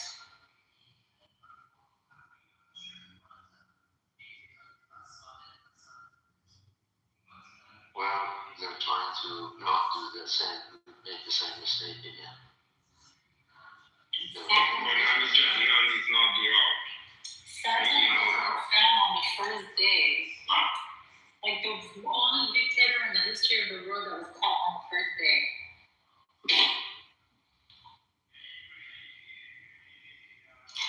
The system is not a phase. They got rid of a phase. It's an entire system that it operates on. Like Salma and I being black people talk about it and maybe we're coming across as negative Nazis. No, that's a good point. Really? It's fun. They make you happy with like wiping out a few faces, but the entire system is still running up and here's the thing, narrative. When these military operations know what color underwear you have on, and they're able to find exactly where you are, filling those leadership roles becomes a little bit more and more sketchy every time. Like right now, his son stepping into the room. But when we're dealing with this new age military that they like literally know where you're at in the bedroom of your apartment and send a missile to only take out your apartment, we're dealing with one of these. And that can be a deterrent. It can be. You know me, I'm always looking at the optimistic side of things. Well, that's working in our favor at the moment. Which one? Carpet bombing. They're not treating it like Gaza. They didn't treat Gaza like that initially for years. So there's like these is, we need to pattern recognize Bangladesh, we need to keep moving factions as much as possible. Maybe in fabric and they're gonna bring in like this faction and that faction of Kurds, etc. This will inevitably come forth.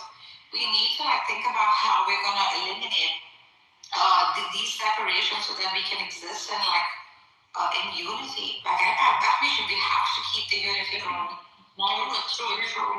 You're not looking at what's happening with where the chess pieces are in this particular game.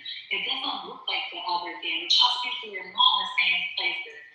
Right now, narrative, in order for America and Israel to cover up their real crimes, it would be great if they liberated the people of Iran. Just to make everyone forget about all the practices. Yeah, exactly. You gotta understand. Then you have all the Iranian people waving the Israeli flag. The chips are entirely different on the game. Yeah, I agree. That's called being objective. I don't like it. I'm just telling you what I see. Yeah, this time around, it's worked to their favor. Epstein has kind of forgotten a little bit. Entire freaking demolition of Gaza and its innocent people is getting forgotten a little bit. Slowly by slowly, this grand gesture of these two. That's right. Kings of the world, these freedom givers of the world. So they're going to do it and do it right, Marius. They want to, instead, because they've had Iraq and all these blunders, they are going to want to do this right. And here's another thing. If they go and they just indiscriminately kill Iranians, what's going to happen is you're going to unify different people in Iran. Because, Iranians are going to be like, we need to fight the outside predator before we remove the inside one. And you're going to have people unifying. So it's not actually smart for them to kill too many civilians, actually. Depends on how the retaliation is, right? We can't be blind to Tel Aviv at the moment. It's pretty much on fire. Plus, I think their strategy to go get the Arab countries first. It was not I think Prince was saying that much unexpected, to be honest. None of these African Arab nations thought that they'd be under attack, even if it's just at the U.S. embassies. So all this is also happening, and I think we should keep this in a good point. Really good point. But the regime is crumbling. Their calculation to shut down, attack the neighboring Emirates and countries in the region was a gross miscalculation. Now they're all in a position to allow the U.S. and Israel to use their airspace, to use their resources to bring down the regime. So they're weak, despite the image that they project. They're weak and on their last leg. That's how I perceive it.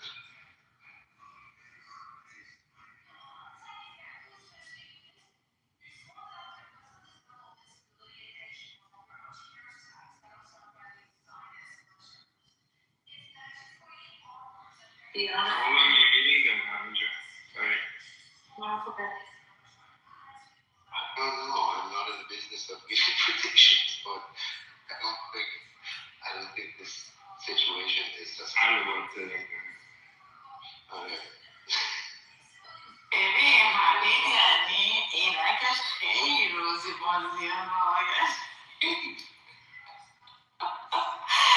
Mangoes, yeah, she's Oh, I like it. It's great to be like, I think, optimistic. Rosy. Like rosy colored glasses. Mosey rock the wood. Rosy. Oh, I need to be saying. But I'm just saying, like, and it's good to be optimistic. But for the first time, I'm looking at the situation quite skeptically for some reason. Here's another thing. Israel wants to send a message, right? Like, see, if you side with Israel, you know, like, to show a difference between what they've done to the poor people of Palestine.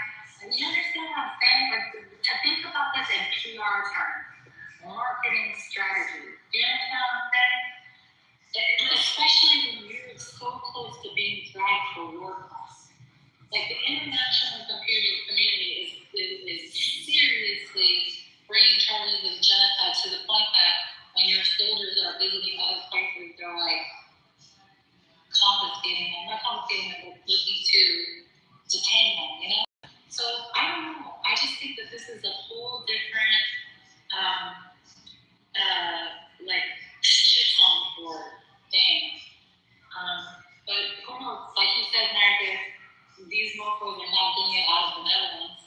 They don't care about people. That could change, and I could totally be wrong tomorrow. And many times, Trump has found it quite neutral to turn away, shows back. So, like, we have enough information about the characteristics, you know, of such people who are intending to give us treatment. Well. Yeah, go ahead. Look, so I think it's great to be optimistic about America and Israel, but Trump just, you can go find the recording, just said, a reporter asked him something like, what if something happens to you or somebody in the cabinet, like this war, blah, blah, blah. He was like, I left instructions to make sure, I don't think they should do that, because, I mean, if I die, if anything happens to me or anyone else, I mean, I left instructions. Iran will be obliterated. He's saying all those people will be dead. I don't give a fuck about you, your mama, your granny, your kid. Girl, this man does not care. Not a buddy is Satan incarnate. Y'all don't believe it. All are, baby. They're all are. Criminal enterprise laundering millions of dollars of Epstein, who was drinking the blood of children and humans in some kind of weird ass, like they like to drink blood that has fear hormones. It's not fake. They were harvesting organs, kidnapping kids from war zones. They're fucking weird. They are not trying to liberate the people. Okay? So just buckle up. Yeah, they're all evil. Like, they're all evil. Shit. I don't know. Guys, I don't know shit. I'm trying to be optimistic for our people because they literally flattened the entirety of Gaza to build a resort. So, like, I'm trying to be optimistic because we can't stop this ship from sailing.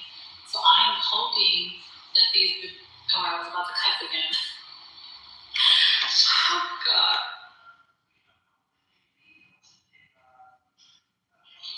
You don't have to cry. You don't have to tell yourself like bedtime stories about Trump, is my point. God is in control. Man thinks he's in control. And I know this sounds crazy, like God, whatever, the universe, the math, whatever you want to, the higher dimension, the intelligence, the collective intelligence of the whole entire fucking human race.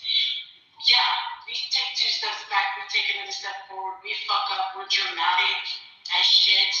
But they can't, they got war games, they think they know if they do this and that. They don't fucking know. They do not know. They think they have a scripture, a script that tells them this and that. They kill the lamb, kill the cow. The Jews go back to Israel. They have all their little fucking stories. And they still don't, they are not in control. We are not in control. What is in control? Everything's going to be all right. We are going to evolve. We're going to learn. We're going to, whatever needs to fucking happen is going to happen. And we can't predict it. And you gotta know that like that woman was on the stage earlier and she says, Sailor, are you free now? She's like, I don't believe in liberation from a man or a state. That is an internal compass.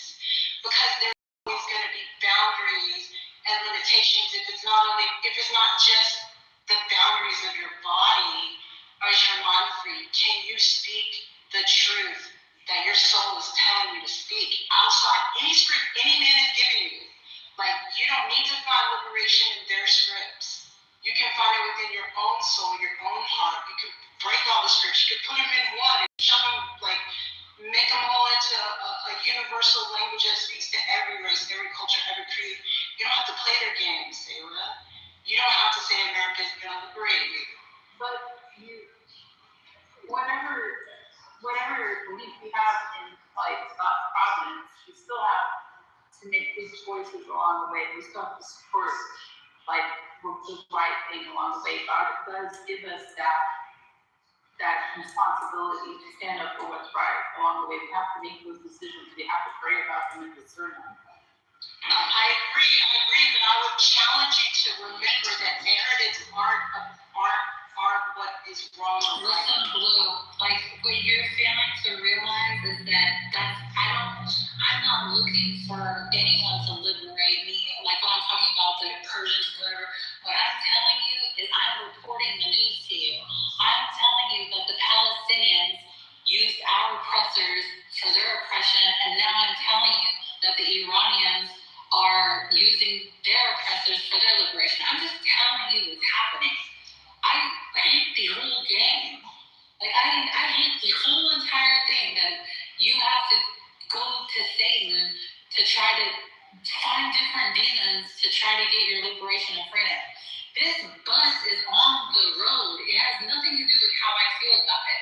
Whether Selah likes America to do this or not, they're going to do what they're going to do. I hate to break that to you. So it's not something that I'm looking for. I'm telling you what I'm seeing, like somebody who's watching a basketball game and is saying, so-and-so passed the ball now, looks like they're down the court. Well, that was kind of concerning, but maybe we'll get it together. That's what I'm doing. Okay, so what I hear you saying is you're talking about the past because the present is the past, right? So what I'm suggesting is this woman, Emma, said, hey, there is a wrong and a right. There is only right now in this moment making a choice from your heart and your mind to the best of your ability to make a choice, to speak, to act, to do, to move the parts in front of you. There is no wrong or right when it comes to this world stage. Those are narratives. They are narratives that have been given to you. They have been given to you. And you're deciding which one is wrong or right based on a constraint that has been given to you. What I'm suggesting is those constraints aren't real. The reality is in front of your eyes, from your heart and your soul, in front of the people in front of you. And the language that you use doesn't have to come from their narrative of wrong or right. How we break out of that, it comes from creativity. It comes from loving the person that's in front of you. It comes from loving yourself. It comes from knowing that it is beyond their narrative, that I own my story. I can speak. They can't tell me what is happening in the world. You might wake up tomorrow and realize that every fucking thing on the internet is fake. Half of it, 90% of it. Like, and then what? You're just using these scripts about who's going to be the leader, who's not going to be the leader. I'm just suggesting that we, like, push beyond that because someone is giving them to us and they've been giving them to us. So maybe you're right, Taylor. What's happening right now is the past script manifested right now, but I'm saying don't use their script anymore because then we just keep our children and the children of the world in the same cycle, the same, like, predestined script. Great story, bro. But look. And go tell somebody in Sudan that, their future is in their hands, or go tell somebody, you know, like the Iranian people that, oh, it's all in their hands, you know, they got this. It sounds really nice. You make it sound really, really cool. And yes, I do believe that what you're saying has its place, but in a whole other level of consciousness, a whole other that nobody's at right now. Like, we would literally have to have a consciousness shift. And maybe you're talking about how we get to the consciousness shift. Maybe that's what you're tapping into. That's great. I'm all for that. But what I'm telling you is that you know how to get here. You depend, Angela. What I'm saying is that when you might hear the word. Yo, it's great. I definitely think that the pen is very useful, but I'm not opposed to the sword. Those you don't know me. I have a pen in one hand and a sword in the other. Like, quite literally. Like, literally. If y'all don't know, I do weapons training with swords. I don't know about that. I use them both as needed. They both come into play as needed. What Blue says is not out of the blue. What about the shooting in Austin this morning? I heard about that. Do you know what it was behind? Like, do you have any information as to the guy that was the shooter? He had like a shirt on that was supporting like Iran. So I don't know if he was motivated by what the bombs and stuff that happened. But I think 16 people got injured. Yeah, 16 people got injured and 2 died. That's really bad. It's really bad. You said it's a sign-up Blue? But I mean that's what Blue was saying, like right in front of us to see what's wrong, what's right. But what I'm saying is that like these other things are gonna spur things happening right in front of you. They are going to spur things happening in front of you, and that they are connected. You can't just nothing's in a vacuum.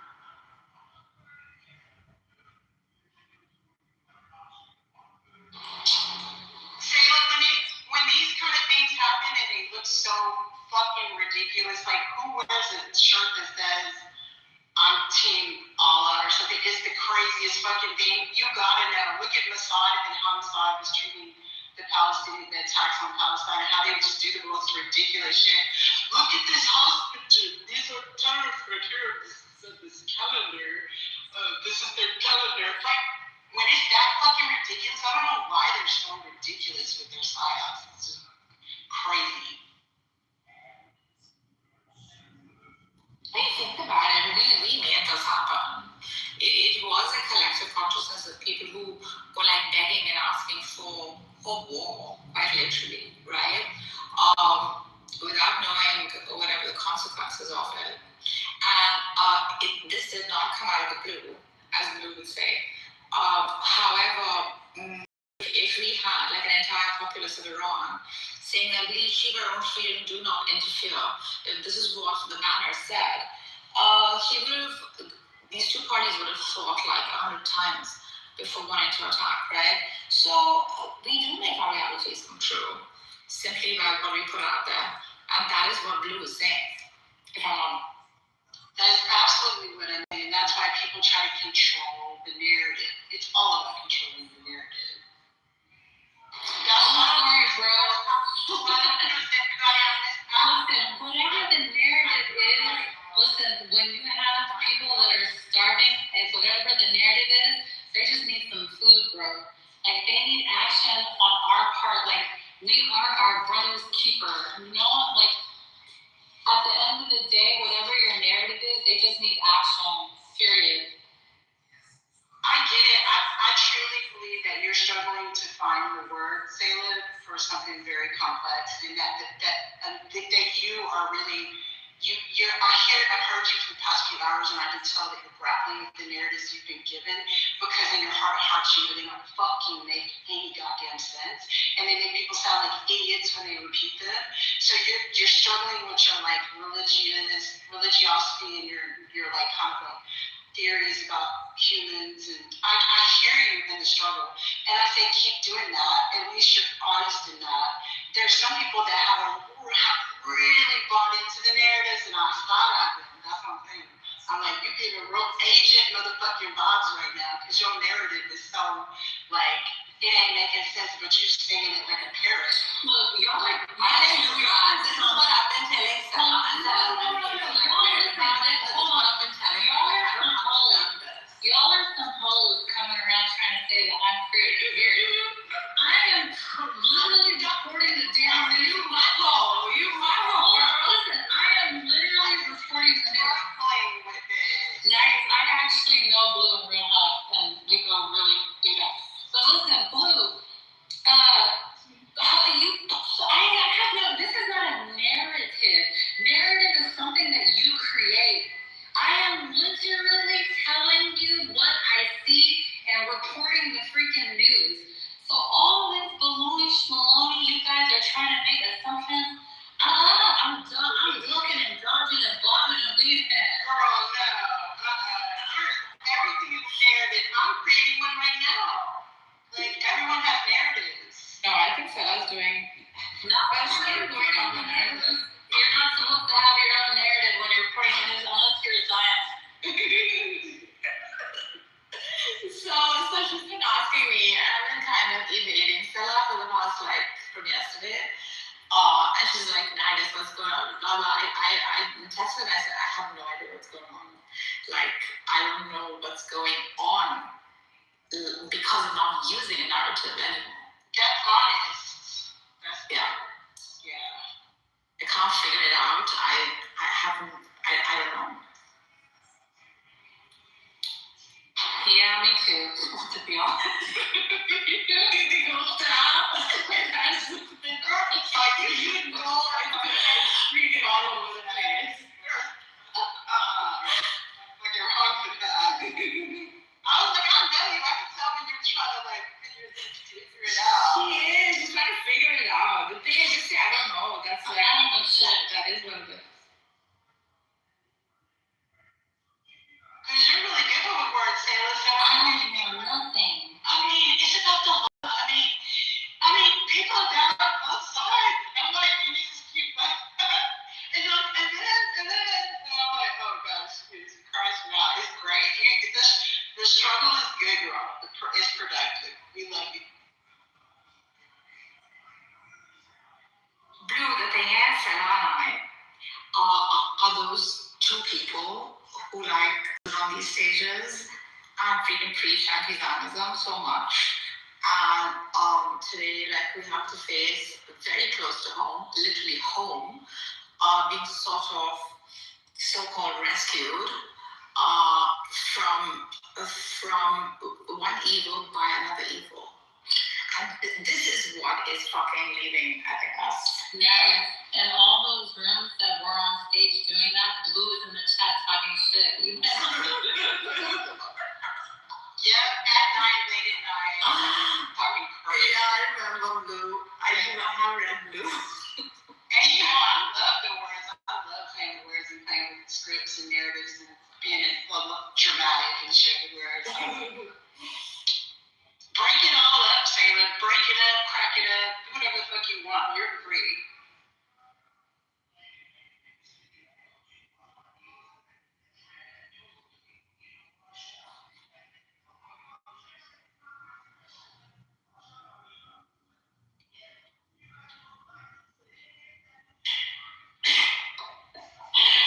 It's so fun to argue, and then at the end, be like, yeah, you're right. I don't know shit.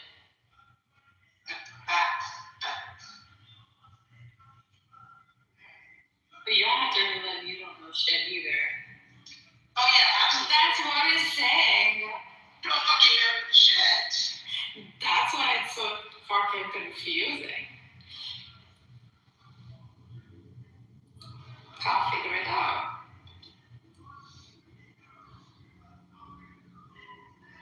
And I fucking love down there, man.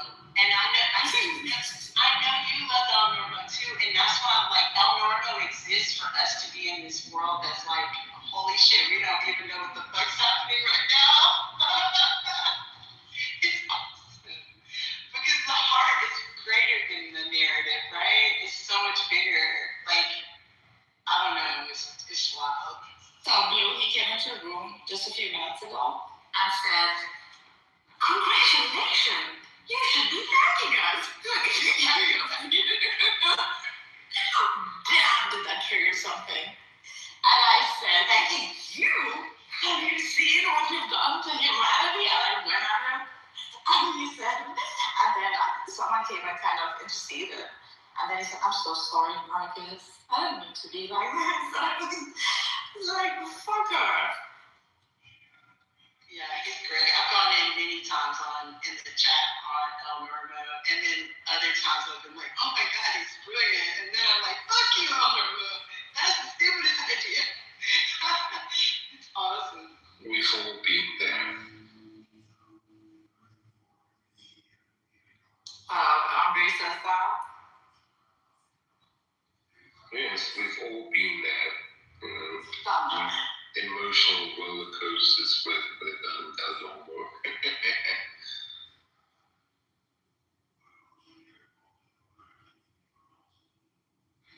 Andre, today I was telling him, I was like, listen, anyone who steps on this stage that cannot admit the oppression of the oppressor, whether it's Tomini or Netanyahu, you're wrong. It's you. You're the problem, right? And then one of my mods asked him, "I'm going to give you a list of things that Iran has done that has oppressed people. I'm going to give you a list of things. All right, now can you name anything that Israel has done to oppress people or has done wrong?" He could not. And he was like, "You got to tell me something. Y'all got to tell me." I was like, "Oh my God." That's exactly how he speaks. And I do realize, like, Tel Aviv is on flames. And he's like, "That's not true. How can that even be possible? This is all fake news." This is the level of freaking delusion that I think is blind to itself. Can't deal with it. I'm so angry. Different videos showing like Tel Aviv and saying like, "You see, Israel only hits the regime officials and they're hitting residential areas. You see the difference?" Mm-hmm. Those kind of. Just imagine for a moment if the Israeli and the Iranian leadership in a sort of lost salvo event take each other out. Anything is possible. At this moment, anything is possible. Look, Prince will open the room. You're gonna freaking believe in God after that. I'm going to hurry for the show. I'm going to dance on anything. Seducing both sides. Yeah. You know what? Actually, I mean, I don't mean this as an insult at all, but they've started the Muppet Show again, and it's so good. On Disney Plus, you should be the next special guest. It's not at all insulting. That's flattering. Thank you, Andre. Thank you. What is it, Sela? Sela Shimigi.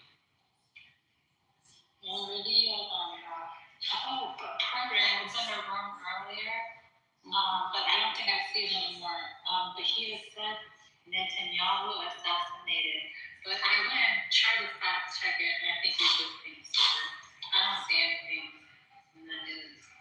I think he's just trying to trigger people because I can't find it anymore. I saw a similar picture like Khamenei with the red thing eliminated with Netanyahu on it. That But it doesn't mean anything. crazy. That would be crazy. That'd be karma. Crazy to hear. I'm so angry for some reason. Like, angry at the world. Is it because the boy's getting cooked? I say, yeah. So, yes, God is giving to the dark side. It's so dark. Everything is dark here is so dark. Switch on the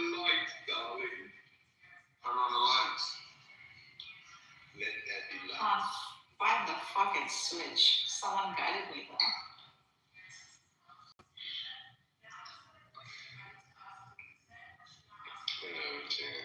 How much you think the average hooker is going for in Dubai right now? I don't know how much you're saying. Last I heard was 10,000 a night. 10,000 what, dirhams? No, US dollars. Hell no. I stay in America, it's $40. Bro, you get some cheapos, bro. It's only $10 and how very resilient and Twitter. Yeah. Super gonorrhea that they just don't have to go. Yeah, you have the syphilis from, bro. Yeah, you do. No, that's the $10 one, bro. That's the $10,000 one. They got all that shit. They don't have cures for that shit, man. You need to get right. You need to find out. You know, the $40 ones are new to the game. Come on, man. You don't know no better. 10,000 that comes with a lot of experience. They pooped on in Dubai. They got a lot more exposure to diseases and, you know, what's it called? Shawarma parasites and stuff like that. Reach out and touch fate.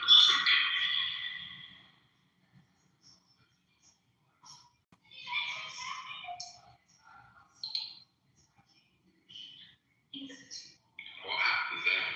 What happens? We eat 10 meat and beans on toast. And fucking $40 hoes.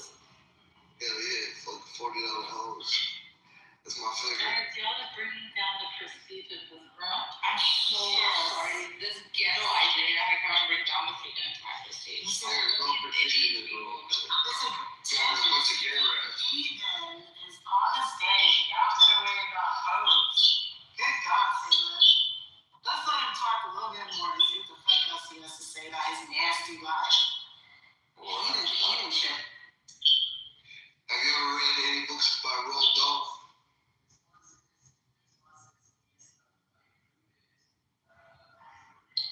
He has a story in a collection of short stories called Boy about his young life, where one when he was in Egypt and he was going to a whorehouse.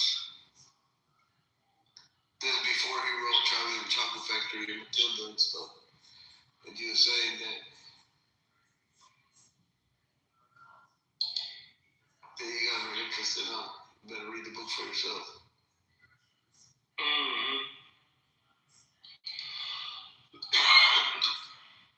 You know mans know how to read?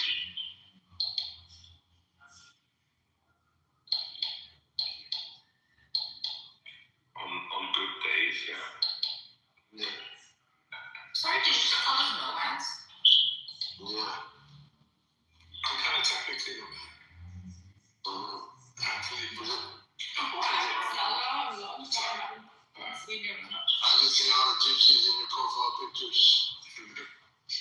yeah, it's interesting, like, before the revolution, 1950s in Iran, over half the population of Iran was nomadic. Yeah. Crazy number. Not really. In the 50s, like, in America, Americans are nomadic too, right? Americans move for work all the time. The same in America. Yeah. Well, America's vast, you know, bigger than the whole Middle East. There's a lot more diversity in landscape and stuff. Maybe. But Iran, you guys are very, you know what I'm saying, closely related to like Punjabis and Gypsies and all other kind of nomadic type of people. Because We are the real gypsies. Iran is Well, you guys are the best Gypsies, that's true. was in the middle of the Silk Road, so it's always a lot of trade. I got a phone call, so I'll be back in a bit. Salah to all of you. I like that. On a nice baguette. Olivia?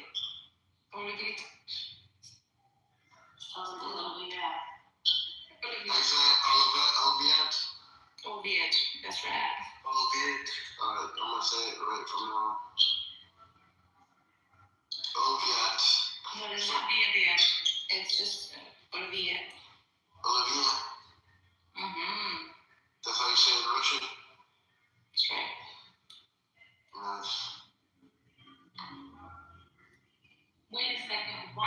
Russians have Salamovia as well. It's theirs. At the front door. Yeah. So it's Islamabad. We took it from them. Exactly. Why these people flooded you? We are the rich people. No, you're not. You got a freaking used car salesman that specializes in bro, I was trying to be humble. BMWs with 300,000 miles on it that you got to go and put the miles back on it and charge 30% APR to $40 acres. Yeah. Well, you guys are my friends though. Absolutely. Shout out to all of you. There's that dance with Tom, and we're talking about hookers. That's great. There's that new I love. He is the most objective. He's awesome. Hookers are better than bombs. Yes, Hookers are much better than bombs. Very much better. Yes, I gotta give it to you guys. True. Hookers are the bomb. For some. Suppose so. Oh, gosh. Nessa, are you too good for hookers? That's not even my law. I don't trust anybody who doesn't love hookers. Oh my God. Audio. Yeah. I gotta say that you just won my heart. Like, it's true. You're like, how did you know that we should love the hookers? Hey, Blue, you're on my side? We're lovers now? Yeah, well, yes. Like you won me over. I was really trying to show you out, and now I'm like, I'm feeling the I'll trade one of the girls in my profile picture. We get a pinball. I want to get the man of the hour, the one who wants to establish the Ottoman Empire all over again. Oh man, No, I'm taking any Ottoman's ass in 2017. Looking forward. I mean, 2022. Of the Ottoman Empire. The Sunni access, as he calls it. No, I'm kicking all the Ottoman's asses. Like my ancestors did. That should be inspiration enough for Illumi to come up. Illumi. Come get your ass kicked. Not bring that. Come get your ass kicked right away. Literally been having car all over the. Matter of fact, he cussed that man. Literally, he was crashing out on him, hitting on him, like for the past 2 days. He called Mirza a really awful name. The fuck? Illumi? Exactly. No one calls Mirza. No one was Mirza on the corner. He's a shit. Hey, Blue. Oh wait, are those really whores in your picture? I can't. These are not. They're not whores. They're my sweethearts. Look at the bottom of the page. Click on the picture. Click on the picture and look at the bottom of the page. What's wrong with the bottom of the page? Bro, that's not you, bro. It is me. After a big bowl of salad, olavi. We need a pedicure, bro. I'm so badly. I'll let you chew the corns off from here. Piece of shit. We could put lotion, Jergens. Stop. Okay. Listen, you've gone too far.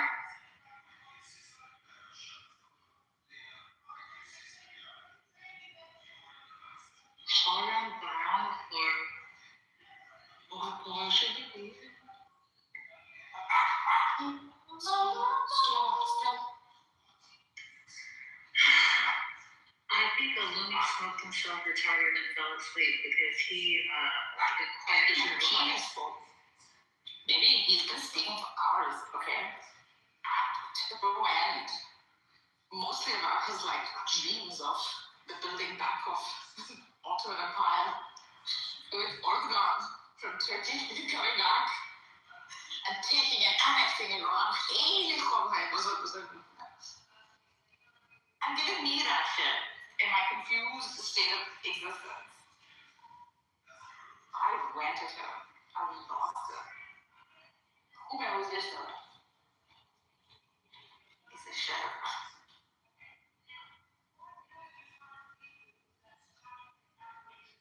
If anything, Mama, you know,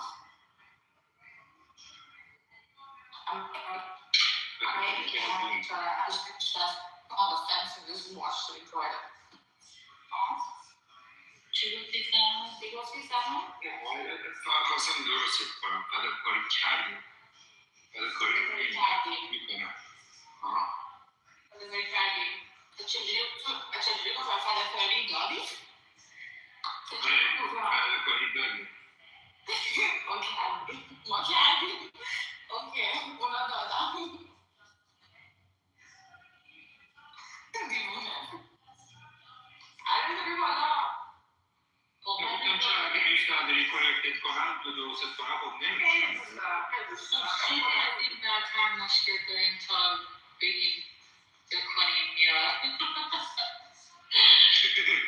نه خب وقتی داری فارسی حرف میزنه خب من میگم دوست دارم بلو پایین این thumbs down خیلی دوست دارم نه بلو نه اینجا بود Yeah, as soon as he walks in the room.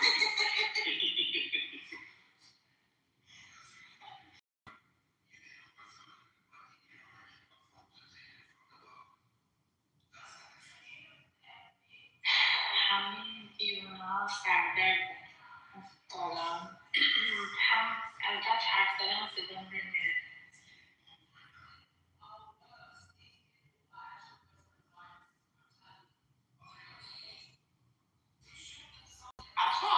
what school was that? Kids at that, and do you know why? Okay, now just hear me out, okay? Hear me out. Give me just asking for facts. I know, but just let me cook, okay? Just give me a second, okay? The minute that there's like a report that, kids' school was, hit, what happened? People all of a sudden started pushing against, America, Dave Smith, everything. Like they killed a bunch of kids. Like, you gotta stop this. Look, they're evil. They're gonna do the same thing in Gaza. And like even on the inside of Iran, you start unifying the people when a whole bunch of kids just got killed against a common enemy, right? So this is what I'm saying. I don't know for a fact that the regime did it themselves. I'm just saying that it wouldn't be beyond the place of it wouldn't be beyond like probability that they would do something like that. They would do something like that, and the minute that they did it, it literally gave the whole propaganda network of the left side ammunition to start clutching their pearls. You know what I mean? You're running a Zionist narrative. Sorry to interrupt you. No. Because we said, now you didn't do it. I'm going to ask you a question, yes or no. Is this regime capable of doing something like that, yes or no? Yeah, did they really do it? Okay, let me ask you this. Can you answer me?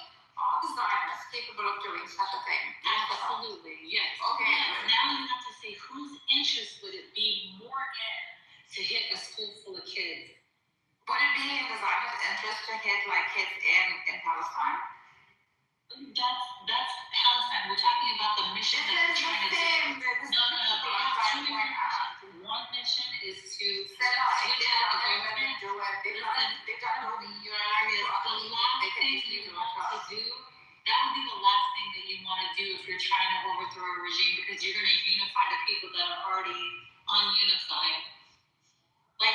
So that you have why are you justifying for the Zionists? It's not justifying. It's just that I know these motherfuckers and what they're willing to do to get people to push back on.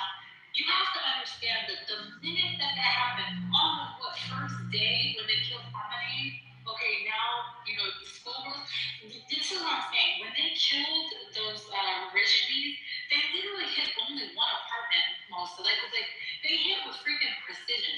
It wouldn't be, I'm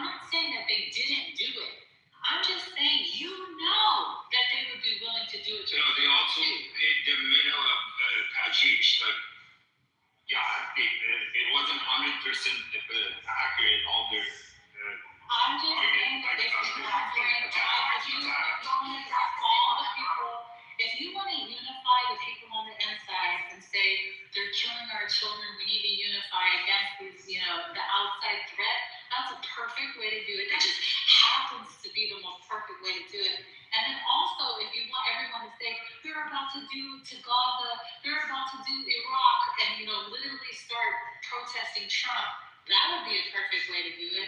I'm just saying that the incentive for this regime to do that is way more than the incentive for them to hit the school themselves.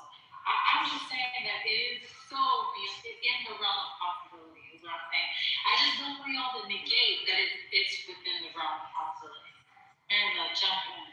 No, I don't negate that. I agree with you. I don't negate that. But it's just, we don't have a source saying 100% for sure what you think. Yeah. I agree with you that there is a possibility. And Marcus, when you say that like it's a Zionist talking point, why do you act like the regime is any better than a Zionist that would do something to have an excuse? They're not, just like I was saying, right? It's not that they have all their targets only concentrated entirely on like bringing the people in the regime down. They've also targeted like public places. They've also targeted very heavily like flooded with people, public places. So let's be honest about this whole thing. Like, I think we should just not take sides and watch this, observe this honestly as it goes by, so that we're not deluded by any sort of, like how Mr. Unai here, well, being honest, I have to throw in and factor it in that these mofos would do something like that. And anyone that wouldn't factor it in, So, nobody at this point knows exactly what happened. But we can have some guesses. But before I give my guesses, I would want to point what happened in June of 1994. Islamic Republic placed a bomb in Imam Rizal shrine. For those who don't know who Imam Rizal is, an 8 Shiite Imam in Mashhad in west of Iran, in east of Iran. So, and they killed many people. Then they blamed some of the opposition for doing that. Later, whistleblower said that was actually the intelligence service did in Iran to want to gain some power that was for internal, struggle that they had. We have this fact. I'm not stating that the regime did hit that school in purpose, but I can assure nobody with a right mind want to attack a country and kill children if they want to have if they don't look for like unifying those people behind their government. Unless you're trying to what's the loss? Correct. So and to back up what Salman was talking about, those bombs or those missiles are not 100% accurate. They could do malfunctions. And what happened in Avish Square in north of Tehran, and they hit none of the traffic jam and kill a bunch of innocent people. We know that. So this could be RGC missile fell. It could be a bomb they did it to just, blame it on Israel or United States, or it could be United States and Israel, one of their missile, had some sort of effect. At this point we don't know it, but we have to consider this four possibilities. It is naive to say, this guy is killing children. What are they going to achieve by doing that? Like, there's nothing positive would come out. That's what I say about being objective and looking at like the pieces on the board. Like, what would be the benefit? We already know like their objective in Gaza is different than their objective here. And that makes a difference in what they're going to do and how they're going to do it. Like, why they would do it, how they But just like Marisol said, any of those possibilities are more likely than an intentional attack towards those children. And it sounds like you're avoiding another narrative that could be that the cost of foreign intervention is the death of innocent people. And I don't know why you are avoiding that. No, that's real too. That's a real thing too. It's like you're real obsessed with like pinning the blame on saying this bad, they're both bad, but this one was really, really bad and would definitely just kill his kids, instead of just being like, it could be that foreign interventions, if there's a cost to it. And this is one of them. No, there absolutely, that is a true factor. Like even with the 12-day war, I think there were some children that were killed. Nowadays, families knew, their kids knew some of the kids that were killed. So that is a very true, fact. That is a true probability. But to say like they targeted or they were intentionally targeting, no. And we have to once again look at the history, like America just said, the track record. He just named you 1993 Exhibit A. I could give you another one. The attack that they did with the parade and they accidentally wrote the wrong date on the paper. Do you remember which one I'm talking about? That they accidentally wrote anyways, we have what about the fire and the, freaking cinema? Like, the track record with these people, the gas in the schools, the track record of these people is that they are more than willing and able to do things like that. And so we have to add it to the list because it would be very favorable in their interest to do something like that because I told you about the conditions it creates. So whoever it is, it's evil. Another narrative is that Israel is a terrorist state, and but even and so the point is to create fear. So you're just So just to remind you, as long as someone wants to see the world through Palestinian lens, it would not allow you to see real through colors. 100%, because you're unable to look objective. You guys trying to be objective about something, you need to have a clear glass in front of you. There is a Persian poet says that if you keep a blue glass in front of your eyes, you see entire world in blue. پیش چشمت داشتی شیشه کبود زان سبب آدم کبود ببین. You're keeping yeah, but before that shisha, the blue lens might be the friggin' interference. But every man through that blue lens, you might see the same thing over and over again. It's just something, at least I never learned my recognition. Now you put the breakup target and you will be able to. I'm just saying it's just pattern recognition, and no matter how many times you look through the blue lens, if you see the event like taking place over and over again, quite clearly, just like blue things, with the blue lens,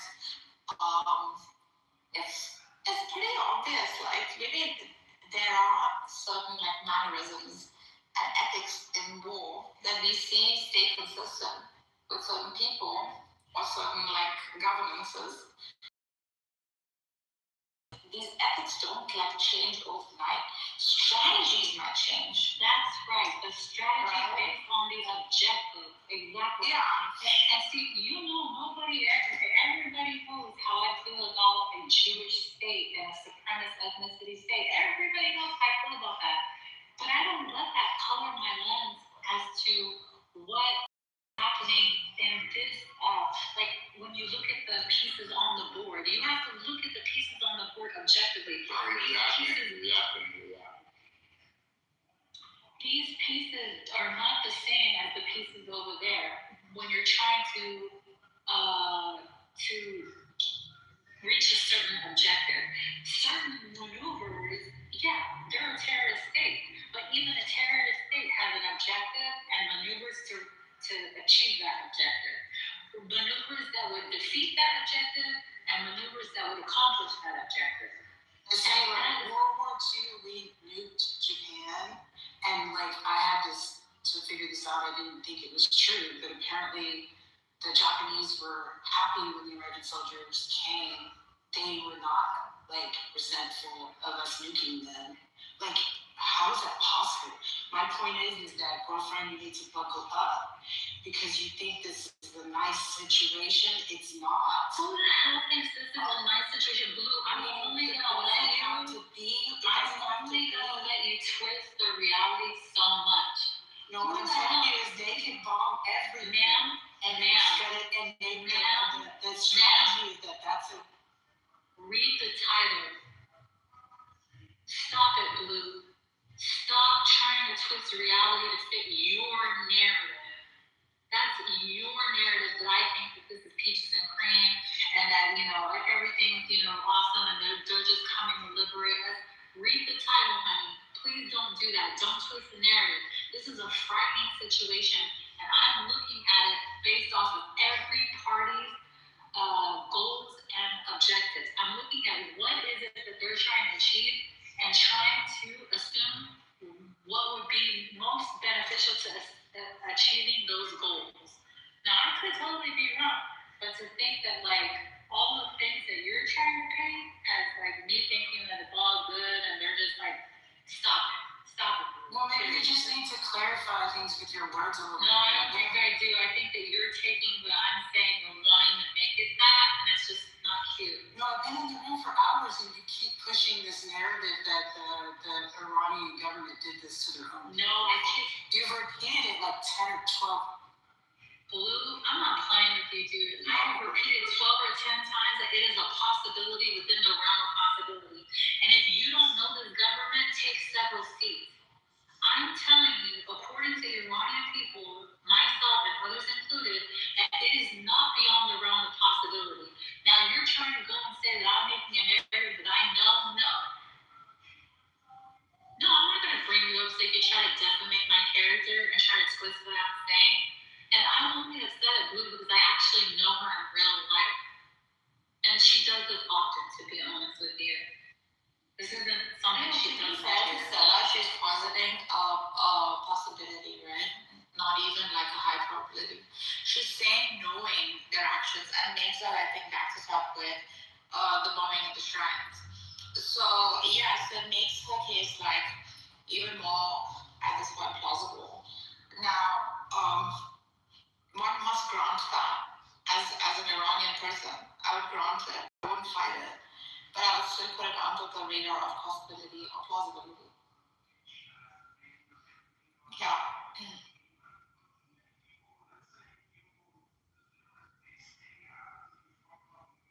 Get me one, please. No, she's sitting there and you're not being balanced. Girl, you're not being balanced. Because you only see, if you can't take into the realm of possibility that they're willing to do that, you're the one not being balanced. And in the fact that she's taking my words and then twisting it to fit her narrative, I'm not with it right now, Maggie. And this is like how we shouldn't call when we put it in real life. And I'm just not in the mood for it right now. Nobody here, except CIA or Iranian regime, knows exactly what happened. So we're just guessing. And if you are, guessing, then you need to, talk about all the possibilities. I give 4 different scenarios, and we don't know which is, more likely. We don't know at this point. So any conversation is just a guessing game, and nobody can prove, and it's just pointless. I got you. This is why I dislike speculation. Anything. What are you guys talking about? Anything in particular? Let's talk about baby. Let's talk about you. Everybody knows what that is. What? What happened? I thought you left that after the same night that you were. Well, what do you think I am? I know you are. I am who I am. How many Amstel lights have you had tonight?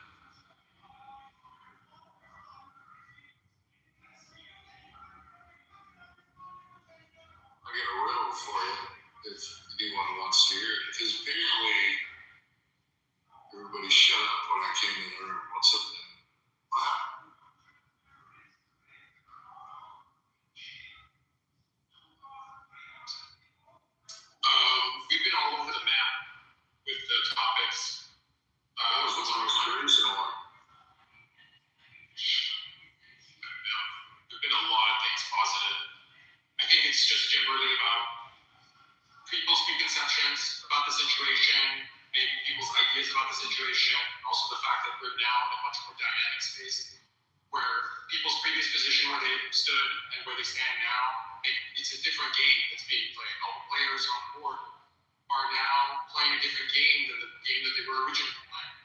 So it's just a matter of like kind of just becoming aware of that and thinking about how players are, behaving differently, what their history of behavior has been.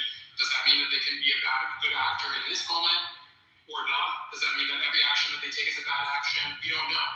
Everything is becoming very kind of murky because the game is started. Now nobody knows what the outcomes are going to be. They don't know whose players, what the incentives are. Everything's very dynamic. And I think that's kind of the general topic. I'll leave it there. Good stuff. You know what? It's been 8 hours that I've had this room running like since I got to work, and that's a really long time. And literally, we've been like having really hard conversations.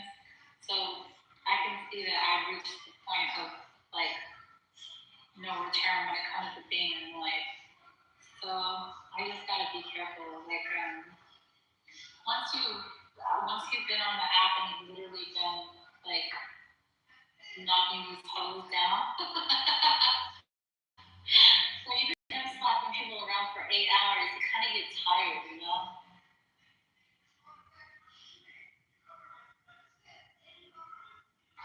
I want to ask you something. Hi, Daniel. Where's my pin slap? Hi, Daniel. Yeah, he wants to be. Yeah,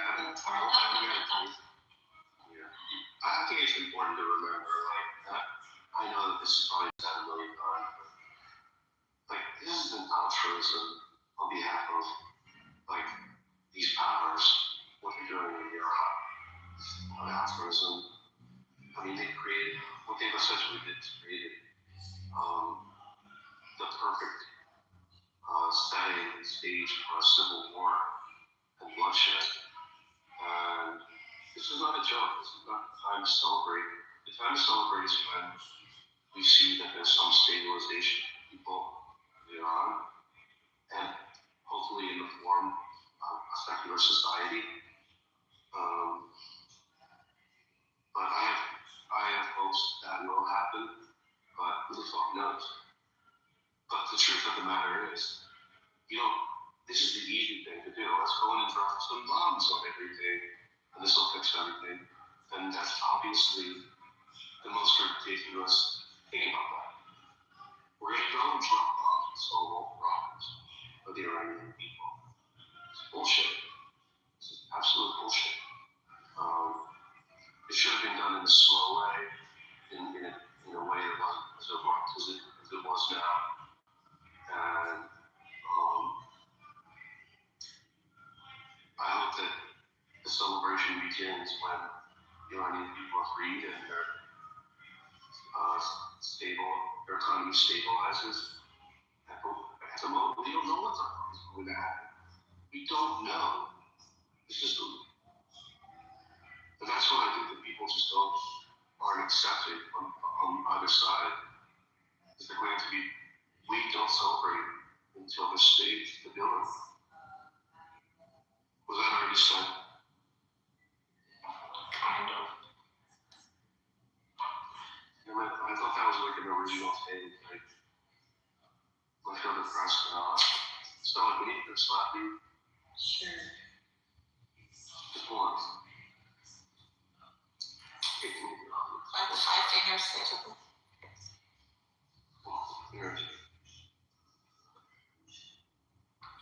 So this is what someone else was telling me, and I was objectively listening to it. Something like, we as a people, don't exterminate things like this. Right? We don't take out leaders like this, he was saying. It's like even when Ashaf was taken out, he left. Even those who were anti-whatever this government fled, and some were killed, of course. However, this kind of taking out someone is just, I don't know, it's bizarre. It's like what Dana said, too quick, too fast, and just dropping bombs. That's weird. I just don't know how, for me, it's so clear, right? Of course, I don't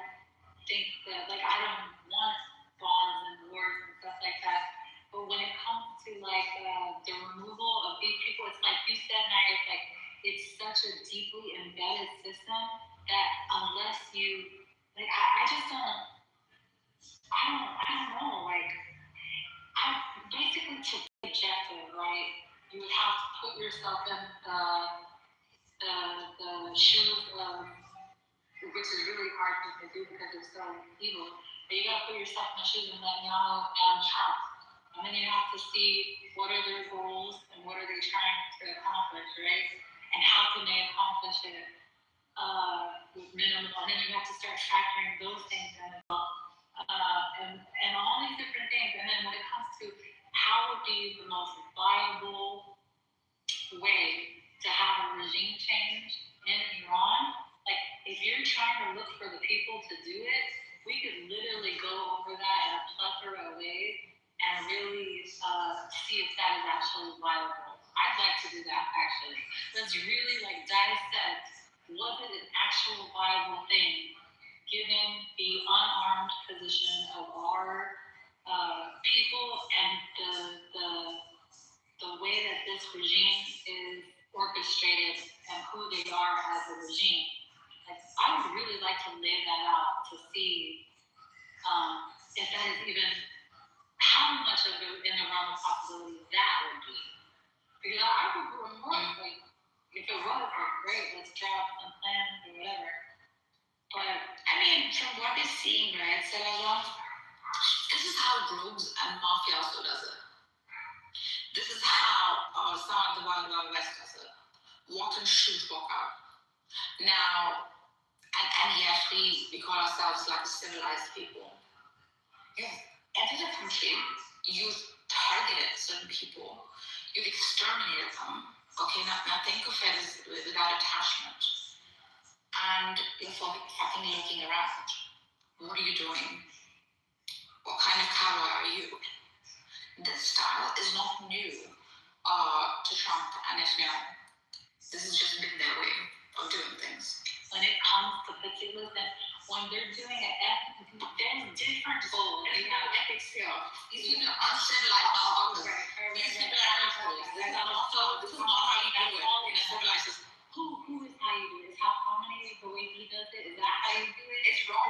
We're dealing with it's wrong too. Okay, it's absolutely wrong too. I mean, so what I'm saying is you have different objectives.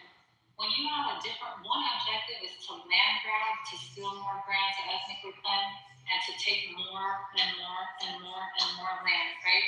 That is a different goal than this a regime change. Like what you're trying to accomplish here is not the same thing that you're trying to accomplish here.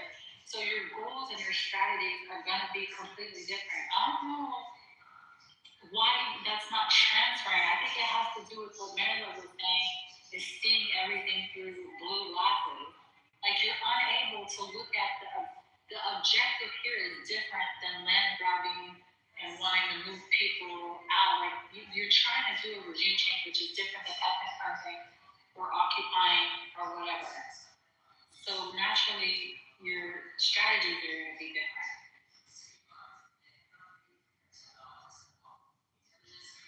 Hi, Aziza. I wanted to make another question, maybe that makes it a little bit easier.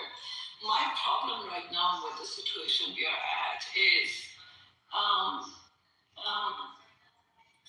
when we are talking about a war, and if I'm pro-war or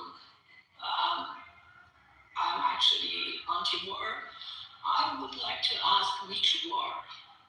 Because Iranian people at this time, they are in the middle of many wars, literally wars.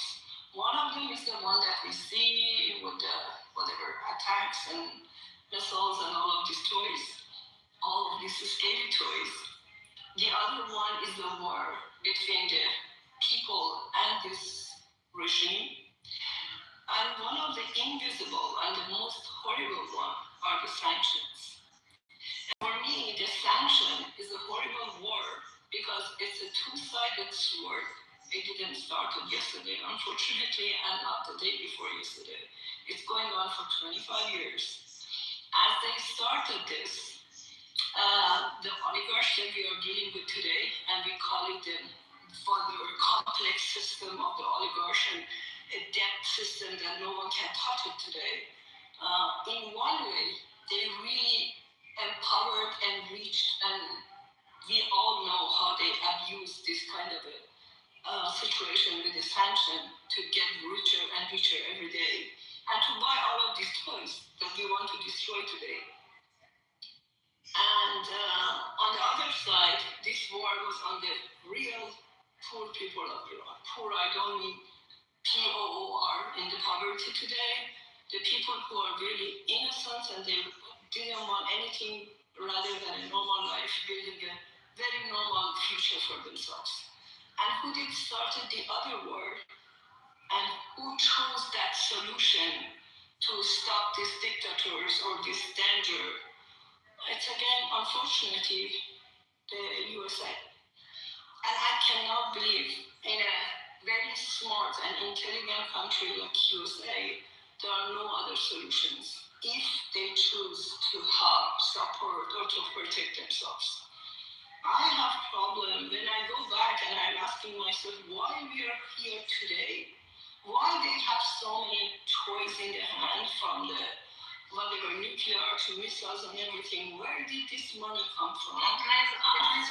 Some of them came from the money that they took from the whatever which is in the country, but most of them it's a route that they built because of the sanctions. That's my objection. I really I'm sorry, I really feel like the bad guy here, like I really am. No, it's not that you No, it's fine, no, but it's just that I have to like push back on certain things and I feel bad about it. Like, first of all, wasn't it the Iranian people that would get mad when the sanctions would get lifted? Like, yes, they were suffering, but they would say, you know, the Iranian government is on its last knees, and then y'all release money to them. Yeah, we know that we're suffering, but let them, they're dying out. So the Iranian people themselves, y'all are saying things opposite than what the Iranian people are saying. So that's one thing I just don't understand.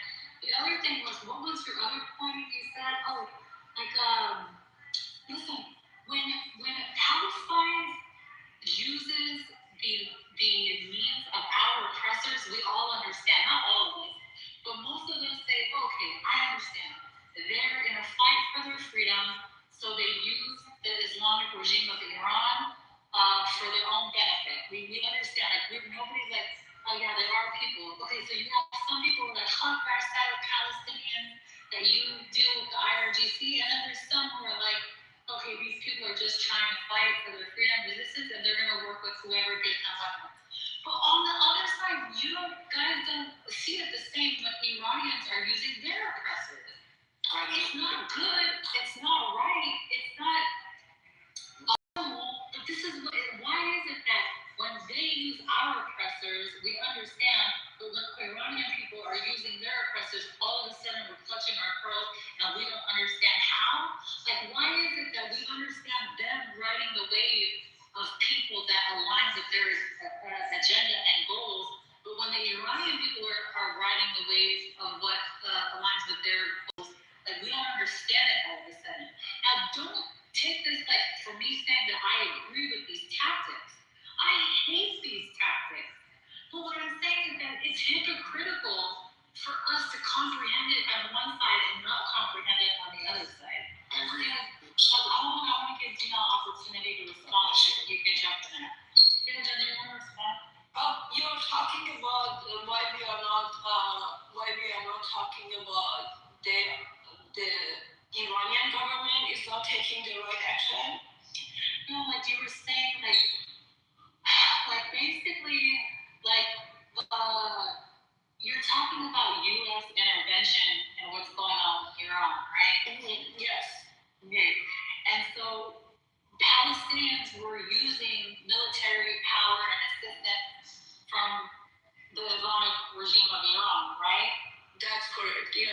Oh, on that one, I'm fully with you. Definitely, there is something, really, there is some ground that these people are just, I'm sorry to use that, but it's like colorblind for them, that they don't get it, that, hey, there is really a real issue here, that Iran was not, I don't think so, the Islamic Republic ever wanted to help any people and anything in Middle East. If if they wanted to have, with all the money that they had, they could definitely build, universities, libraries, hospitals, sport facilities. I think you're missing what I'm saying to you, John. Maybe I didn't get the point. Can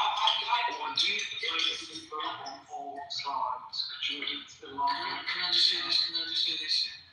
Listen, I don't know if you have just witnessed the news, but now, the Israeli forces are hacking, the Pakistani news network, and they've Mossad agents, and they're literally trying to take over. They've got fighter jets on the border of Iran and Pakistan and India on the east. Now they're going to attack Pakistan next.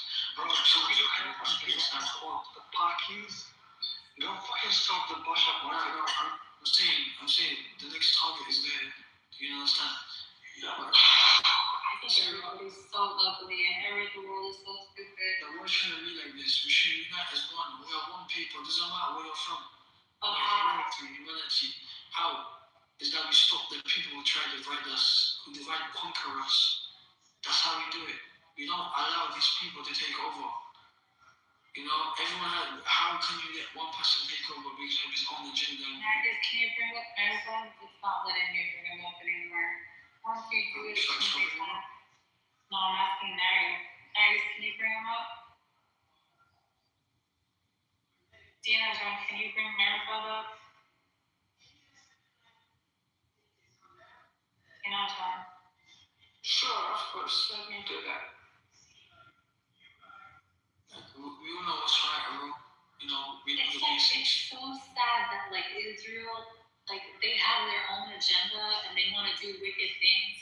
And in order for the Iranian people to get free, they have to literally, I was saying, ride the wave of their agenda in order to get it accomplished. Just like the Palestinian people have to ride the wave of the.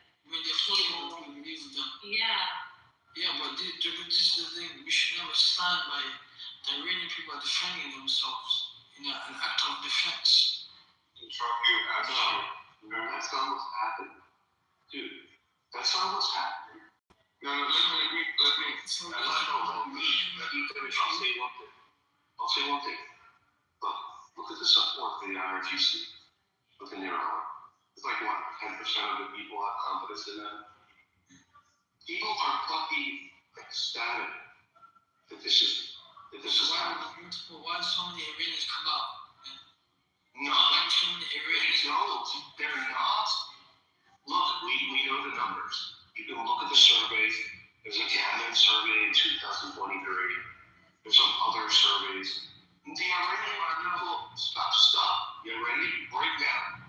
The Iranian people don't want this survey in such a degree that 90% of them don't want it. 10% I have one question. Now, do you hear what I said? I understand what you said, but I have a question for you now.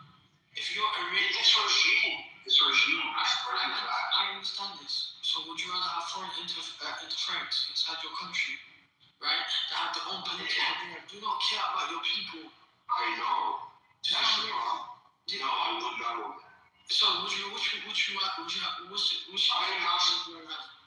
Well, first of all, you don't have to pick between two evils. There's an overlap here. The majority of them, stop. You ready? The majority of Iranian people don't want this regime, and it's something like 85 to 90% of them do not trust the IRGC.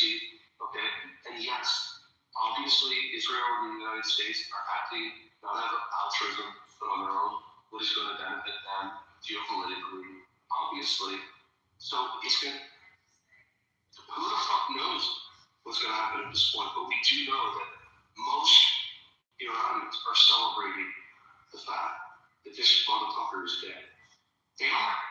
I'm sorry, that's what it is. That's what it is. Let me ask you a question. If you're with your mom and your dad, and you have a family, right? Yeah. And then another person you don't know has come inside your household, are you gonna start disrespecting your dad? You hate him, you don't like him, whatever. You're gonna start disrespecting him. It's not our dad. He's our murderer. He's the one who offers. So let me You can't do it. What do you do? Where are you getting your information? Say your brother, you hate him. Sir, I'm not, it's not a high school. Where are you getting your information from? Where are you getting this information from? Are you talking about me? Where are you getting it? Give me some sources. Well, there's foreign intervention. There's clearly foreign intervention. Sir, answer my question. Don't play on the questions. Where are you getting this information that the Iranian wants this regime and where are you getting this? What? Say repeat the question again slowly, please. What regime? Where are you getting this information that the Iranian people want this regime? I didn't say the Iranian people. You said that. No. You said people came to street, they're supporting. That's what you said. I said people came out and their message. I just want you to know, like, it is the last time they tried to show the support for the IRGC, the Islamic Republic, they literally used a protest out of Germany that the anti-regime was happening, and they showed it and they said to people, they said, all these people in Germany that are out there in support of Iran. Like what they do is they always do stuff like that. Who knows like what images they were showing, if that's real. But the numbers that Daniel gave you are pretty right. Like it should be about 10 to 15%. No, you're asking too many questions. I want to answer your question. Wait, relax. You're going too fast. Let's walk together. We're not running. We're walking around it. We're walking around the river. Let's just talk quiet, slowly. We just want. So let's talk about your first statement. The Pakistan is next. May I ask you a question? How many nuclear weapon Pakistan has? There's a lot of nuclear. It's like No. Answer my question. Don't give me bullshit. How many Pakistan has on the list? 236. No, you're wrong. 170. So you don't even know what you're talking about. So look, we don't even know your own country. Then stop talking about my country. Nobody going after your country that has over 170 nuclear weapons. You're too far away from Israel. You guys are safe. You need to be concerned about India. That's not your first statement. You're completely wrong. Then your second statement about Iran. What has this have to do with anything? Look, stop.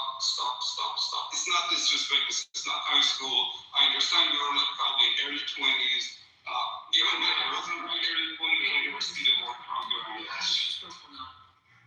Okay, listen. I'm not thinking going to talk to this guy. Listen,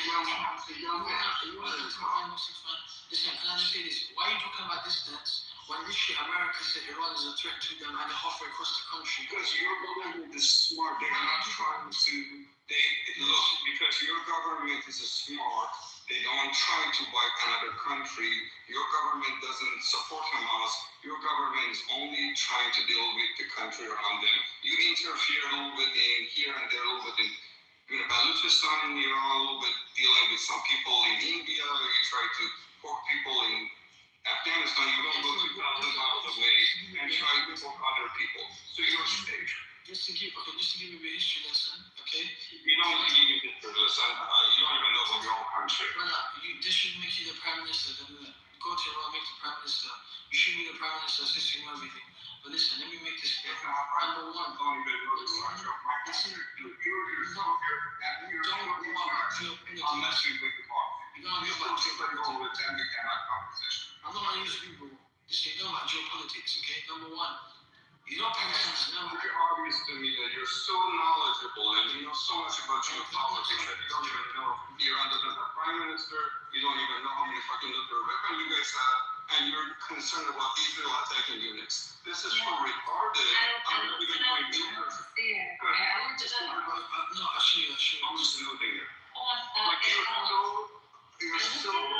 you're not like that wasn't true. But so basically, let me tell you what happened. No, it is. But listen, let me tell you what happened, yeah?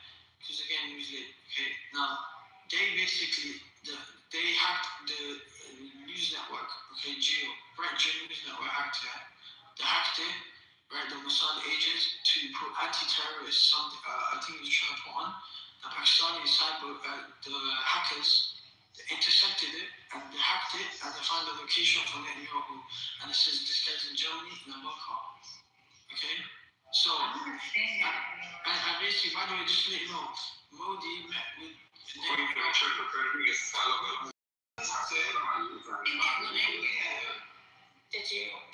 iftar, brother? What the hell was that? Maybe you just need to look up and see some facts for yourself before like coming on a pet stage and talking to us. It would be better for your general knowledge. Yeah. I think Mayor's not God. That's cool. He doesn't even know structure of Iran. He doesn't understand. He doesn't even know what he's doing. He's just someone in his 20s. Like, are you serious? Then you're asking a question about other countries and you're trying to educate us. Like, okay, good. It's nice. Give me a break.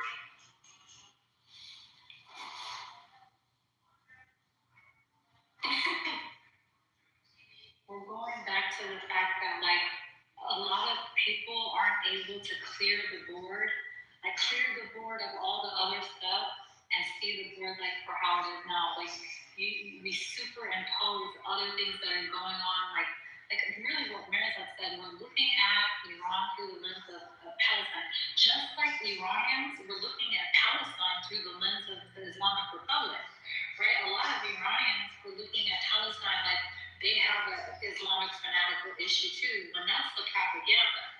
So they're doing that to each other, right? Like these people are just really fighting for their, not that there aren't fanatical Islamic people, but the reality is that they're being colonized and blah, blah, blah, blah. So what happens is that when you're looking at Iran through the eyes of this Palestinian lens, you're unable to see that the Iranians are waving freaking Israeli flags. Like, go back to the PR campaign. Go back to the marketing campaign. If you're Israel and America and you're trying to fix your reputation and you're trying to also, like, say, you're selling, like, look what happens when you're a people that stand with Israel. Look what happens when you're not a people that stand with Israel. And you begin to look at things objectively, you're going to start to calculate how would they move? How would they go about this? When you're putting all the pieces on the board. Like the pieces on the board for Palestine is not that they're all waving freaking Israeli flags. That is not a piece on the board. Does that make sense? What I'm saying? There's different pieces on this board than is on the other board that people aren't factoring in when they're analyzing the fate of how this could go or turn out or whatever. Yeah, I think as an outsider, usually we have some kind of a initiative that you're following, probably. That's what you mean, right? So. No, like a lot of people are trying to interpret what is going to happen in Iran through the lens of other countries, which Nagus has a really good point about pattern recognition, right? There's a pattern, a history of a pattern, but also sometimes because of the pattern, there can be, basically, if you have a pattern of, decimating and desolating all the areas in the region, you may want to add, okay, this is a great example. In America, you have all these types of presidents, pattern recognition. You would say a white male is going to be president. But every once in a while, you have to throw Barack Obama in there to make you not look like a psychopath that just wants to eliminate everything in the Middle East. His name just happened to be Barack Hussein Obama. And after you do something like Bush, it would, you have to think about stuff like this. Like, you have to calculate what, if the pattern recognition has been this, then in order to break that narrative, to have like a new win or whatever, basically, you're going to want to try to land this plane correctly. That would seem like, but could be wrong. Totally could be wrong. Absolutely could be wrong. But if you're thinking in the way that they do, like Hasbro and all this stuff, it seems to me that they're going to want to treat the Iranian people because that is in their interest when it comes to the hegemony and how they look in the international community.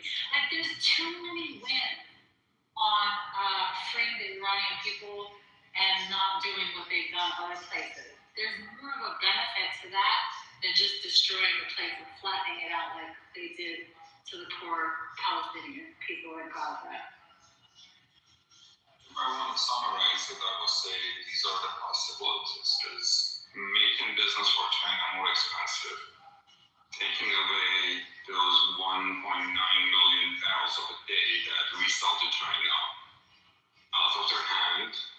They used to pay Venezuela $31.50 per barrel of oil. Now they're paying $88. You know, you can put two and two together and you can figure out why they're doing this. The other part is securing Israel.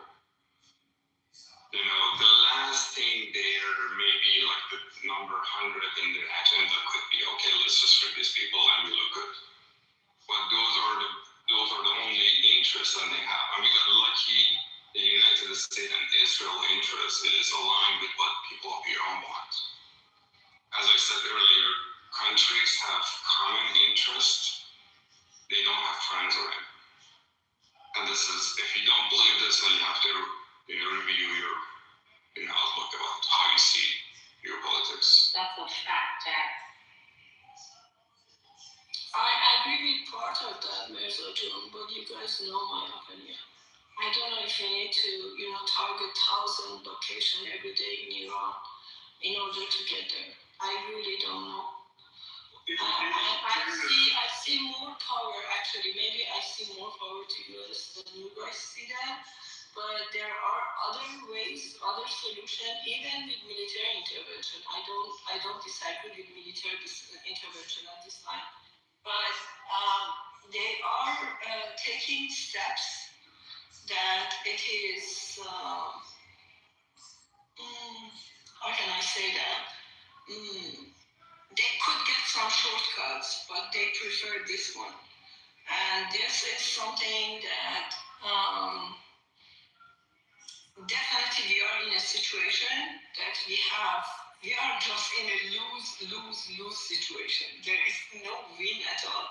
There is not even a zero balance for us. Anyways, we are going to lose. But the way they are acting right now, even right now, removing Khamenei, which is one of the best things which could happen to us at this time. It could happen last time as well. But they didn't. These are my stuff. I'm not 100% disagree with you, but I do not agree as much. There are areas that we are, I want things are happening differently. Do you guys agree that other than the tragedy of the girls, which, like I said, we don't even know if it was them, they're like so far basically taking out great things to be taken out with minimal casualties? Is that correct assessment? That's awesome. So, what do you think is the solution for the problem that is being faced by Iran? What do you think is the Iran needs to do? Solution is going to change. We tried elections numerous times. They cheated in elections. They tried to come to the street peacefully. They killed somewhere between 15 to 45,000 people in just a matter of 2 days. People who are afraid, you have to be very desperate to ask a foreign country to invade you. And if you know any Persian, you're very proud people. This is the first time we're begging and foreigners attack us. We fight with Iraq for 8.5 years, and when everybody else was trying to back them up. They give them intel, they give us where our troops are. Soviet Union gave them weapons. We got some help from Israel. We got some missile part from Israel to hit back on Iraq. Well, that's a different story. Or, Donald Reagan sold us some weapon and used the money to do some activity in Southern America. Those are only minor helps that we received. But besides that, we were just on our own and trying to defend the country. But at this point, it is no other solution. And we are taking a risk. It may work, or we could become another Iraq. We don't know. But people of my country decided we were willing to take that choice, and who am I to sit in, the other side of the planet and tell them no? So I would support it. They need to go, that's for sure. Yeah, they need to go. That is established. But what next for Iran? Who is going to rule the Iran? We have a 5-point plan of taking all the world leaders and giving them psychedelic. Glad this Nagus is not running the country. It would be a very interesting situation. Wow. She said, Nagus and I, only my name shown through it all. Wow, there's nothing more. You're becoming the biggest drug dealer ever. It's not like the supply should be so infinite. They hate each other. I'm not gonna make bags with the let me answer. Let's talk. Let me ask a serious question. Let me answer. So the hope is that the structure of the Iranian regime is not vertical, it's horizontal. It's not like you killing Khamenei and it is over. And that's what most of us believe, that required the killing numerous levels of government, leave a couple alive to be able to make peace with them, and then should be some sort of solution to help IRGC and other Iranian armed forces to defect. Those people who were involved in killing my people would be in court, and the court would decide on their future, and then hopefully we have a transitional period. People would choose between monarchy, constitutional monarchy, or republic on a referendum, and then they would do. But that's the hope. But there is no guarantee if that is going to play out, and we could become a failed state. But at this point, we have no better option, and it is too late. The war is already started, and we cannot change it. But even before this, that we were discussing these possibilities. At this point, none of us can change it. All this, lefties that they came to scream and yell and scream, they could not make a bit for Palestine, and Israel and the United States did what they wanted. At this point, if me and you talk here, it will not make a difference, but we can talk about different possibilities. We are hoping for this. I do not see any other positive outcome. Anything else I would tell you would be very scary and dark scenarios. He articulates it so much better than I do. Like when Mirzad says it, everybody's quiet. When I say it, everybody's like, No, that's not true, Senator. Don't true. National can do it good, and you can do it good too. I think we are also ready, as the Mirzad says, this is just one opinion from me.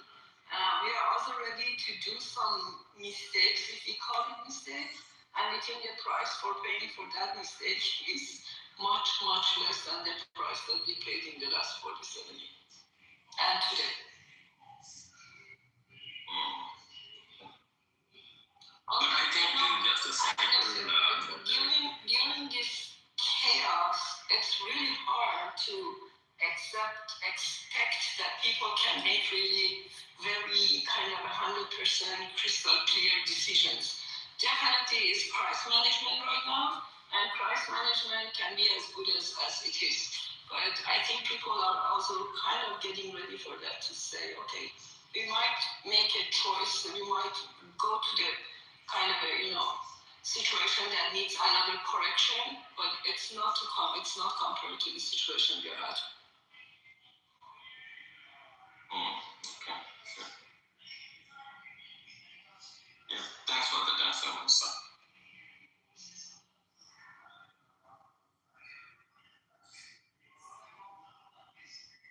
Point of view, I see this as a cycle. So there will be an Islamic regime, there will be an uproar from the people, from a section of the people, and then, some, be it within the country or from the external powers, you overthrow the regime, and then you will have, for some time period, you may have some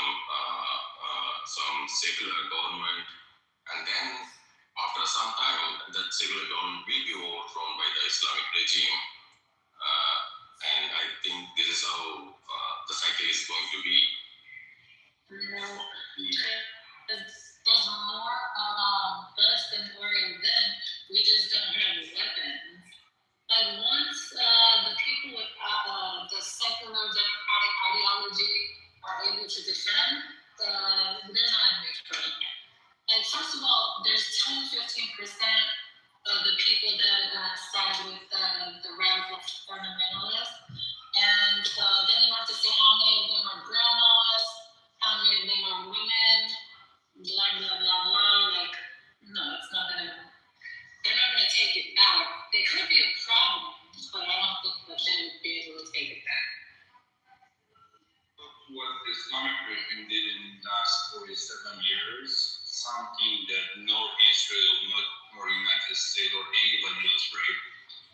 They damage Islam, and especially Shia, is so bad that many of my generation and people after me, they're become agnostic, non-believer, atheist, and this happened to a Shiite country. So the story of Islam and Islamist regime in Iran, I will guarantee you that it would be over for good. And you can only find it in trash can of history. You're never ever going to be an Islamic regime in Iran. I will guarantee you that, or any other like Zoroastrian or anything else. Because the people want a secular regime. They have seen when you give power to Islamists, what they do with the resources, what they do, they will fight a country that they don't want to fight them for 8.5 years. They could have signed a peace treaty with Saddam, in the first year of war. And the Persian Gulf countries, they were willing to pay Iran money for all the damages. And that idiot, in a leader at that time, Khomeini, decided to continue this for another 7.5 years, killing over 500,000 of my own people to just having grab over the power and not allowing some of the reformers at that time have the ability to say that we made peace with Saddam. So the story of Islamist regime is good, is done in Iran for good, I will guarantee that. We may have a failed state for like 20 years or something, but after that, we will promise you you will see an Islamist regime in Iran. Maybe our neighbor countries, but I will guarantee that in my country. And this is coming from somebody who is trying to look at everything objective. I take what I like out, and I give you my honest personal perspective, without telling you what I wish to have.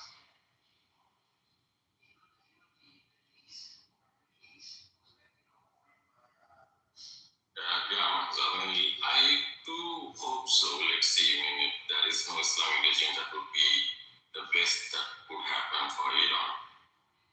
Let's see. Thanks.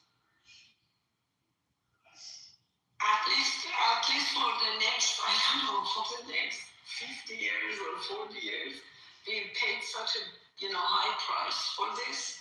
Alone looking at the women, which are the half of the population, do not forget, and many others that they paid such a high price. It stays for a while in our memory and our next generation memory. So, and I agree with Mirza that definitely this is for Iran is different than other Middle Eastern countries.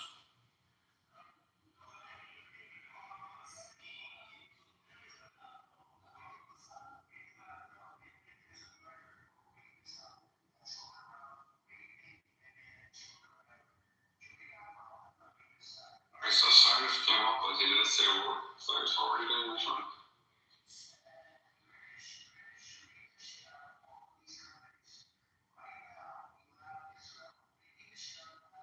So I had been on the plane and I was driving and getting my rentals and all those things.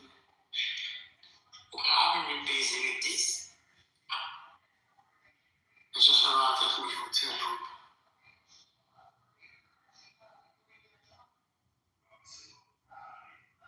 Glad to hear you, too. Sorry? I said, I'm glad to hear your thing, that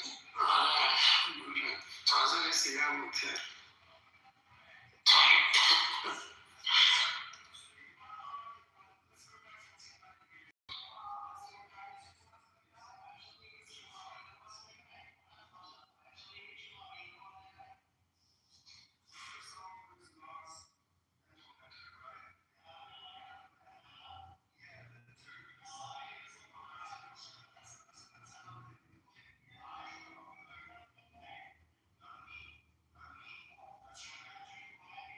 I talked myself into oblivion. Do you think that the fact that Khamenei was killed or is dead, like it empowers the people, like the big boogeyman is gone, and they'll be like damned if they let anyone else come next. Yeah. So at this point, you're talking at the. Go ahead, Danny.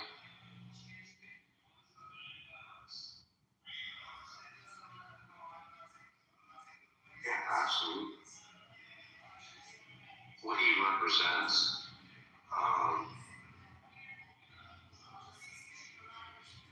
has been completely torn down. And I realize that he's sort of the figurehead at this point. But the optics, the way that it looks,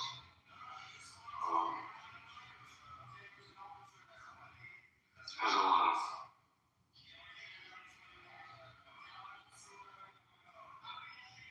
influence on the psyche of the people. An enormous. Even if he wasn't very powerful, even if he had no control at all, just what his image and what his presence means, and it has on the psyche of the people, and the fact that he's gone is going to be an extraordinary motivation for change. Everything that he symbolizes,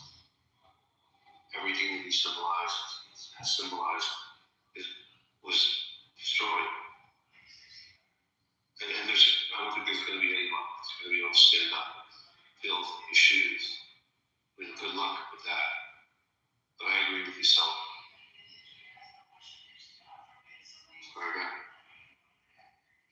So what I'm just going to piggyback because you said part of the stuff that I want to say, and it was the biggest blow in the moral of those small group of people that are, regime sympathizer, or they feed off their, off of them. So if you just think about this, it took United States 1,300, I think 78, somewhere near 1,380 days before they can capture Saddam. And, they killed this guy, it's not even a day, within the first couple of minutes. So this is the biggest blow to those that they would hear his, voice, and would hear his, see his picture and all this stuff that would be, like our leader, da da da. So your leader is dead, and just took them a couple of minutes to kill him. So this is the biggest blow. As far as what I have seen on the news, that was not the plan, and they figured out that he's going to be in his office and his compound. They changed their plan and they hit him first. So that was, I wish they would have captured him live. I would see him in jail, court of law, and they would, answer to all this crime that he did. And instead of, for some people, he would become a martyr. I understand that's how they want to see it, but the good news is every single day that this guy is dead, there are hundreds of thousands of people that they can live happily after.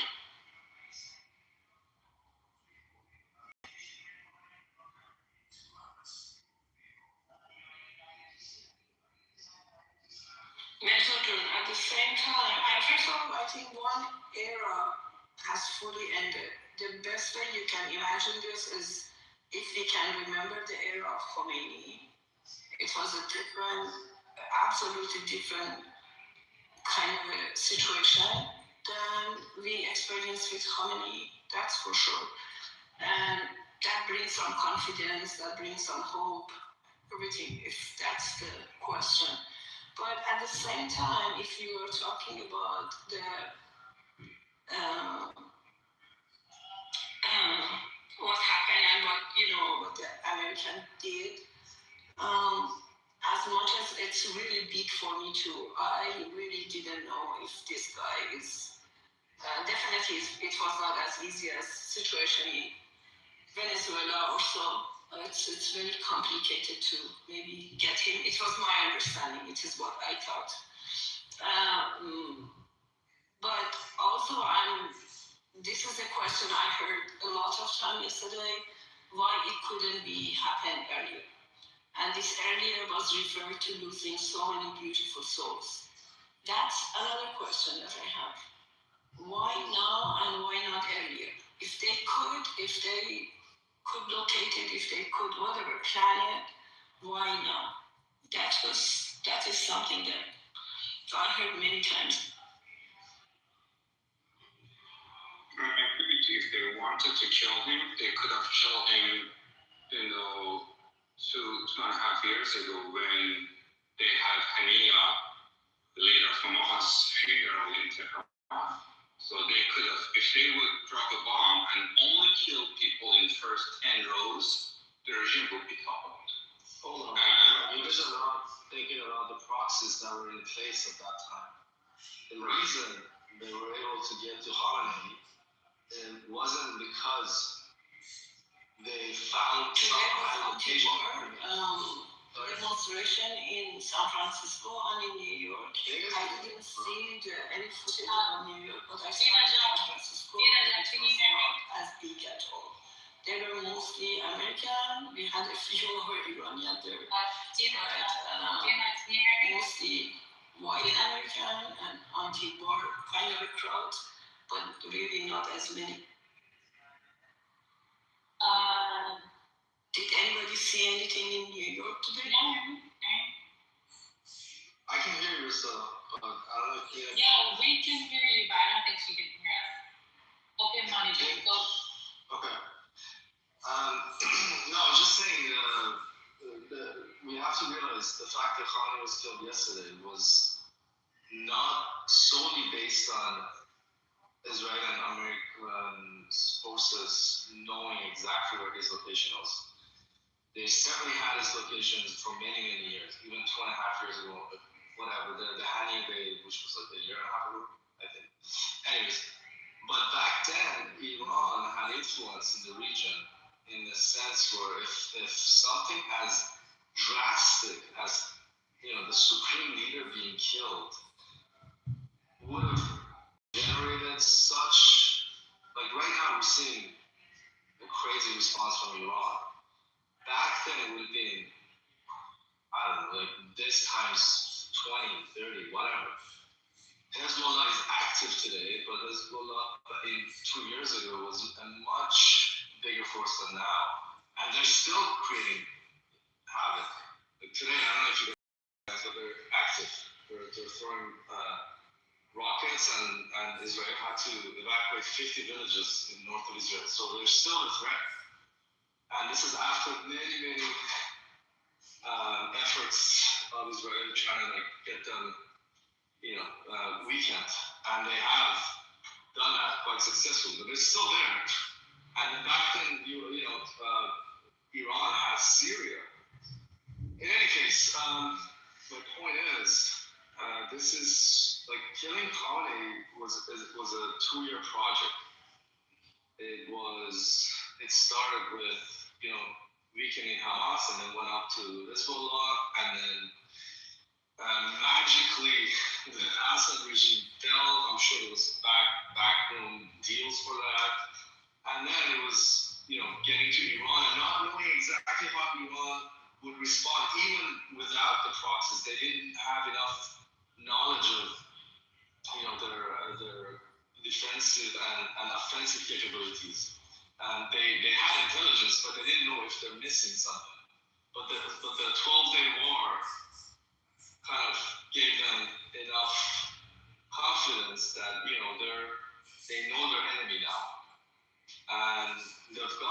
core of it. And the next step is killing Khamenei, and that's what they did. This still could spin out of control as we're seeing it unfold right now, but I'm sure they had enough intelligence to expect this response, and they're probably thinking it's way more controlled than it would have been if it had happened before, when Iran had proxies around the region.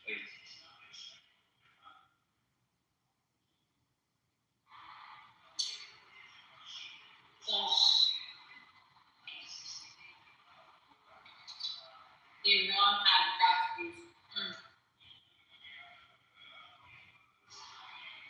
Are you questioning the basics? Well, it's just kind of like, yeah, I guess you could say that, but so one of the talking points is that, one of the propaganda talking points is that, like, let's say, okay, let me just say this. There would be no deterrent of getting rid of Hezbollah, like, making Israel stop land grabbing. Like, if you really wanted to get rid of Hezbollah, this is according to the Lebanese government. Like, I don't want to get into Israel Palestine. Sorry. Hezbollah is basically a proxy of Iran. I don't care about the issue of Israel and Palestine. I really don't want to get into that. It's a huge subject. We're talking about Iran, and Iran should have nothing to do with Israel and Palestine. We don't share any borders with them.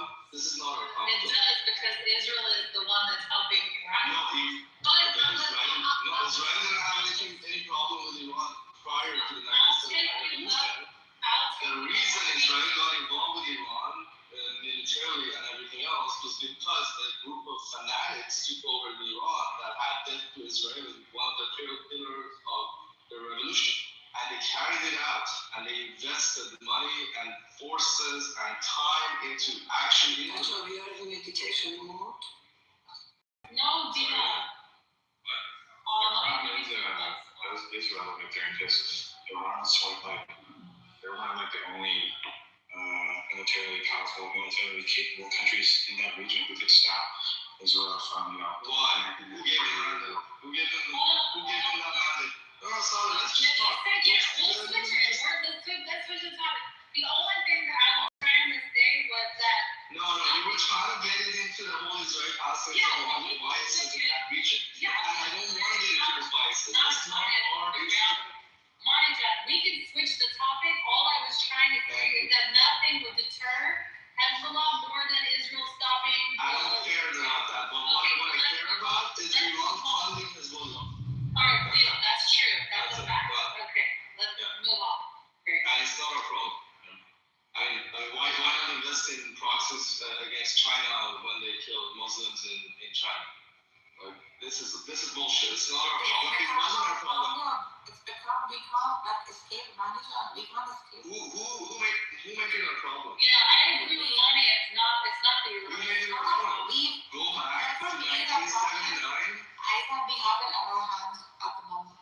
Yeah, but Shah was also involved in Palestine and Israel. No, but as a peace negotiator, as someone who balanced the powers, as someone who basically didn't put his eggs in one side of it. It was basically, playing a role like Egypt. They played for so that's a much different position than the mullahs. Like, mullahs were fanatic. Like, they just took the most extreme, unnecessary against Iranian interests. Like, what the fuck? I mean, if they could have not take fight with Israel, they would have been survived for the next century. Closer to Israel, and they don't have this extreme fucking. Okay, we could condemn Israel, we could say they're fucking whatever, genocide or whatever, but still keep our own interests as our priority, not to make some other issue. Like, we became like, it's kind of like a bunch of hipster activists took power in Iran. Well, let me tell you, the fact that the fact that Haniyeh dies in Tehran, even go back to the other nuclear guy. he is assassinated in Tehran, and then Hani dies in Tehran, and people think that, hey, you know what, maybe they kill me too. See, you guys say you don't want to talk about this, but then you keep talking. Okay, but you start, I was just on my process. No. Let me say something. I only brought up the process that this is a very standard, discussion about your law. The reason why you don't understand is that the same way that Iran regime is devilish, so is Israel. That's the problem. I don't care. How does Israel affect Iran in 1979? Why, prior to 1979? How did Israel affect us? Okay, so you know what? I'm gonna bring somebody else that would talk about it. If you're gonna start talking about this past, I'm gonna leave this thing. I don't. You're the one that I said let's let it go. Okay, make sense, Monty John. I said let's let it go, and you got your point. Okay, let's count to three. 1, 2, 3. Stop. Don't work on nonsense. If I bring up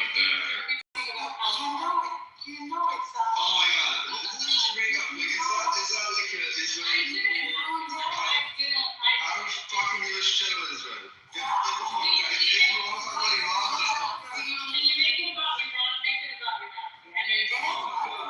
Dude, Zoe will make it about Iran through the lens of Israel. Let's hear. Before 79, it was monarchy.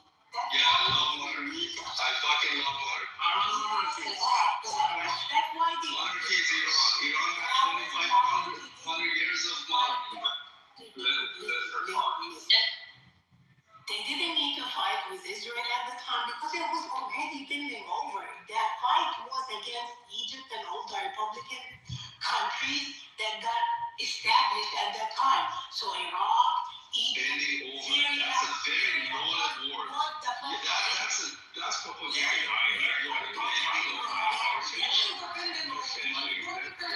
Americans, 40% of the British petroleum, 40% to the Americans, 40% to the British. What was our GDP? What was your money? At the end of the day, he wasn't getting any money regardless. Because we were bending over just as he's bending over today. Bullshit. You bullshitting yourself to convince yourself. Okay? So when that happened, when the revolution happened, and it came out, okay, now who's the enemy? Iran is the enemy. Because Israel wouldn't ever accept a strong country in the region. Why Turkey's the enemy now when it was bending over all that time? Why it's bending over now? Why Turkey is the problem now and the next Iran to be destroyed? Because Israel wouldn't even survive in the region without having every strong country in the region be broken down into chaos. It's stupid and dumb that you think that you can overcome that colonizer, settler colony in the region being established for that reason and that reason only. It's so stupid. So it doesn't matter what is the picture of the government that you have, either in Egypt with the Arab, or what is called Arabic, pro-Arab crap who's gonna have the Nasser, or peaceful like bending over to that, or even, giving it all to them, Mubarak, or now, please protect me, Sisi. It doesn't matter. They wouldn't accept any strong country. And Iran is a strong country. You say the same thing like 5 different times. Can I say something? Yeah. Okay, so basically you're saying Israel would not accept a strong country in the region. This is generally speaking, this is a correct statement. And this is true for everybody, not just Israel. Iran doesn't want a strong country in the region either. Saudis don't want either. Turks don't want either. That's correct. And you claim that, okay, Israel is trying to expand. Probably that's what you're saying. Israel is trying to expand. That's why they don't want a strong country strongly. And that's their position. However, I'd like to say a few things that you may not know, not that you don't read or do not study. That's because you haven't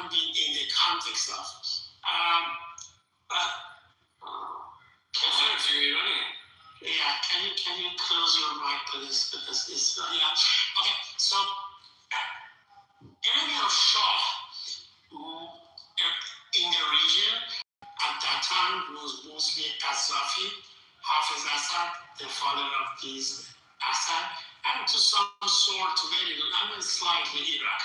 Hafiz Assad and Qaddafi, they were two leaders who were supporting Palestine at that time.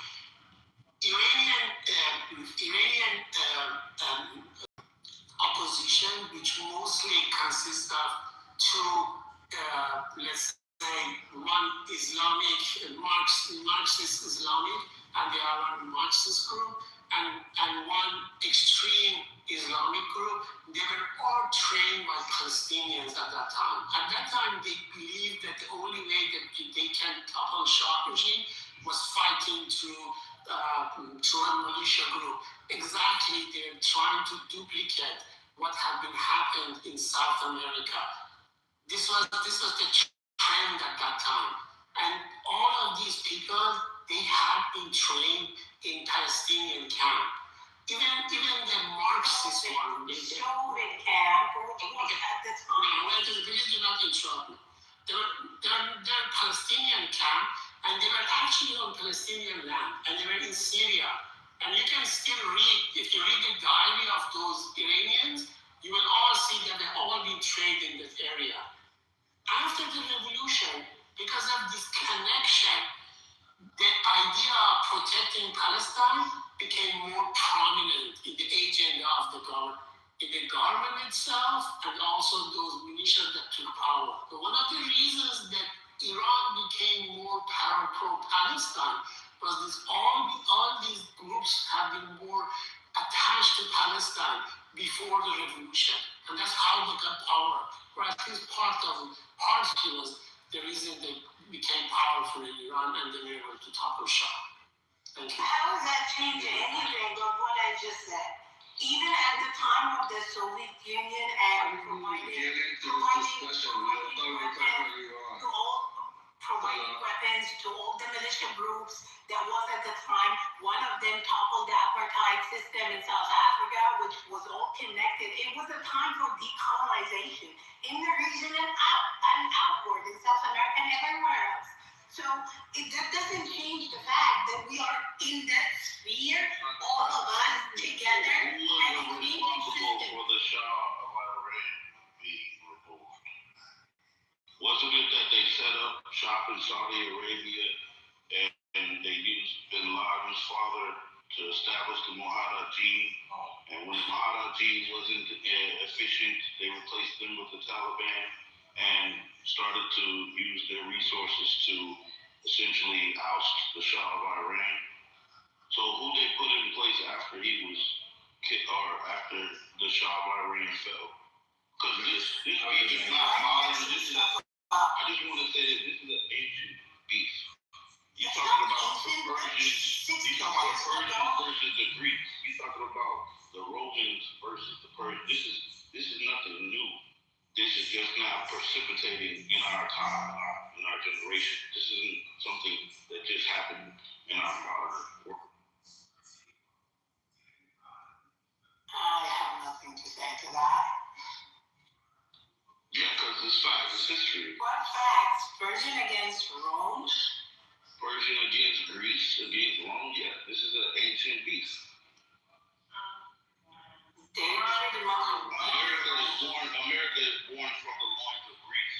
Yeah. Rome birthed America. What you're talking is way too advanced for us for this direction. Just way too. They didn't know what I'm talking about.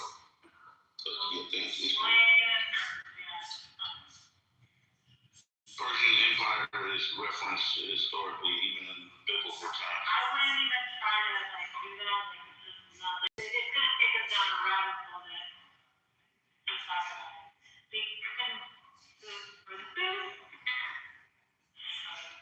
Yeah, but I could at least say this also deeply rooted in religious beliefs, because many people believe that Persia, Iran, and Iraq used to be one nation, and many people believe that Babylon was obviously in Iraq. So they have Christians in the African hemisphere have contention with the concept and ideology of the Persian Empire and its, and its connection to what you would call Babylonian, and what the Babylonians did to the Jewish community. And it's not the Jewish community, because there's a difference between Hebrew and Jew, right? The modern Jewish community is not the Hebrew. What you're saying is not factual. You just don't know this. Am I breaking up? No, you're clear.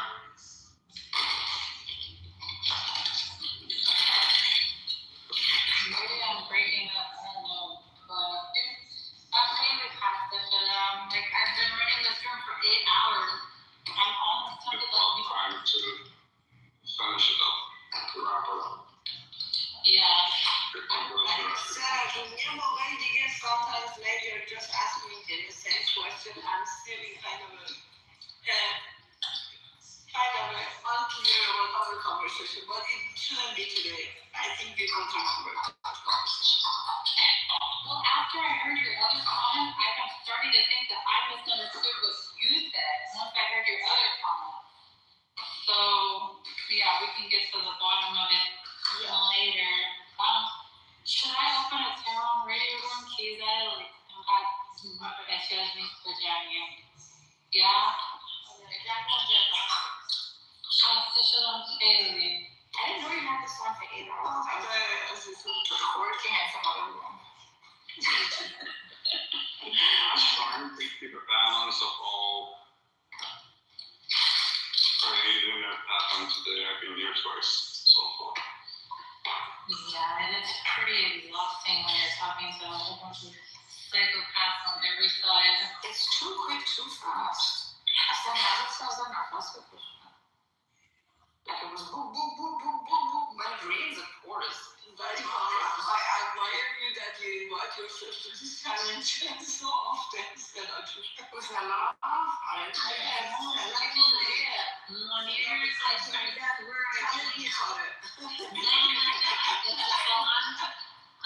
I really get hurt when I hear people that are so one-track minded. I really do get hurt.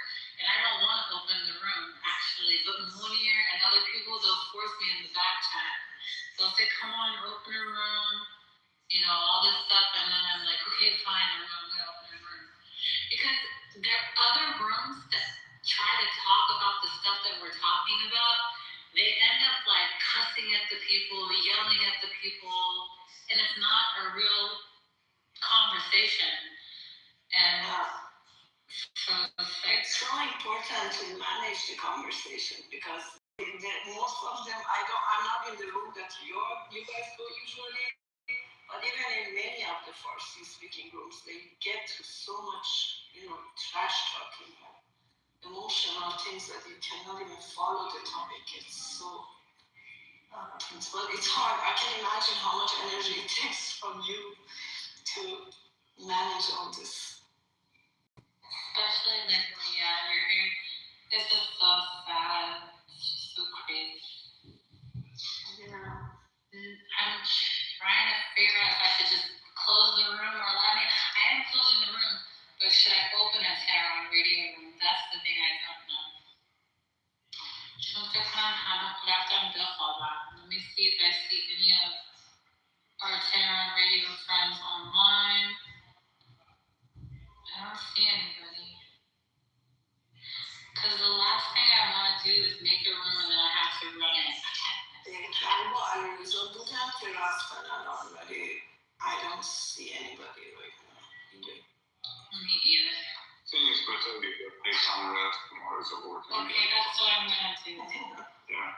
It's called the Thanks for everybody for listening to us. از مرزاتونی بپرسم. مرزا جون، یعنی از همتون فرق نمیکنه. امروز من 2 تا چیز مختلف از ترامپ شنیدم. یکی این که اول صبح من گفتش که آره شاید 4 هفته بخوام he can extend into these things up to 4 weeks. یه خود به نظرم استراتژیک بودش. بعد دوباره شنیدم که بچه‌ها گفتن که گفته که we are ready for negotiation. هر کدوماش شنیدین شما بچه؟ من هر جفتش رو شنیدم. شنیدین ها؟ آره، یه دفعه گفتش که اینا میخوان صحبت کنن، ما باشون حاضرین صحبت کنیم. از این طرف هم برگشت گفتش که ممکنه تا چند هفته طول بکشن. من مخالفم. جنگ تا پیروزی.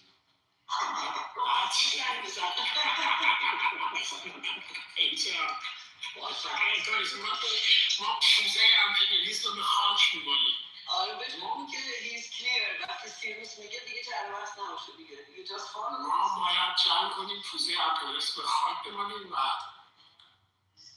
حداقل 400 تا دیگه باید ببینیم. اینجوری فرقی نداره. سیروس تو رو خدا من خدا اصلا که میفته پایین من دیوانه میشم. اصلا بچه‌ها ها؟ They're speaking in Persian. No, sorry. Yes. No, I think we can be a little bit more efficient with this. I guess Senator was nice talking to. No, I was joking. I don't know what I'm saying. Well, we said you had your flight day today, so you have you have a token today. Merci, Senator. Thank you, everybody. Merci, everybody. Thanks, Love most of you. Bye. Right.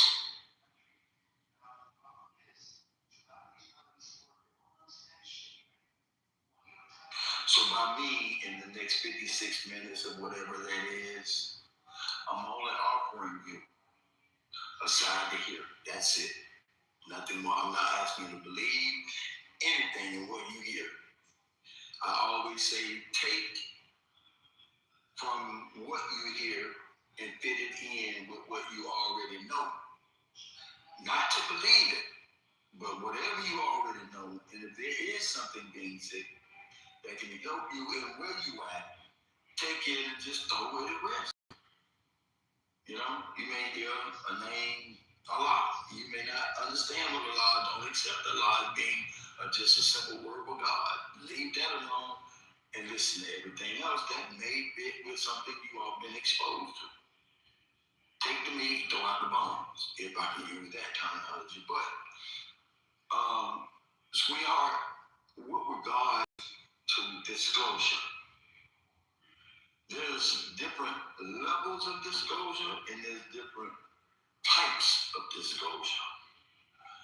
We, on a mundane, ordinary level, would say disclosure, meaning government come out and say, hey, there's aliens. They've already done that. They have done that. When they released the Tic Tac video and the Go Fast video and all these Navy pilots now finally coming out, there is no question around the world that there is something that exists right and over the skies of the world.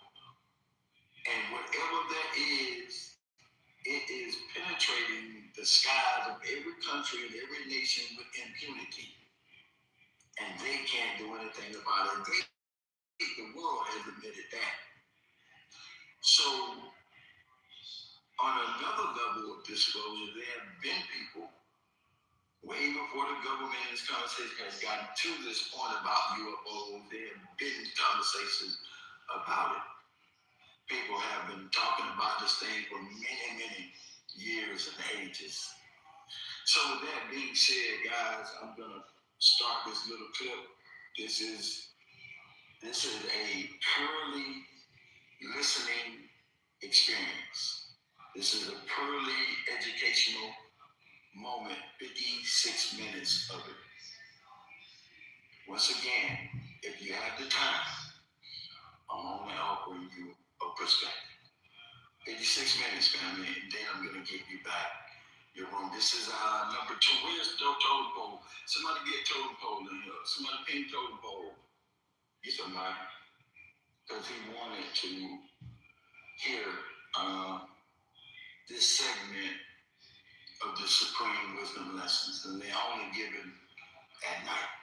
They're not going to probably be given during the daytime. Only at night and only on certain nights whenever the spirit hits me. Here we go. Supreme Wisdom Lessons, and we off to the races. Let's go.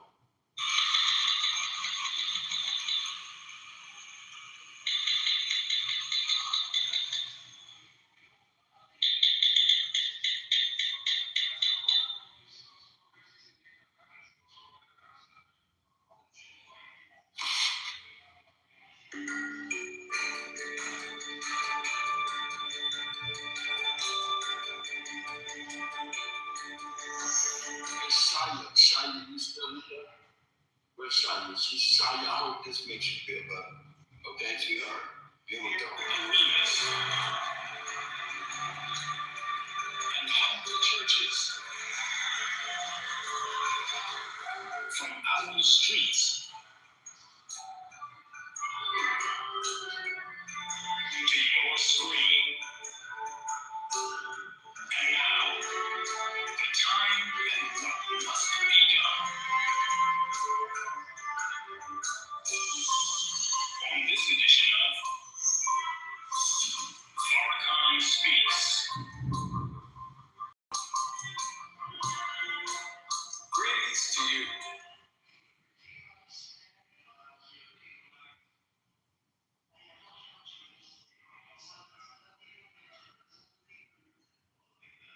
I'm so sorry I got a phone call just then, family. So y'all bear with me.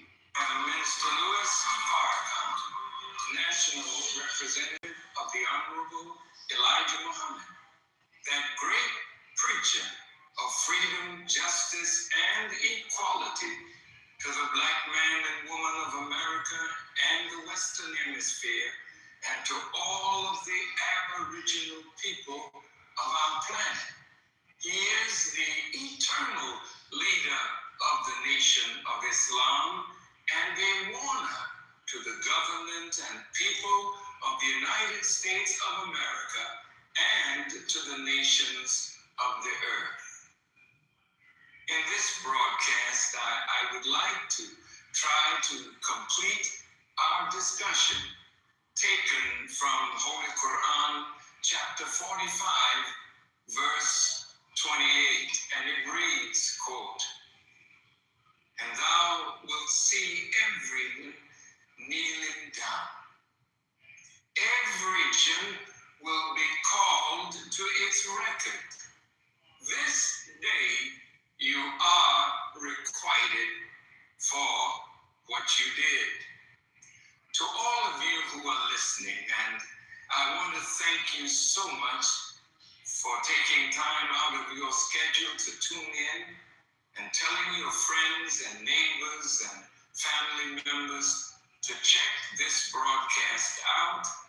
Thank you. And to all of our great social media fans, I want you to know that I deeply appreciate what you do and the comments that are in from a cross-section of people, not only from the United States of America, but from different parts of the earth. I must take this opportunity to guide and to warn that those that are vile and filthy in their expression, there is no need for us to speak with them, because what we're trying to do is create an intelligent dialogue. And so to all of the members of the Nation of Islam, be careful how you handle the people.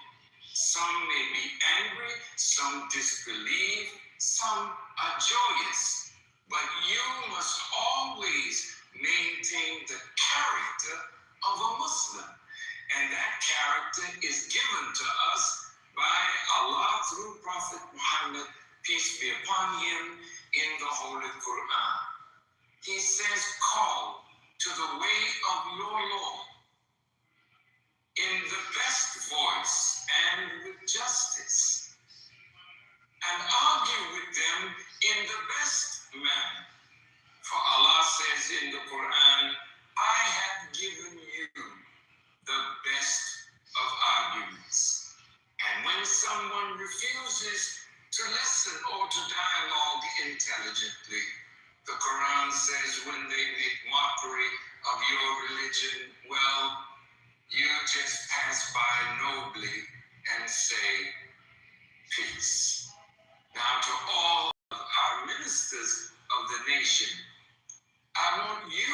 to get on the social media, since you are the students in the ministry, and I want you to engage the people who call, no matter what argument they put up. Engage with them intelligently.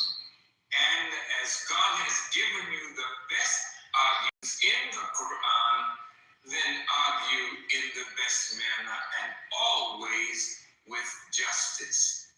Now, in the past broadcast, we've talked about and shown to you how the foreign policy of our government is involved in the meddling of the affairs of others. And yet, when they do this, they will charge the other country with being the peace breaker. The Holy Quran gives us insight into the mind of an enemy who is making mischief, then claiming that he's a peacemaker, but he is in reality a mischief maker. Well, let us see what the Holy Quran says about these mischief makers. In the second chapter of the Holy Quran, verses 11 through 13, Allah says these words. When it is said to them, make not mischief in the land, they say, we are but peacemakers. Now surely they are the mischief makers, but they perceive not. And when it is said to them, believe as the people believe, they say, shall we believe as the fools believe? Now surely they are the fools, but they know not. Can you imagine people making mischief and not being able to perceive the reality of their mischief making? This means that they are spiritually blind. And what is it that makes them blind? The Holy Quran teaches in that same chapter in verses 8 through 10, it reads, and there are some people who say, we believe in Allah and the last day, and they are not believers. Believing in God and believing that there will be a judgment, most religious people, whether we are Christians, Muslims, or Jews, we have a belief in God and a belief in the judgment. Well, it says, however, they are not believers. They seek to deceive Allah and those who believe, and they deceive only themselves, and they perceive not. In their hearts is a disease. So Allah increased their disease, and for them is a painful chastisement because they lie. And Allah then speaks to these types of people known as the lip professors in these words. And when they meet those who believe, they say, we believe. And when they are alone with their devils, they say, surely we are with you, we were only mocking. Then the Quran says, Allah will pay them back their mockery, and he leaves them alone in their inordinacy, blindly wandering on. So Allah gives us the answer to their blindness. Surely in their hearts is a disease, and Allah increases that disease because they lie. Let's take a look at what the Honorable Elijah Muhammad says about these mischief makers. In one of his monumental books titled Our Savior Has Arrived, on page 60, it reads, this race of people was not created to live on our planet forever, only for 6,000 years.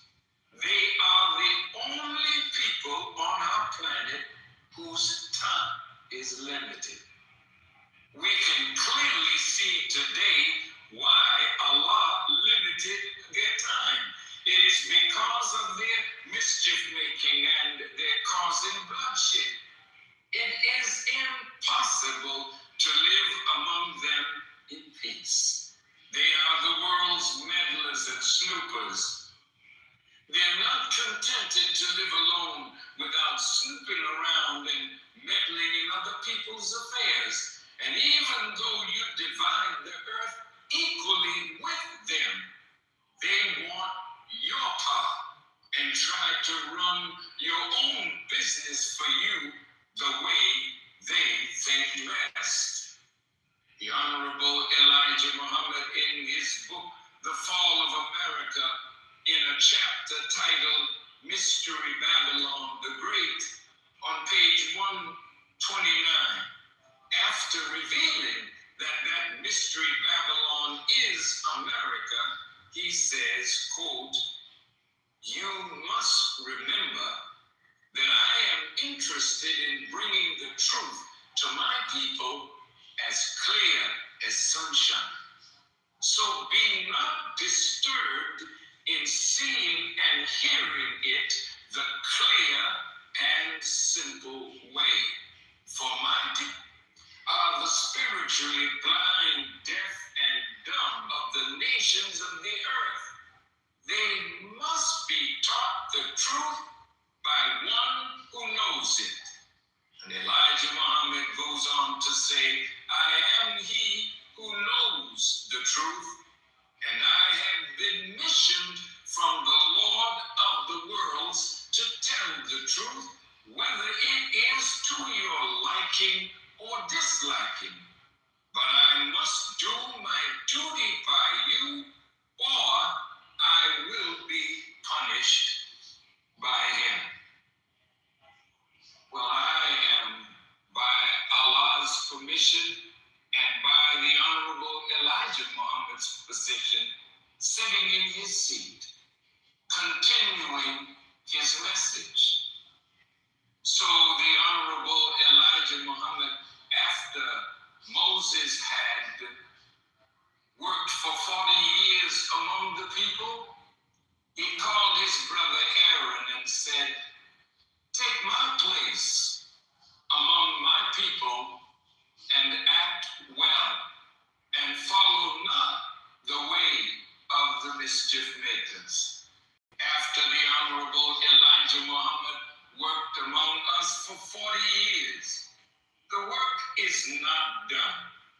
So he has asked me to continue his message and his ministry, and it is a duty and a mission imposed on me by the two that back me. And if I do not do my duty, I will be punished by them. So here we are. America now is meddling in the nation of Syria. I mentioned 2 broadcasts ago that 4-star U.S. Army General Wesley Clark said that 10 years before 9/11, Paul Wolfowitz, the neocon architect of Bush's war on Iraq, told General Clark of their plans to clean out the Middle East and take over these Muslim regimes. Just days after 9/11, and 9/11 represents the destruction of the World Trade buildings, towers, and the killing of 3,000 Americans and the bombing of the Pentagon. Well, after that event, Clark was shown a Pentagon memo that describes how they, the neocons, planned to take out 7 countries in 5 years, starting with Iraq, then Syria, Lebanon, Libya, Somalia, Sudan, and then Iran. 5 years and 7 countries. Let us look at Syria. There has been and is a civil war raging in Syria now for almost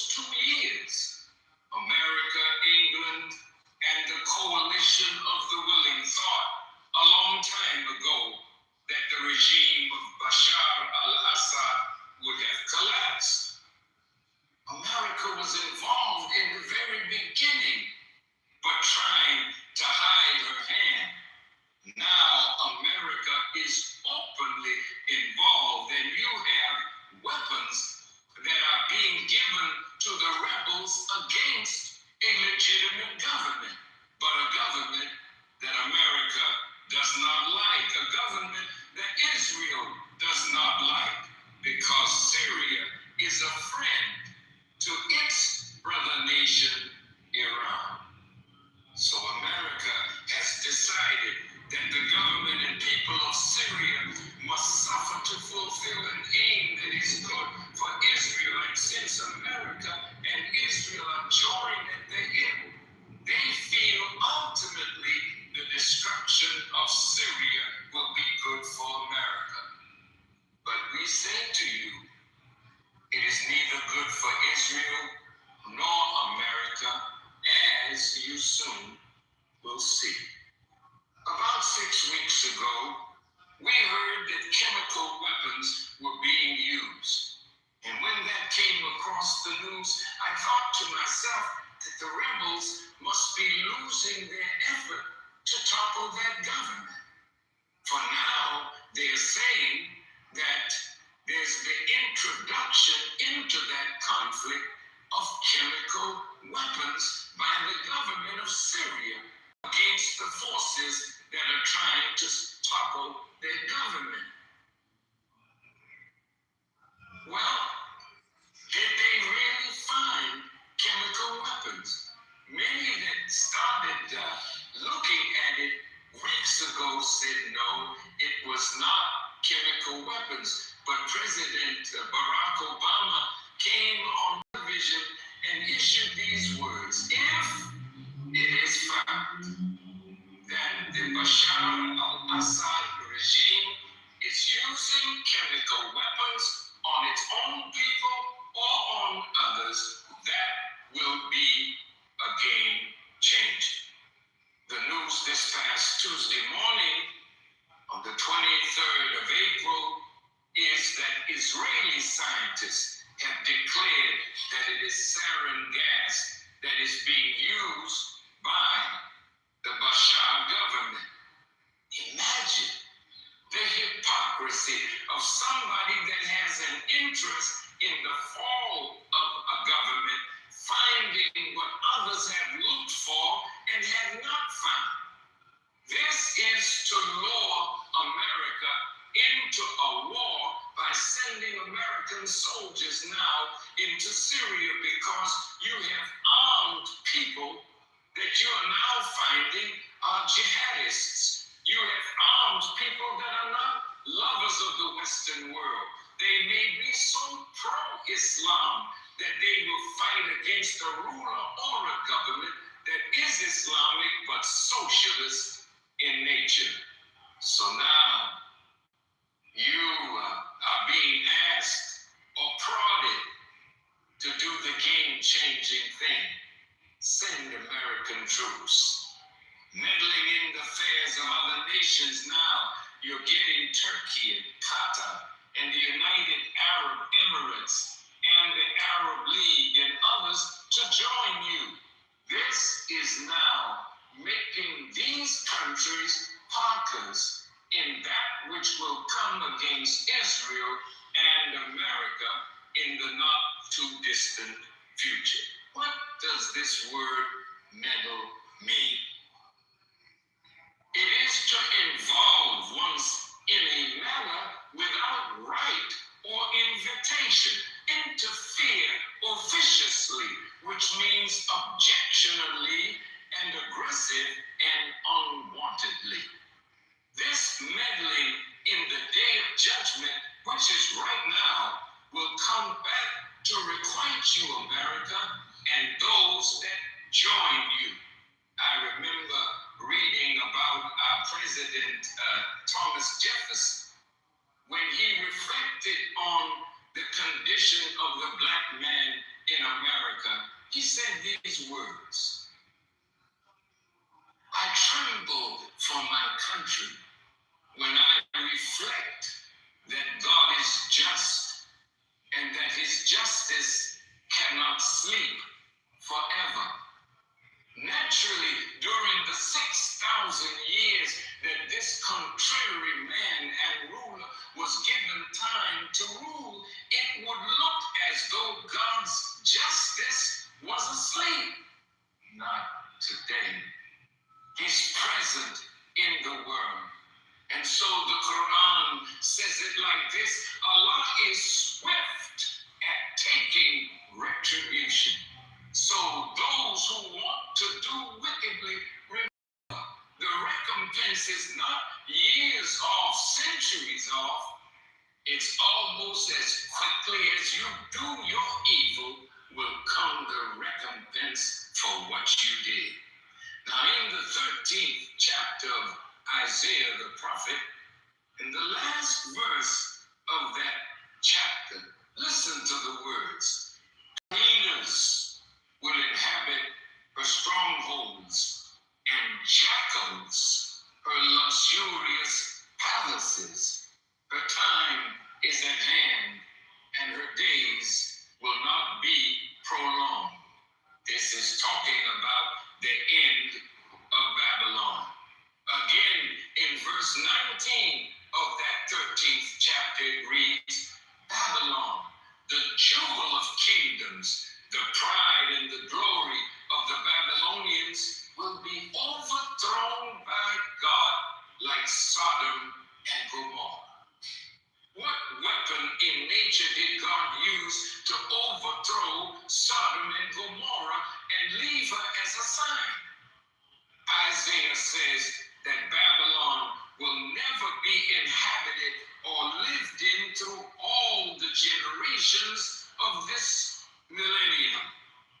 There, no nomad will pitch their tent. There, no shepherds will rest their flocks, but desert creatures will lie there. Jackals will fill her houses. There, the owls will dwell, and there, the wild goats will leap about. This is not talking about animals. It's talking about people with the characteristics of these animals. Hyenas will inhabit her stronghold. Jackals, her luxurious palaces. The time is at hand, and her days will not be prolonged.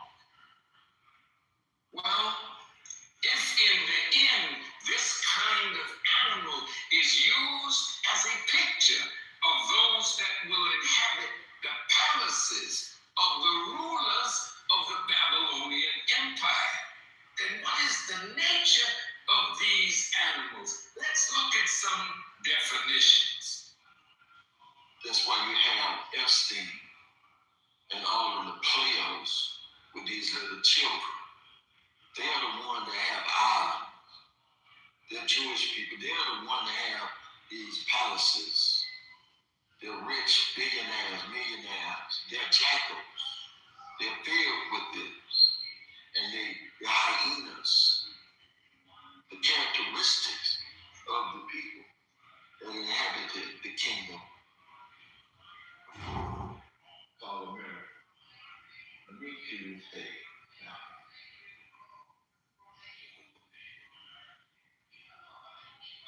A hyena is a nocturnal wild dog that attacks in packs. And when it is referring to a human being, it is a person who performs dishonest or base deeds as the follower or accomplice of another. An owl is chiefly a nocturnal bird of prey. And when it says wild goats will dance about, wild means living in a state of nature not tamed or domesticated. It means uncivilized or barbarous when it comes to a human being. Unrestrained violence, fury, intensity, wild strife, and wild storms. What is this goat, this wild goat? The goat is closely related to the sheep. It is found native in rocky and mountainous regions of the old world. Now, isn't that interesting that the goat is closely related to the sheep? And the kid is a young goat. While I'm on that subject, beloved brothers and sisters, stop calling your children kids. When we understand the nature of the goat, why would you name your little children after something that is wild, that is mischievous, that is a troublemaker? They are akin to the sheep, but the sheep has a different nature. And so Jesus used these two animals in his parable of the separation between the sheep and the goat. But the nature of the sheep is different from the nature of the goat. But all these animals that we mentioned, they are all scavengers.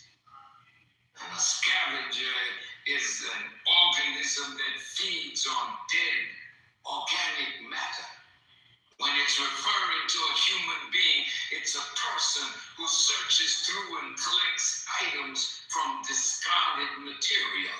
In chemistry, it's a chemical that consumes or renders inactive the impurities in a mixture. In the Holy Quran, in the 113th chapter, these are the last chapters of the Quran. These are titled the chapters of refuge. And there is a verse that says,